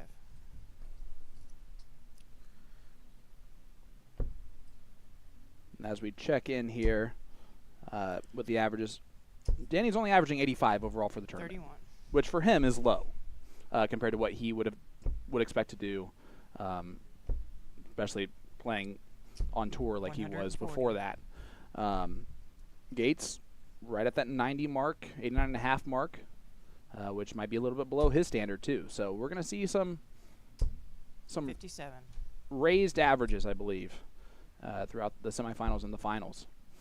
Well, yeah, both these guys are sharks, so they're gonna see the finishing line. And while they may not be playing for it right now, they know they're in the hunt for the prize. And Jeff Smith 40. is the other semifinalist that is waiting for the winner of Alex Spellman and Doug Bame. So if you guys are wondering why We did have a little bit delay between our quarterfinals and our semifinals, is because we are waiting for that quarterfinal, the last quarterfinal, to kind of catch up fully. There was that one board that was just a touch behind throughout the tournament. So it's either wait now or wait later, like you pointed out. 88. And I think a lot of people would rather wait now than wait later. Yeah, you want to have a good rhythm 25. For our soft tip. For our semifinalist, Leonard Gates, taking the third leg there. And again, does it in fantastic fashion. 2 darts. Only needed on 65. 140. The finishing on top of the scoring power for Gates, if that's there, he might roll through the rest of this.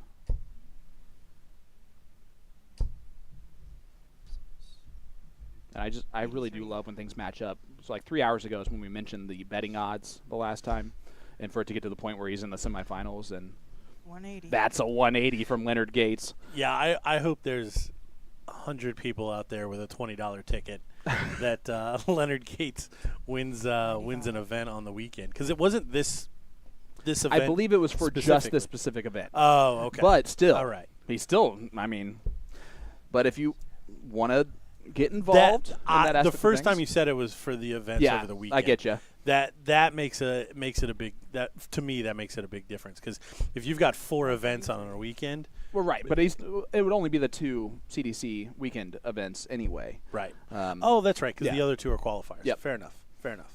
And again, Gates finding the first dart of the 2-dart combination. 70 scored. 70. Oh, boy. And unfortunately, 39. Danny the 39 there. And Gates with a 4-0 lead. I mean, just no slowdown at all right now in Gates. And huge shout out to Sarah Stolinas, who's our board official here. New CDC staff member, starting this year. So to throw her into the pond that is a semifinal here 100. On the stream is a little bit nerve-wracking for her, I'm sure, more than anything else, especially with these 2 great players. Yeah, and that streaming board can get so quiet. Oh, yeah. Which is why when Sarah was correcting the score of Leonard while Danny was throwing, that's a learning moment where he'll yell at you. He's done that to us before. If he hears us talking while I'm throwing. Oh, yeah. And that, I mean, in our defense, was not that was just because we were so close to the action. Yeah, for sure. And we were supposed to be talking. Because I've also gotten yelled at dart tournaments That's fair. Where I was in a spot where I shouldn't have been talking. I just wish that everyone would just understand that we're commentators even when we don't have microphones in our face. That's what makes us good at our job. We don't shut up when we're watching anything. 125. Ooh, deciding leg between Spellman and Bame. Yeah, that's in a 180. Oops. How about another 180 from Gates? Baggish on 95. See if he shoots the bowl route. He does. 70 left. Will he get a dart at the bowl? No, he doesn't even do that. 55 remaining. Leaves 40. So Gates on 21. 5 for double 8. 1 for double 10 is fine too. That works.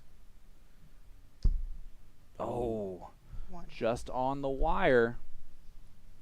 Tops. Double 10. Get his first leg on the board and jumpstart this semifinal for him. He does so.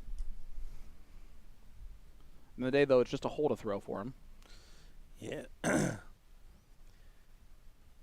Leonard's been messing with that patch for the last 2 matches. I saw it fall off when we were watching him and Stowe. So finally just chucks it onto the table there. You see, I'm not messing with it again. Yeah.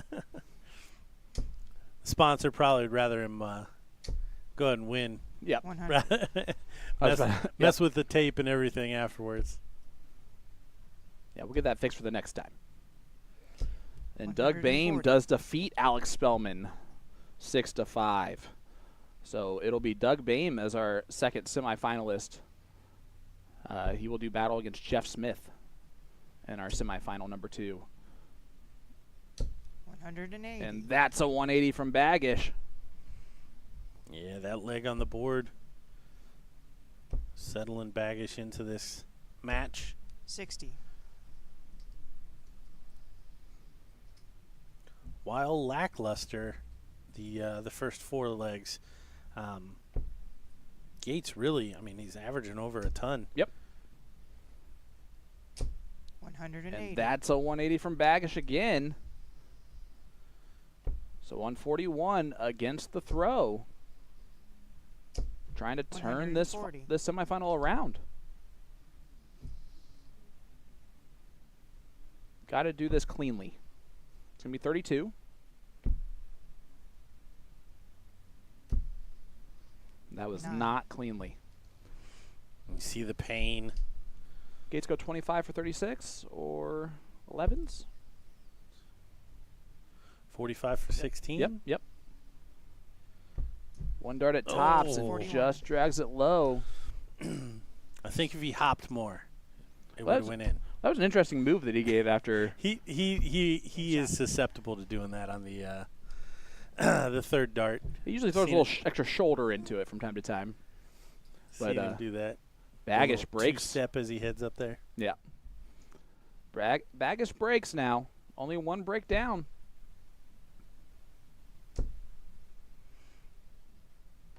But it's only a break and throw if you hold it the next time, and he can't have too many troublous visits with the way Soldier's scoring. Yeah, Soldier losing 100. 2 legs and not dropping below 100.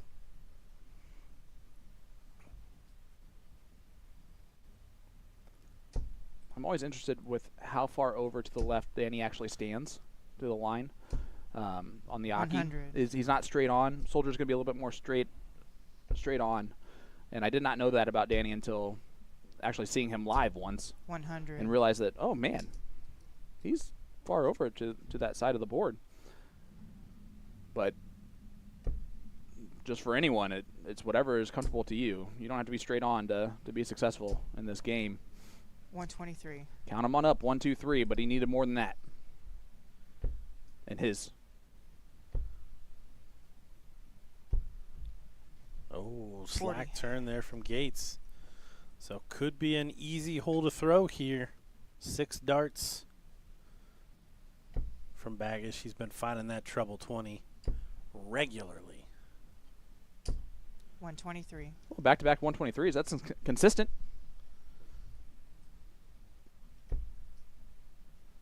Gates on 261. 180. And of course he's going to put some pressure on it, isn't he? What a shot. Even Dan's going to be like, of course he's going to put some pressure on, isn't he? Oh, no. 91. Still Treble a 17. chance. Doesn't find it. So, treble 19 for double 12. He did this in 2 darts 36. earlier in leg number 1.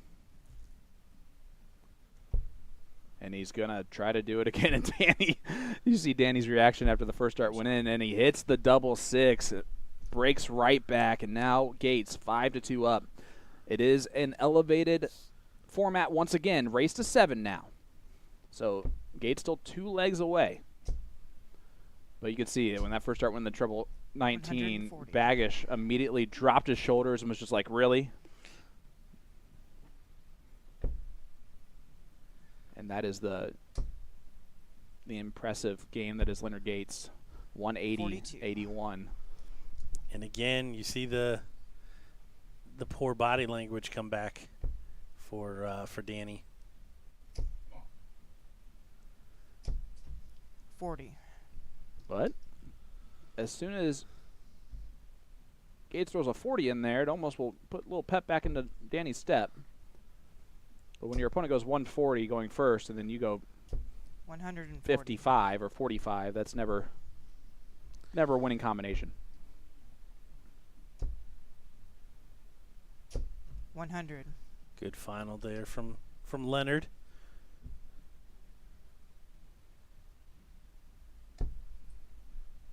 Really would have needed all three to leave a finish from here.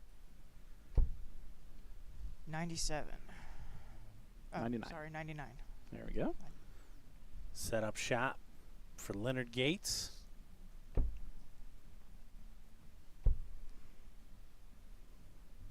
And now he's got to be careful about what he does here. That was the right move to go the 18s on the last start. 43. Baggish with level 180 right now. It's a good first dart. Lots of room. He does have to step over. Well, that's nice. It is 120. And Gates nods in the background. They're both definitely in this mentally, even when they're not throwing. 140.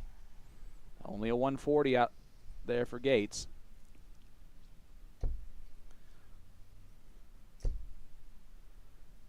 .140 to leave 38. 85. 85 to leave 93.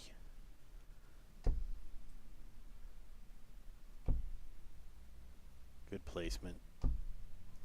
60. Oh, he doesn't get it. Will this be it? He's been great on that treble 19 first start every time for this setup. Only now it's for 36. 93. Yeah, I think he's going treble. 74. Ooh, double 16. Oh, he's just inside. A wire width away from making the final. Well, sorry, for making it 62. God, it's race 7. Nope.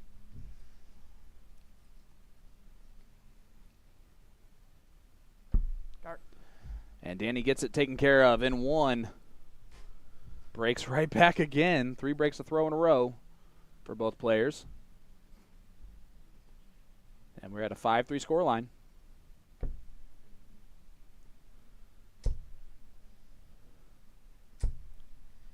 S 81.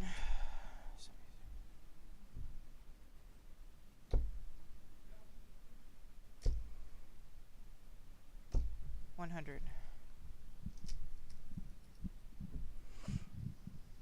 All right, Danny.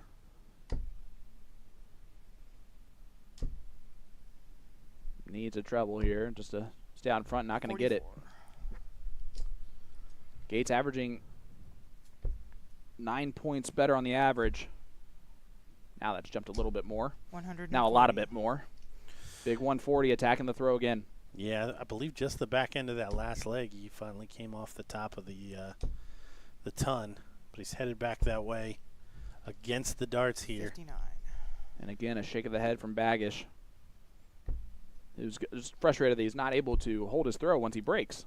He's doing the hard bit and then not responding with the right spot. Right bit. Smart darts there from Leonard. Leaves the finish. And he will have at least 6 from there. 100. Big last dart from Danny. Could have been almost 9. Probably stay there because of the marker. Just over the top of that first dart. 60. Instead, he goes just over the top of the second dart and drags it high. This could be a chance for Baggish to really put some pressure on. Yeah, 140 here hurts. Not quite going to be there. Instead, 57, not going to be ideal. Leaves the 160. Well, 50 left. Now 32. And we have ourselves a 6-3 lead now for Gates over Baggish. It is a 1st to 7. That was a break of throw, so Leonard to close it out. The only option on the table for Danny is to win every other leg. 81. Yep. Break, hold, break, hold. The only good news of that is the hold if it does go to last leg decider. The bad news is the break, hold, break. Yeah, that whole middle bit. It's like the good news is that there's a lot of good scenery at the top of the hill, but the bad news you gotta walk up it.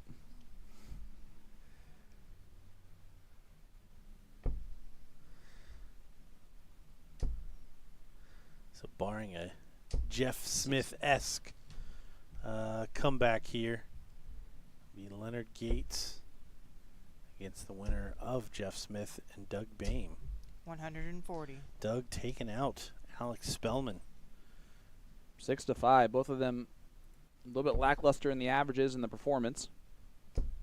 Yeah, we've come to expect so much from Alex. 26. And that's not to say not from Doug, but Alex especially.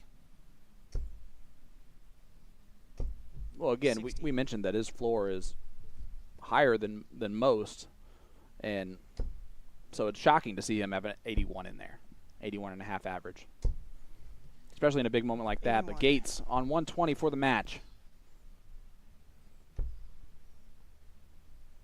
It's an awkward marker for him for the way it starts laying, but it goes in, tops. Game, And Leonard Gates hits the 120 to win 7-3.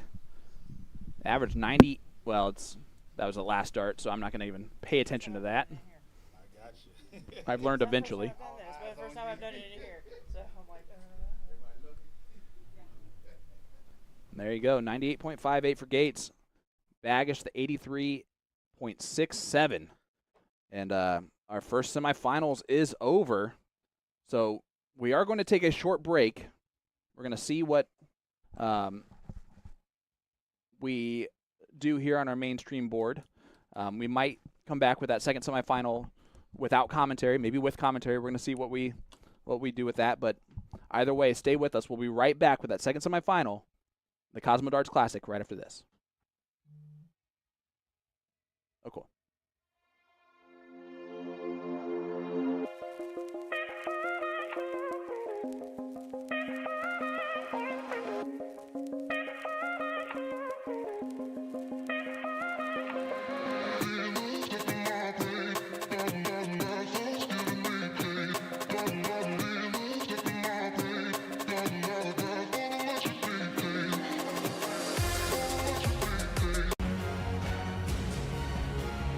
Luke Humphries, MVG, Michael Smith.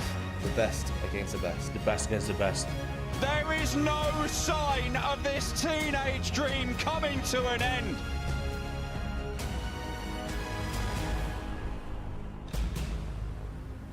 It's 8 of the best, and there is no hiding place.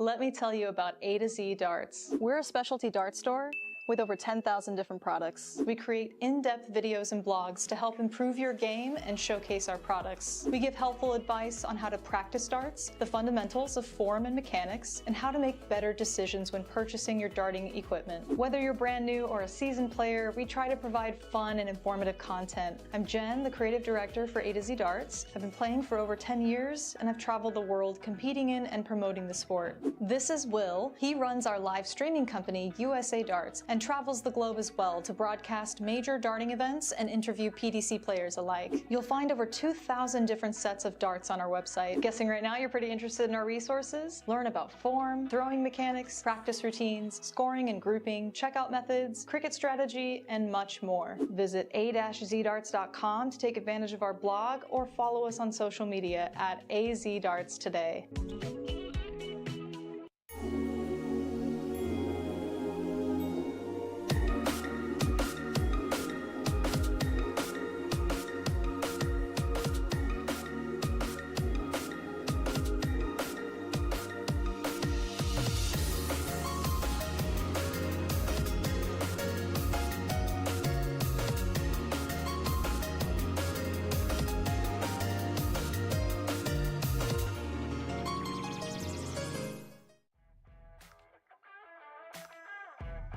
Welcome back to the Cosmo Darts Classic, event number 1 of the 2024 Championship Dart Circuit Tournaments.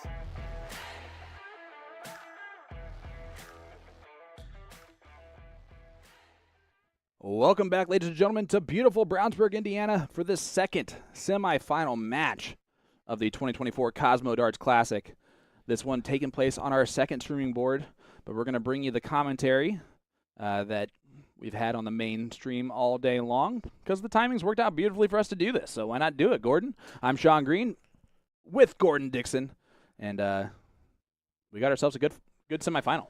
Yeah, maybe one that we weren't expecting. I think everybody on paper would have been looking at that Spellman-Bame match and picking Spellman.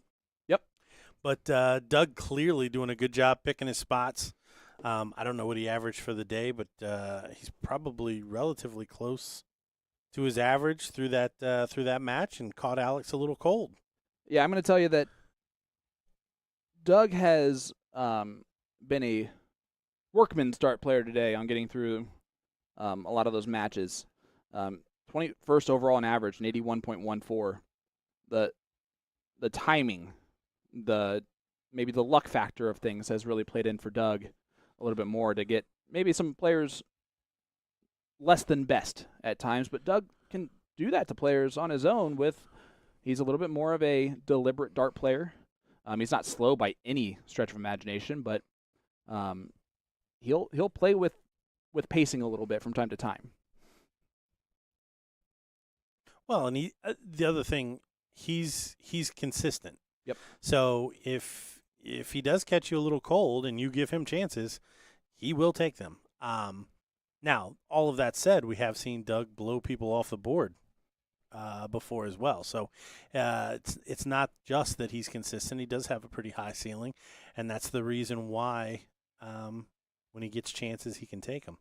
He has the highest average in Continental Cup Tour history, or finals history, with a 106.5 they did 2 years ago as the 15 seed.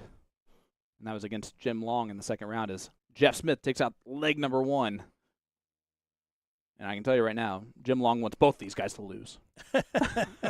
The gentleman is rooting for Soldier. No, he'll be rooting for most likely if Jeff Smith makes it there. He'll be rooting for his Canadian cohort. I think Jeff Smith's going to get the tip on that one. But I'm excited to have this second semifinal that we can bring you guys because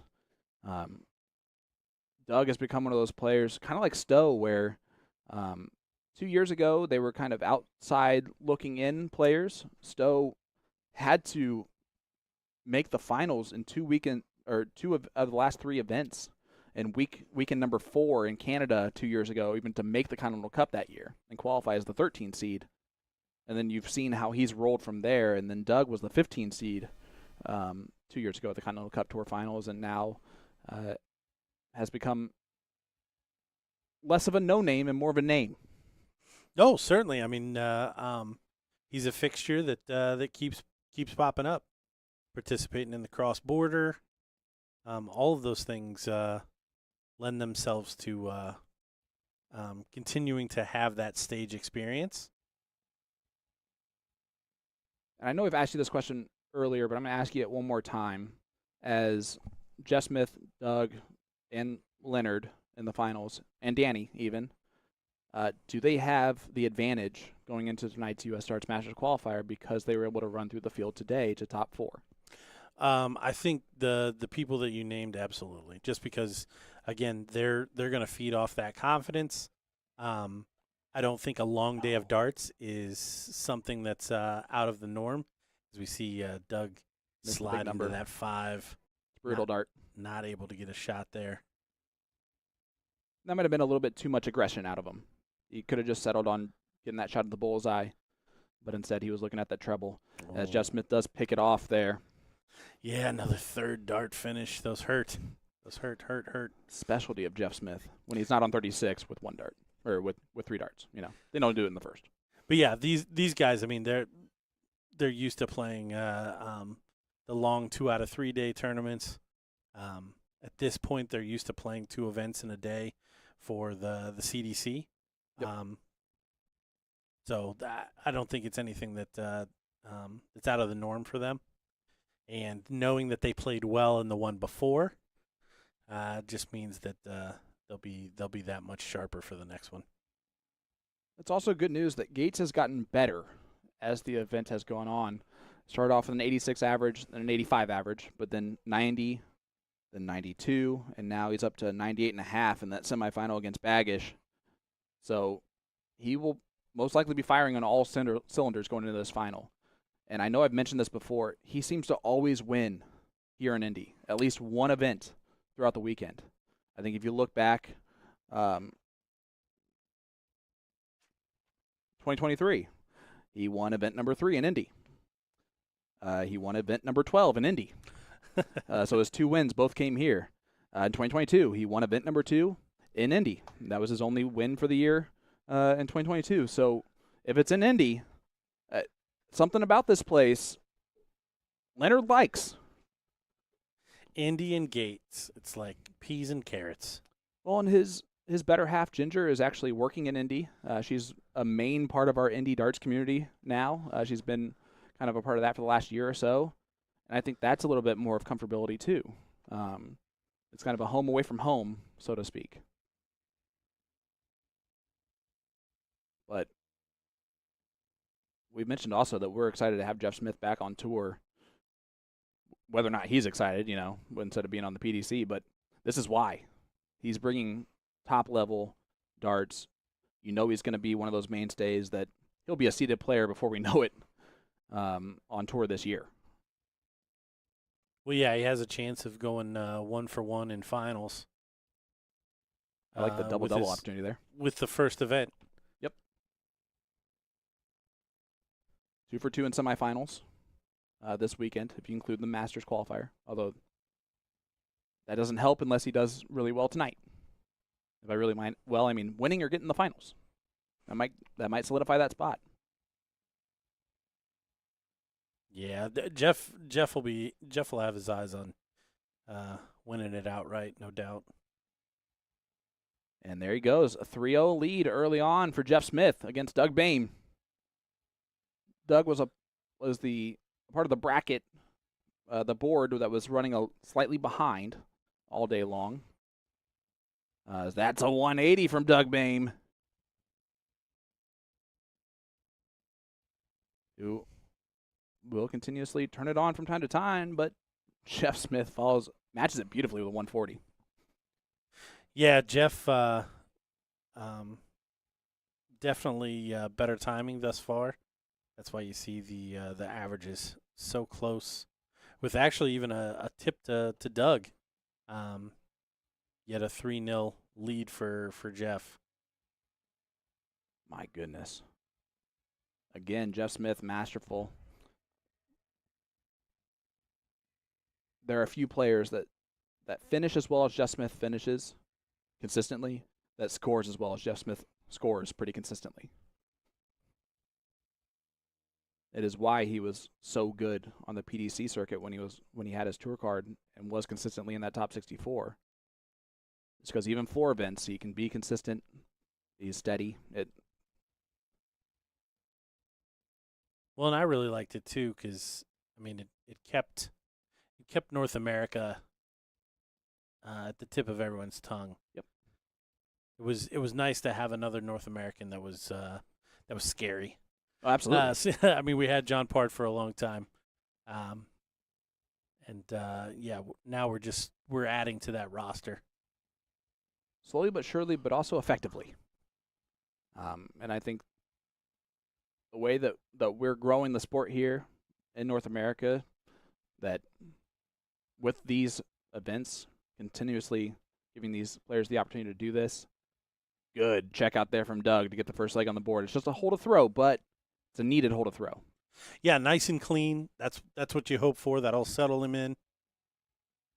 And, of course, I love the homage to Dennis Priestley that Doug Bame has with that jersey design, with the no-name moniker on the back.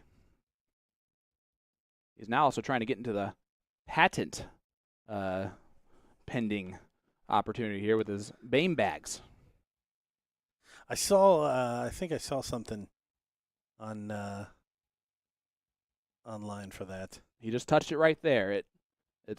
He designed it himself. If you use any chalk or resin or anything like that to help grip your darts, those Bame bags have that same effect without leaving any type of residue whatsoever on your darts or hands, which is really cool for a lot of players that are typically used to having chalk all the way down their legs from swipe marks at the end of the day. Yep. Or honestly, that it kind of collects in the knurls of the dart as well. But while Doug was over at Modus, he was showing that off to the players there and all that. And if you try it, I've not heard bad things from people who try it that use any of those other types of formats to help grip their dart. But even he won't tell anyone what the secret is of that. What the secret ingredients are. Look at this. Look at Beautifully this. timed 180 from Doug. You see the reaction. Jeff would love to smack this. It's not going to happen. Doesn't even put max pressure. And 150 is one of those checkouts that Jeff likes more than others because he can go treble 18, treble 20 for double 18. Single 16, so it'll stay there. Double top. And he's right back on throw now. Breaks the throw of Jeff Smith. It's now 3-2.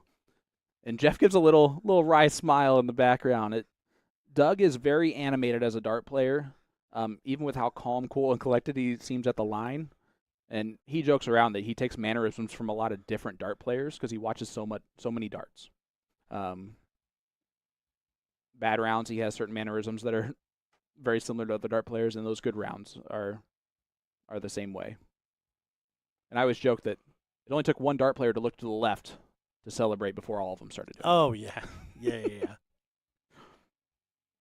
It makes sense on the PDC stage because that's where the camera is located and also where family is typically sitting.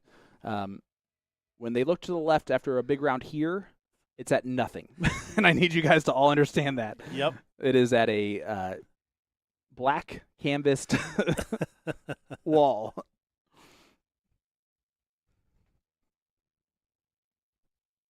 But we all do it still. Oh, absolutely. Kind of second nature. It'd be so weird to look to the right once after celebrating a big moment. Ugh. 3-2 scoreline favoring Jeff Smith still, but the momentum shifting slightly towards Bame. And he'll have 6 darts from 241. Yeah, my favorite is when a lefty has to turn all the way around to give one to the camera. Well, Danny Lobby actually is one of those interesting players that does something a little bit different than most because he throws left-handed. He grabs the darts with his right hand, but then he spins to face the player as he exits, which is just not typically what players expect to see as their opponent's face right before they shoot the dart. And I don't know if that ever does affect opponents or not. Would it affect you to have that happen in front of you? No. 32. Here it comes. And he hits the big 149 checkout. I bet a lot of people heard that are not that are just sitting in that room. And Jeff nods his head. At the end of the day, it's as if they've all just stayed chalk on throw. It's a new ball game. Now it's just a race to 4. I don't know if I like this from Doug. I don't know if I like the calm down. I think sometimes he throws better with that adrenaline boost. Just kidding. I like the calm down from Doug. It's really working out well for him. Little golf clap on that one. Yeah. It's like he's talking himself into playing well. It's working. Yeah, no, it's wonderful to watch. The last time Jeff was in that area throwing darts was the comeback against Jim Long.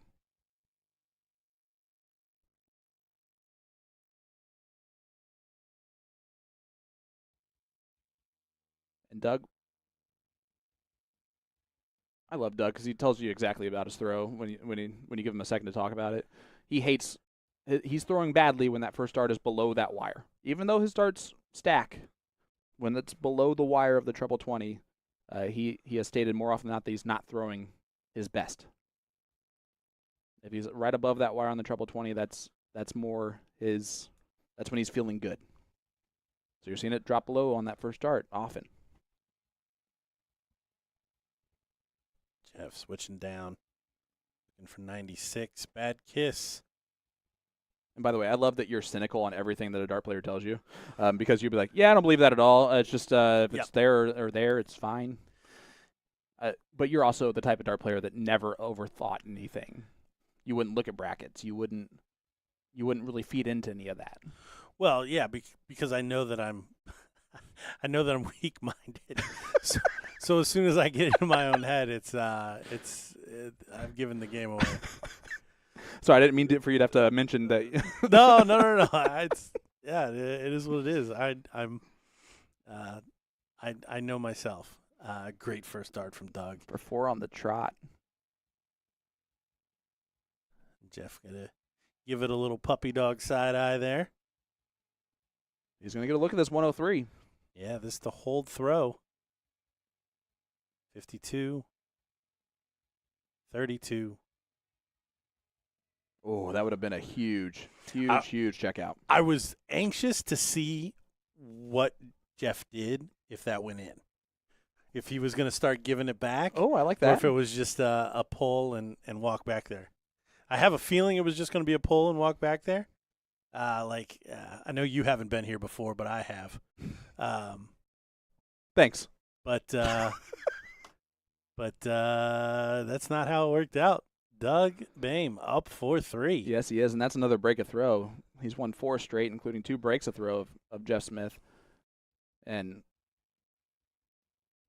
his first 3 darts have been MVG phenomenal. Yeah, they've absolutely been one of the biggest weapons that he's got. As he throws in another 180 to start the round, and I don't know if he's jammed to the music that's in the dart hall as well. There is definitely more sound out there than there is in our main streaming room. It's mainly the reason why you don't hear a board mic or anything out there, because it would be useless. We wouldn't be able to use any of the footage for copyright violations. It's a big last dart triple from Doug. 97 scored there. So setup shot. Could be at a finish in 9 darts. Needs to find the treble. Ooh, and only 41. So door is slightly ajar. Door is opening. Oh, not so much. Didn't have quite enough oomph to get it all the way. So Doug will have 6 darts from 199, but he needs to find a big treble. And he does not. Advantage Smith? See what he thought about that. Well, if not, a 152 finish may be the sealer, even though it's 2 legs away from the finish. Oh, if this goes, though, the animation's going to be way bigger. He does hit it, and Doug does give it a little bit bigger. And all Jeff can do is kind of smile at it because it's a 152 checkout from Doug Bame. To hold his throw would take a 5-3 lead. But Jeff is cool, calm, and collected. Oh, yeah. I like the reactions from Jeff. No fist bump or anything on that one. I don't know if you noticed right there. He did step back and say something to Doug, though, because I think Doug kept up kind of the excited talk there as Jeff threw his first dart. He's kind of stepped back and be like, hey. And I think that's going to settle Doug back in, too.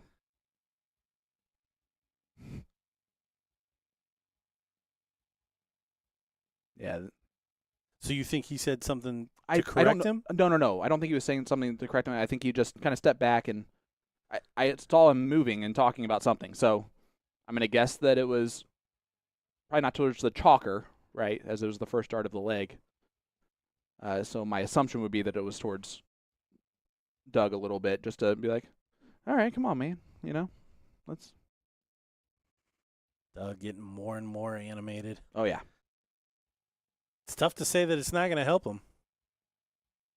It has so far. But it's also been his ability to also settle himself down before throwing 3 darts.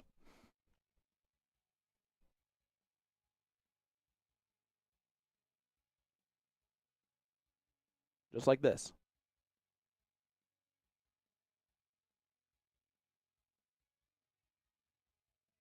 He will switch down to the 19s there, stay there. Oh, a little unlucky there, not able to find a treble. Jeff Smith, 6 darts at least from 187. And that will do just nicely. 50 when he returns. Just with the first dart at it, Jeff, just to do it. Turn He would around- never. turn around and give him the full can of beans. That would be the only way that he would trash talk, just to do something like that and then just walk back. He did. He just shot at it first start. Oh, you see He the takes it out reaction from anyway. Doug. Yep, he sure did. I'm telling you, that is Jeff's version of trash talking. I don't disagree whatsoever. Do not disagree whatsoever. I mean, I feel like it would be like if he had 120, he'd shoot 3 double tops. And Doug goes right back with a 180 afterwards. They're giving it to each other. I'm telling you right now. This is a cheeky match. It really is.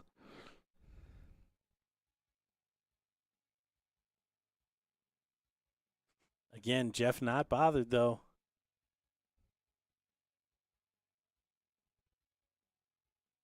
Five 5-4 scoreline in favor of Bame.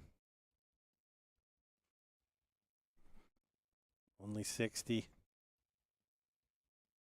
Chance for Jeff to catch up a little bit. Oh, and he's going to spray him. He's going to spray him. Yeah, breakfast was about 7 hours ago, Jeff. Now's not the time. And again, Doug following that first start pretty nicely.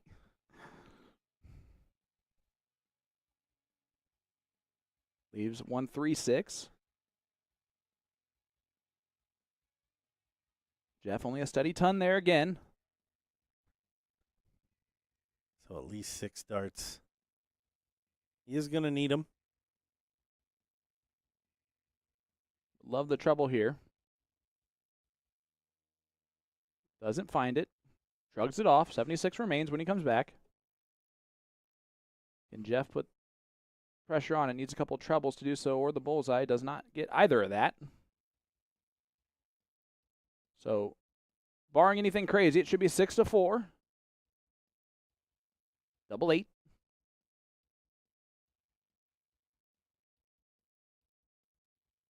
And he does find it, right? Inside. It was inside? It was inside.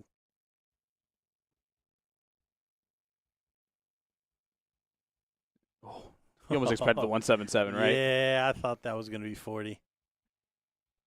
Unfortunately for Jeff, no one misses double 4. And he doesn't. Man, that was a bold move, Cotton. It paid off for you. 6-4 lead now for Bame. So Jeff in another position where he has to win all of the legs left in this match. However, it's the more beneficial way of doing it. Yes. Hold, break, hold. Steely-eyed Bame finding the treble. And that's a 180. I don't even think he knows what he's doing with his hands anymore.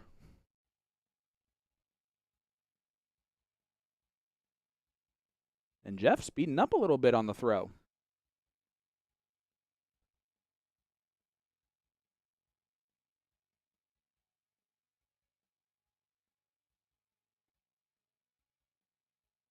Big last. You see that?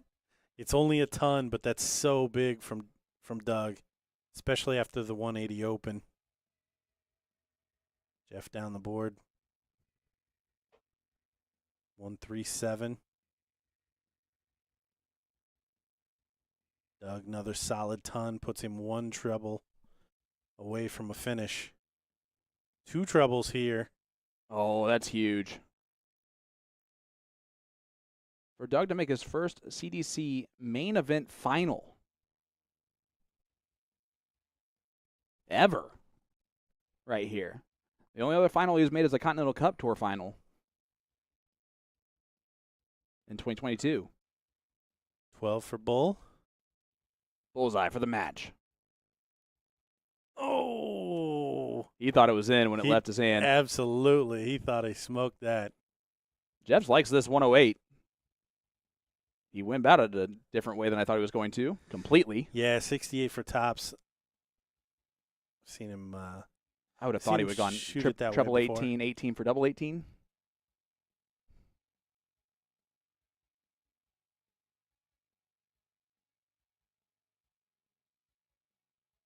Should be 82 scored. Yep.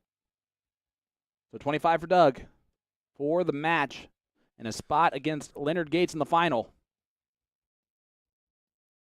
And it is going to be Doug Bame versus Leonard Gates in the final.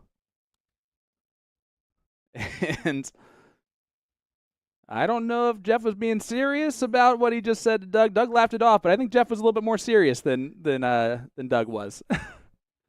But you saw AE right there, but look at that. It's going to be no-name Doug Bame. We still have a picture of him with his USA soccer jersey and that hair that he's got wisping, taking on Leonard Gates in our final.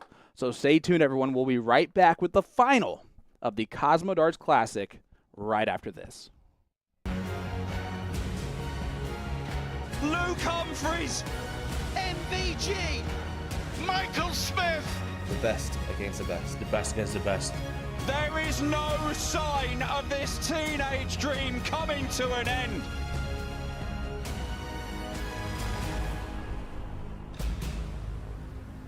It's 8 of the best, and there is no hiding place.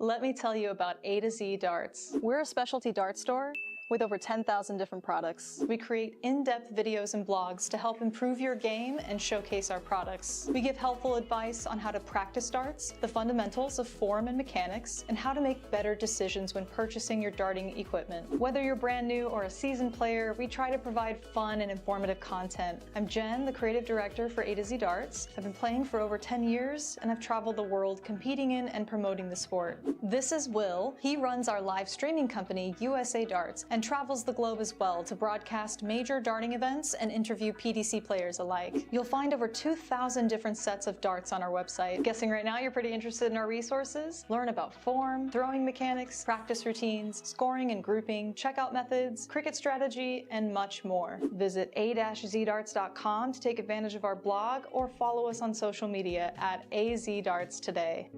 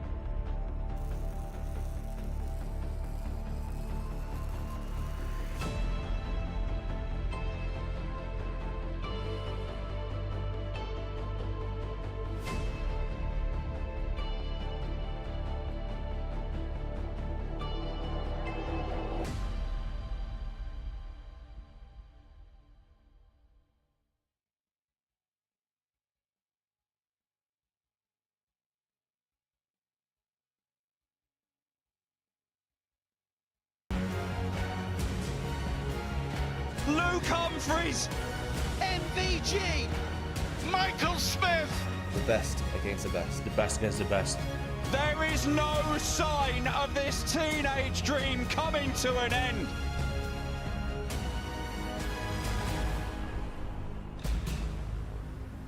It's 8 of the best, and there is no hiding place.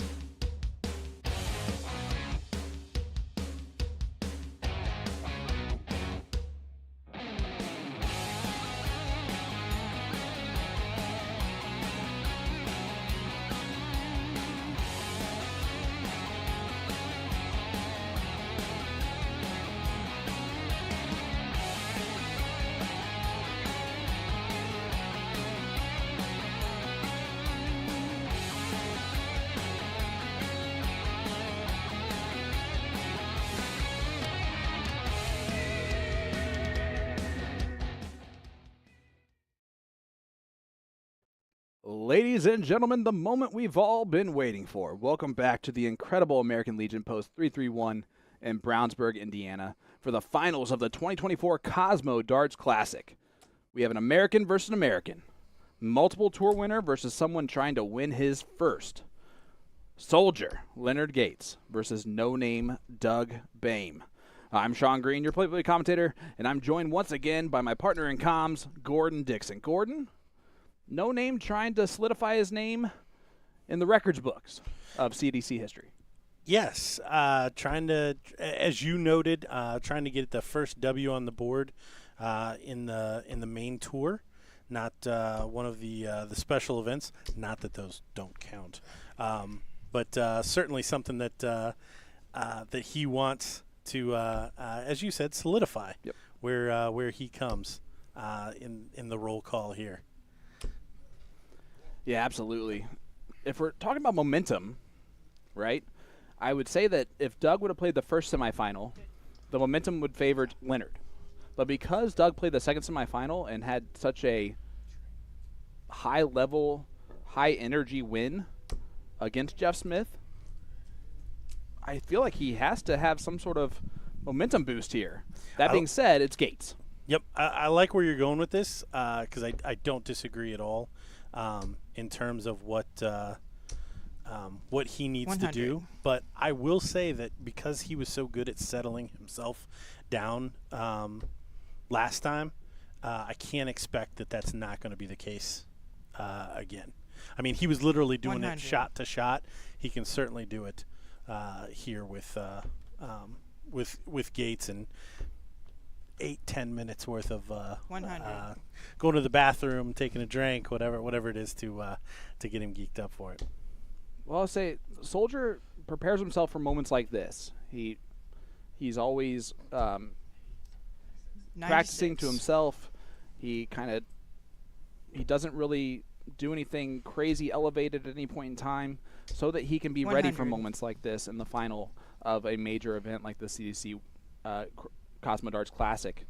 Doug definitely has the highs and lows of his game that he kind of wears 98. directly on his face from time to time, and more so.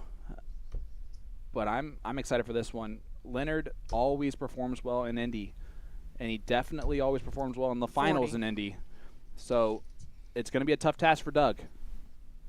Yeah, I think again, Doug has taken the chances that he needed when he needed it, and he played a great match against Jeff 58. Smith. He caught Alex Spellman a little cold, but Bullseye.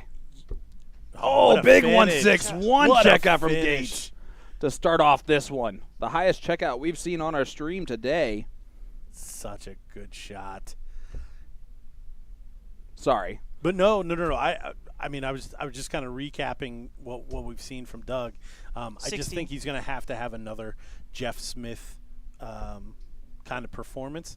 He's not going to be able to catch Leonard cold. And I know saying that now after watching him take out the 161 probably looks a little silly, but that's just what I expected here. I don't think that this is going to be a back and forth, miss the 81. double fest. I would agree with that completely. That being said, the only time Doug has even really kissed the averages that Leonard has from time to time 137. was in that semifinal, the 94.55. He can't go back to the 84s and below that he had done previously to get to this spot. If he does so, Leonard wins this 7-0. 46. Maybe 6-1. Maybe 7-1. Yeah, well, and honestly, I mean, Gates could do that with Bame in the 100. 90s. Yep. To be completely honest. But you have a dangerous player that's been taking his chances all day. So while I don't expect anything less than Leonard throwing his best, I can't expect anything less than Doug 180. taking chances. Man, you and this timing of what you say versus what happens is just masterful. It is why you're an ESPN commentator. Bullseye for Leonard Gates. And I'm just a regular average day Joe. I appreciate you throwing out my my accolade there. Two-time. 2 times. Thank you. 99 scored. Leonard just missing the bull there. This is something that Doug would need to get himself going. Great start. Oh, beautiful. Double 10. Oh, he would have rang him up. He would have. He would have rang him up. But instead, Soldier's going to get 2 darts at a double. Unless something crazy happens, it's going to be at double 8. And a break a throw. Game shot. And he hits double 4 because no one misses double 4. No one misses double 4. I keep telling you. So I just got to leave myself double 4. Let me write that down for later on. Once again, this is the final 99 of the Cosmo Darts Classic here in Brownsburg, Indiana. We are a little bit more than an hour away from the start of the U.S. Darts Masters Qualifier number 2, where we will solidify all of these 96. spots going to Madison Square Garden in a couple weeks to take on the best in the world that the PDC has to offer. 180. And that's a 180 from Leonard Gates. Both these guys not qualified for that.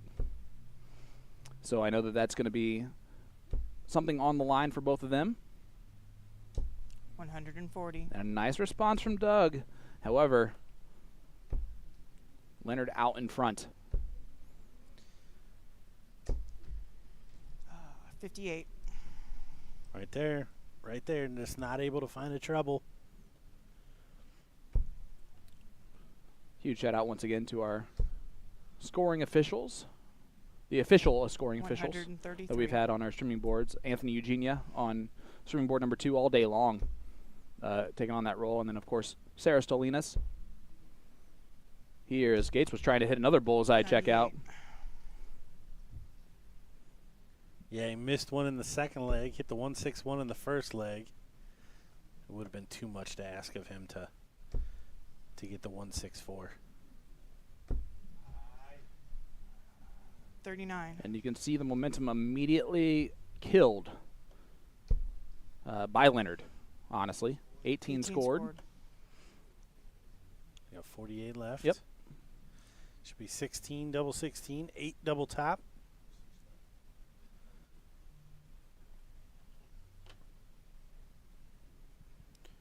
There's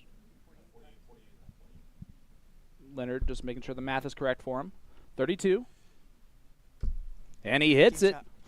And I'm telling you, for most people, you having the math down, not being able to like take time to have to refocus after doing the math and whatever, most people will be affected by that.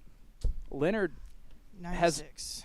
This is nothing against, he has gotten used to that type of situation to where it now is something that he handles with, honestly, 100. grace when it happens. Now, he certainly doesn't know what he has, and he's practiced at it. Well, you said it a little bit harsher than I did, but it's part of the game, right? It only affects you if it affects you. And for him, yes, there are definitely times where it affects him, but it's usually because he's too good, you know? You don't get the moniker Lenny Too Many by being not good enough. Perhaps one of the best things Wayne Martel has ever said. I'm pretty sure that was Dan Dawson. Oh, was it? I think it was Dan.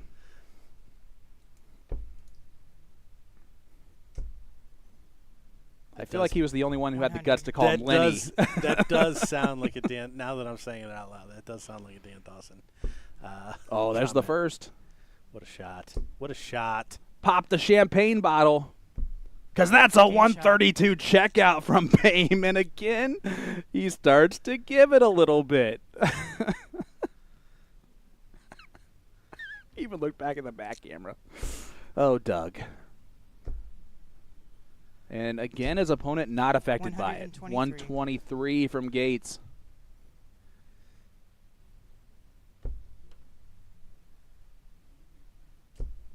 And again, Doug back, finding it.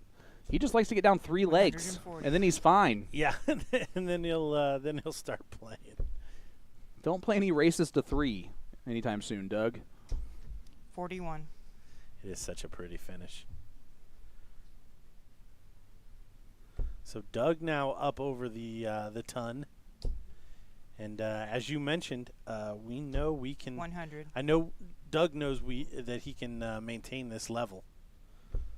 He has before on a bigger stage 140. at the Continental Cup. Has averaged 106 in that before. Right now, both players well over 100. 140. I don't know how anyone watching along can sit here and look at this and be like, North American darts. You know?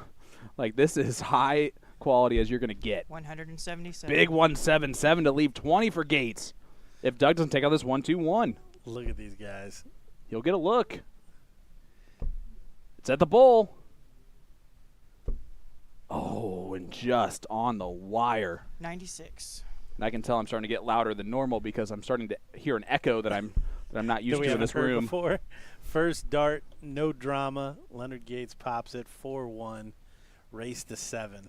Look at these averages, folks. About as high class as you're going to find anywhere around the world. And another 180 from Bame.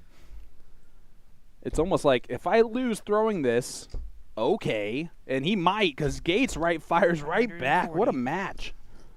Yeah, and I said he could win 7-0 with Bame averaging in the 90s.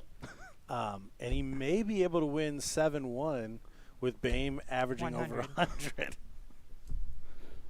He's getting close to that 110 mark. But so is Gates.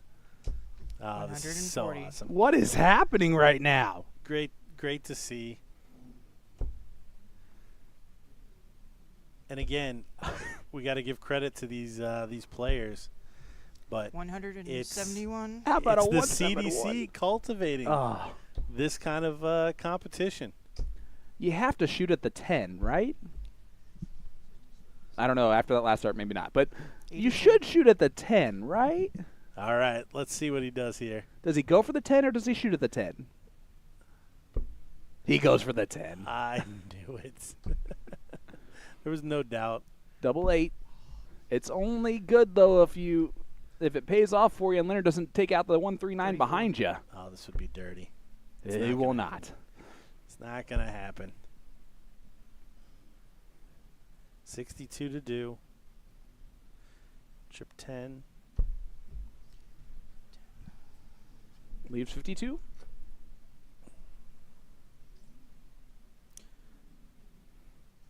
$87. And Doug's going to step back, take a drink. Or just step back for a second.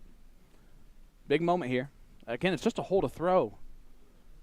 But with the pressure that's happening right now, nothing. Yeah, you can't. Nothing's a gimme right now. That was a 13-dart hole to throw. And it seemed like there was nothing in that for either player. 107.33 plays a 106.06. 6 legs in. Yeah. It's like this is leg number 1 or something, guys.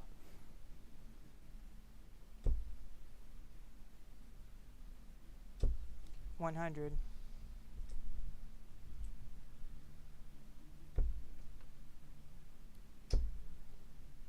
Soldier, arguably the greatest senior tour player of all time. I mean, he has to be. He's the only one that has all 3 majors, right? Yes. Look at that. Look at that parody. 121. I love it. Somehow after 6.5 legs, they have the exact same average. Well, I know how. They don't miss the treble 20. Neither of them. 100. Even that was a shocking 100. Gates jump shoots that one in there. Needs a 140 at least. Not going to get it. 100. 161 plays 180. Leonard has 6 darts from here. Does he shoot at it anyway? He would have. That would have been the second time taking it out if he would have hit it. 137. Great darts from Soldier once again. Setting up for another 13-darter.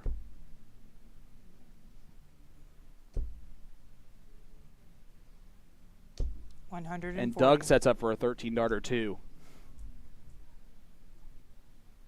Game shot. And Gates does hit the 13.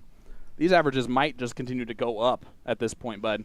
5-2 lead for Gates, and Doug Bame is averaging 109.23, and he's down 5-2. Absolutely staggering. Staggering level here in the final. It's got to have everybody 60. worried in the qualifier.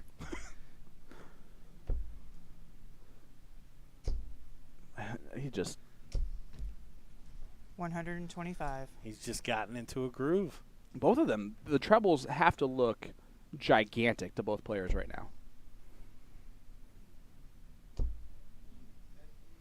I mean, we're probably treading on 140.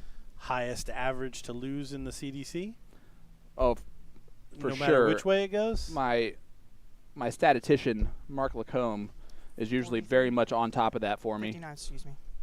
But I will definitely tell you that this has got to be the best, highest combined average. I mean, we still have a ways to go, Yep. but at this point, if it continues on this way. 77. Doug with the 77 there. 140. And he did something that's always okay to do. It's always okay just to call out what you hit if it's a weird math situation. Especially if you find your scoring official just not having to take an extra second. 45. Oh, it's going to crush his average. Probably the first 45 we've seen. What it's actually going to crush, though, it might be the match for him. 99. Because Gates now stealing the throw from Doug once again.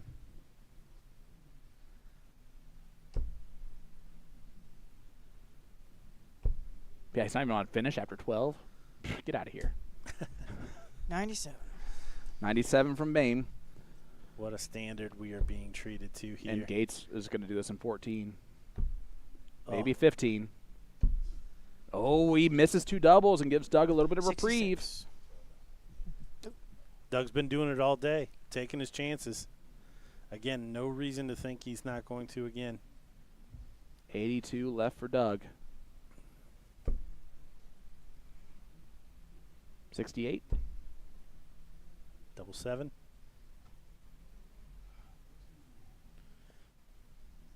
I think just making sure. Yep.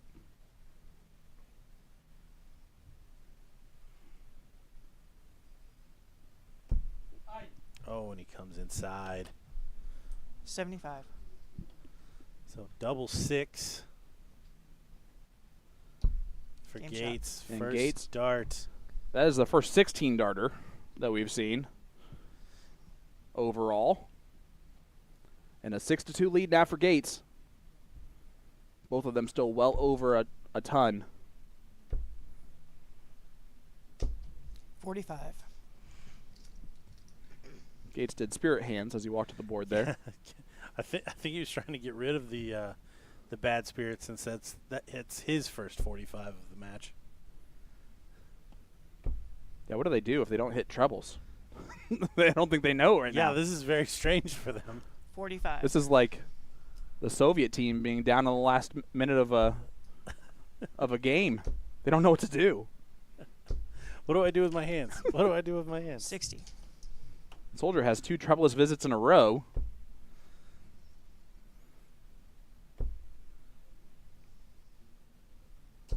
Oh, there's the big scoring visit we needed. Back on the train.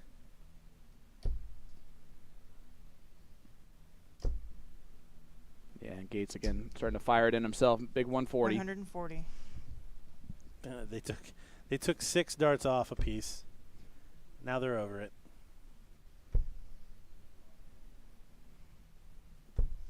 $96. Gates looking for another treble that would have left him a better finish, but he'll have 156. He's already hit the 161 in the match. You want to talk about a tone setter that turned out to be. Doug needs to find 60. one and doesn't. So Gates has 6 from 156 for the title. I thought he might want to do it in style. 60. But nope. God forbid, Soldier. I'm just kidding. This has been the crazy, crazy, crazy level from both players. Yeah, and I mean, the good part is, I mean, Doug's going to come Yes. away with this not feeling bad at all. I guarantee you. He knows what he was up against here. There's nothing to be 137. ashamed of. And, I mean, it's not over, but 76. you see the shake of the head there from Doug, like, oh, I might get a shot here. He's going to get a shot here. But he's going to have to fade some darts 60. for the win by the time this is all over. Game shot. But he's alive right now, and that's a break of throw. This could be 6-4 before you know it, and he's only one break of throw from this point and a couple holds. For making it a 6-6, go to last leg decider. Oh, look at him firing right back in. 140.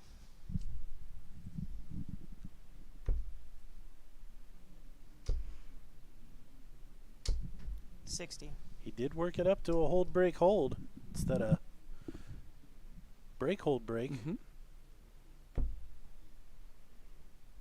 Needs to settle down, get back into that trouble. 26.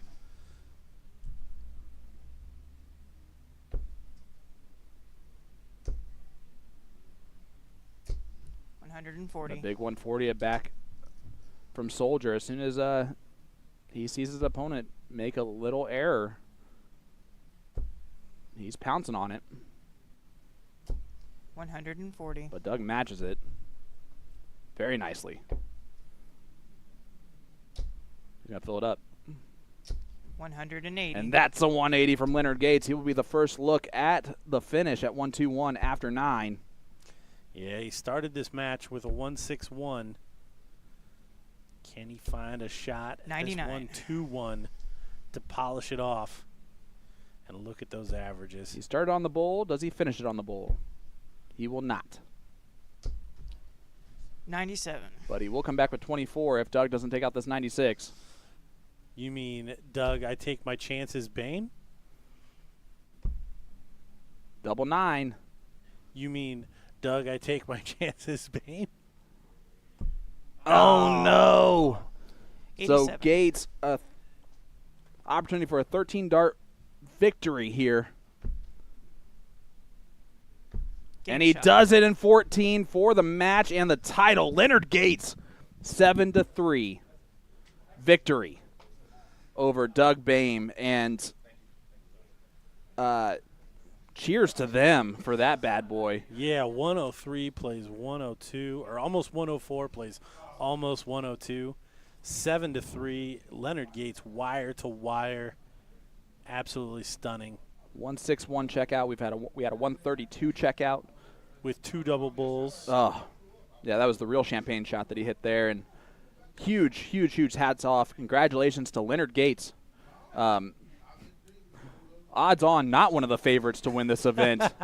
Getting it done. I hope all 100 of those people listen. Their $20 tickets. If I'm telling you, if I was in one of those states and I saw those odds and I didn't pick that, I would be kicking myself right now because there was an opportunity missed for sure. But Leonard Gates continues his successful run in Indy as our event #1 winner here, the Cosmo Darts Classic. So he starts off the year right where he wants to, on top.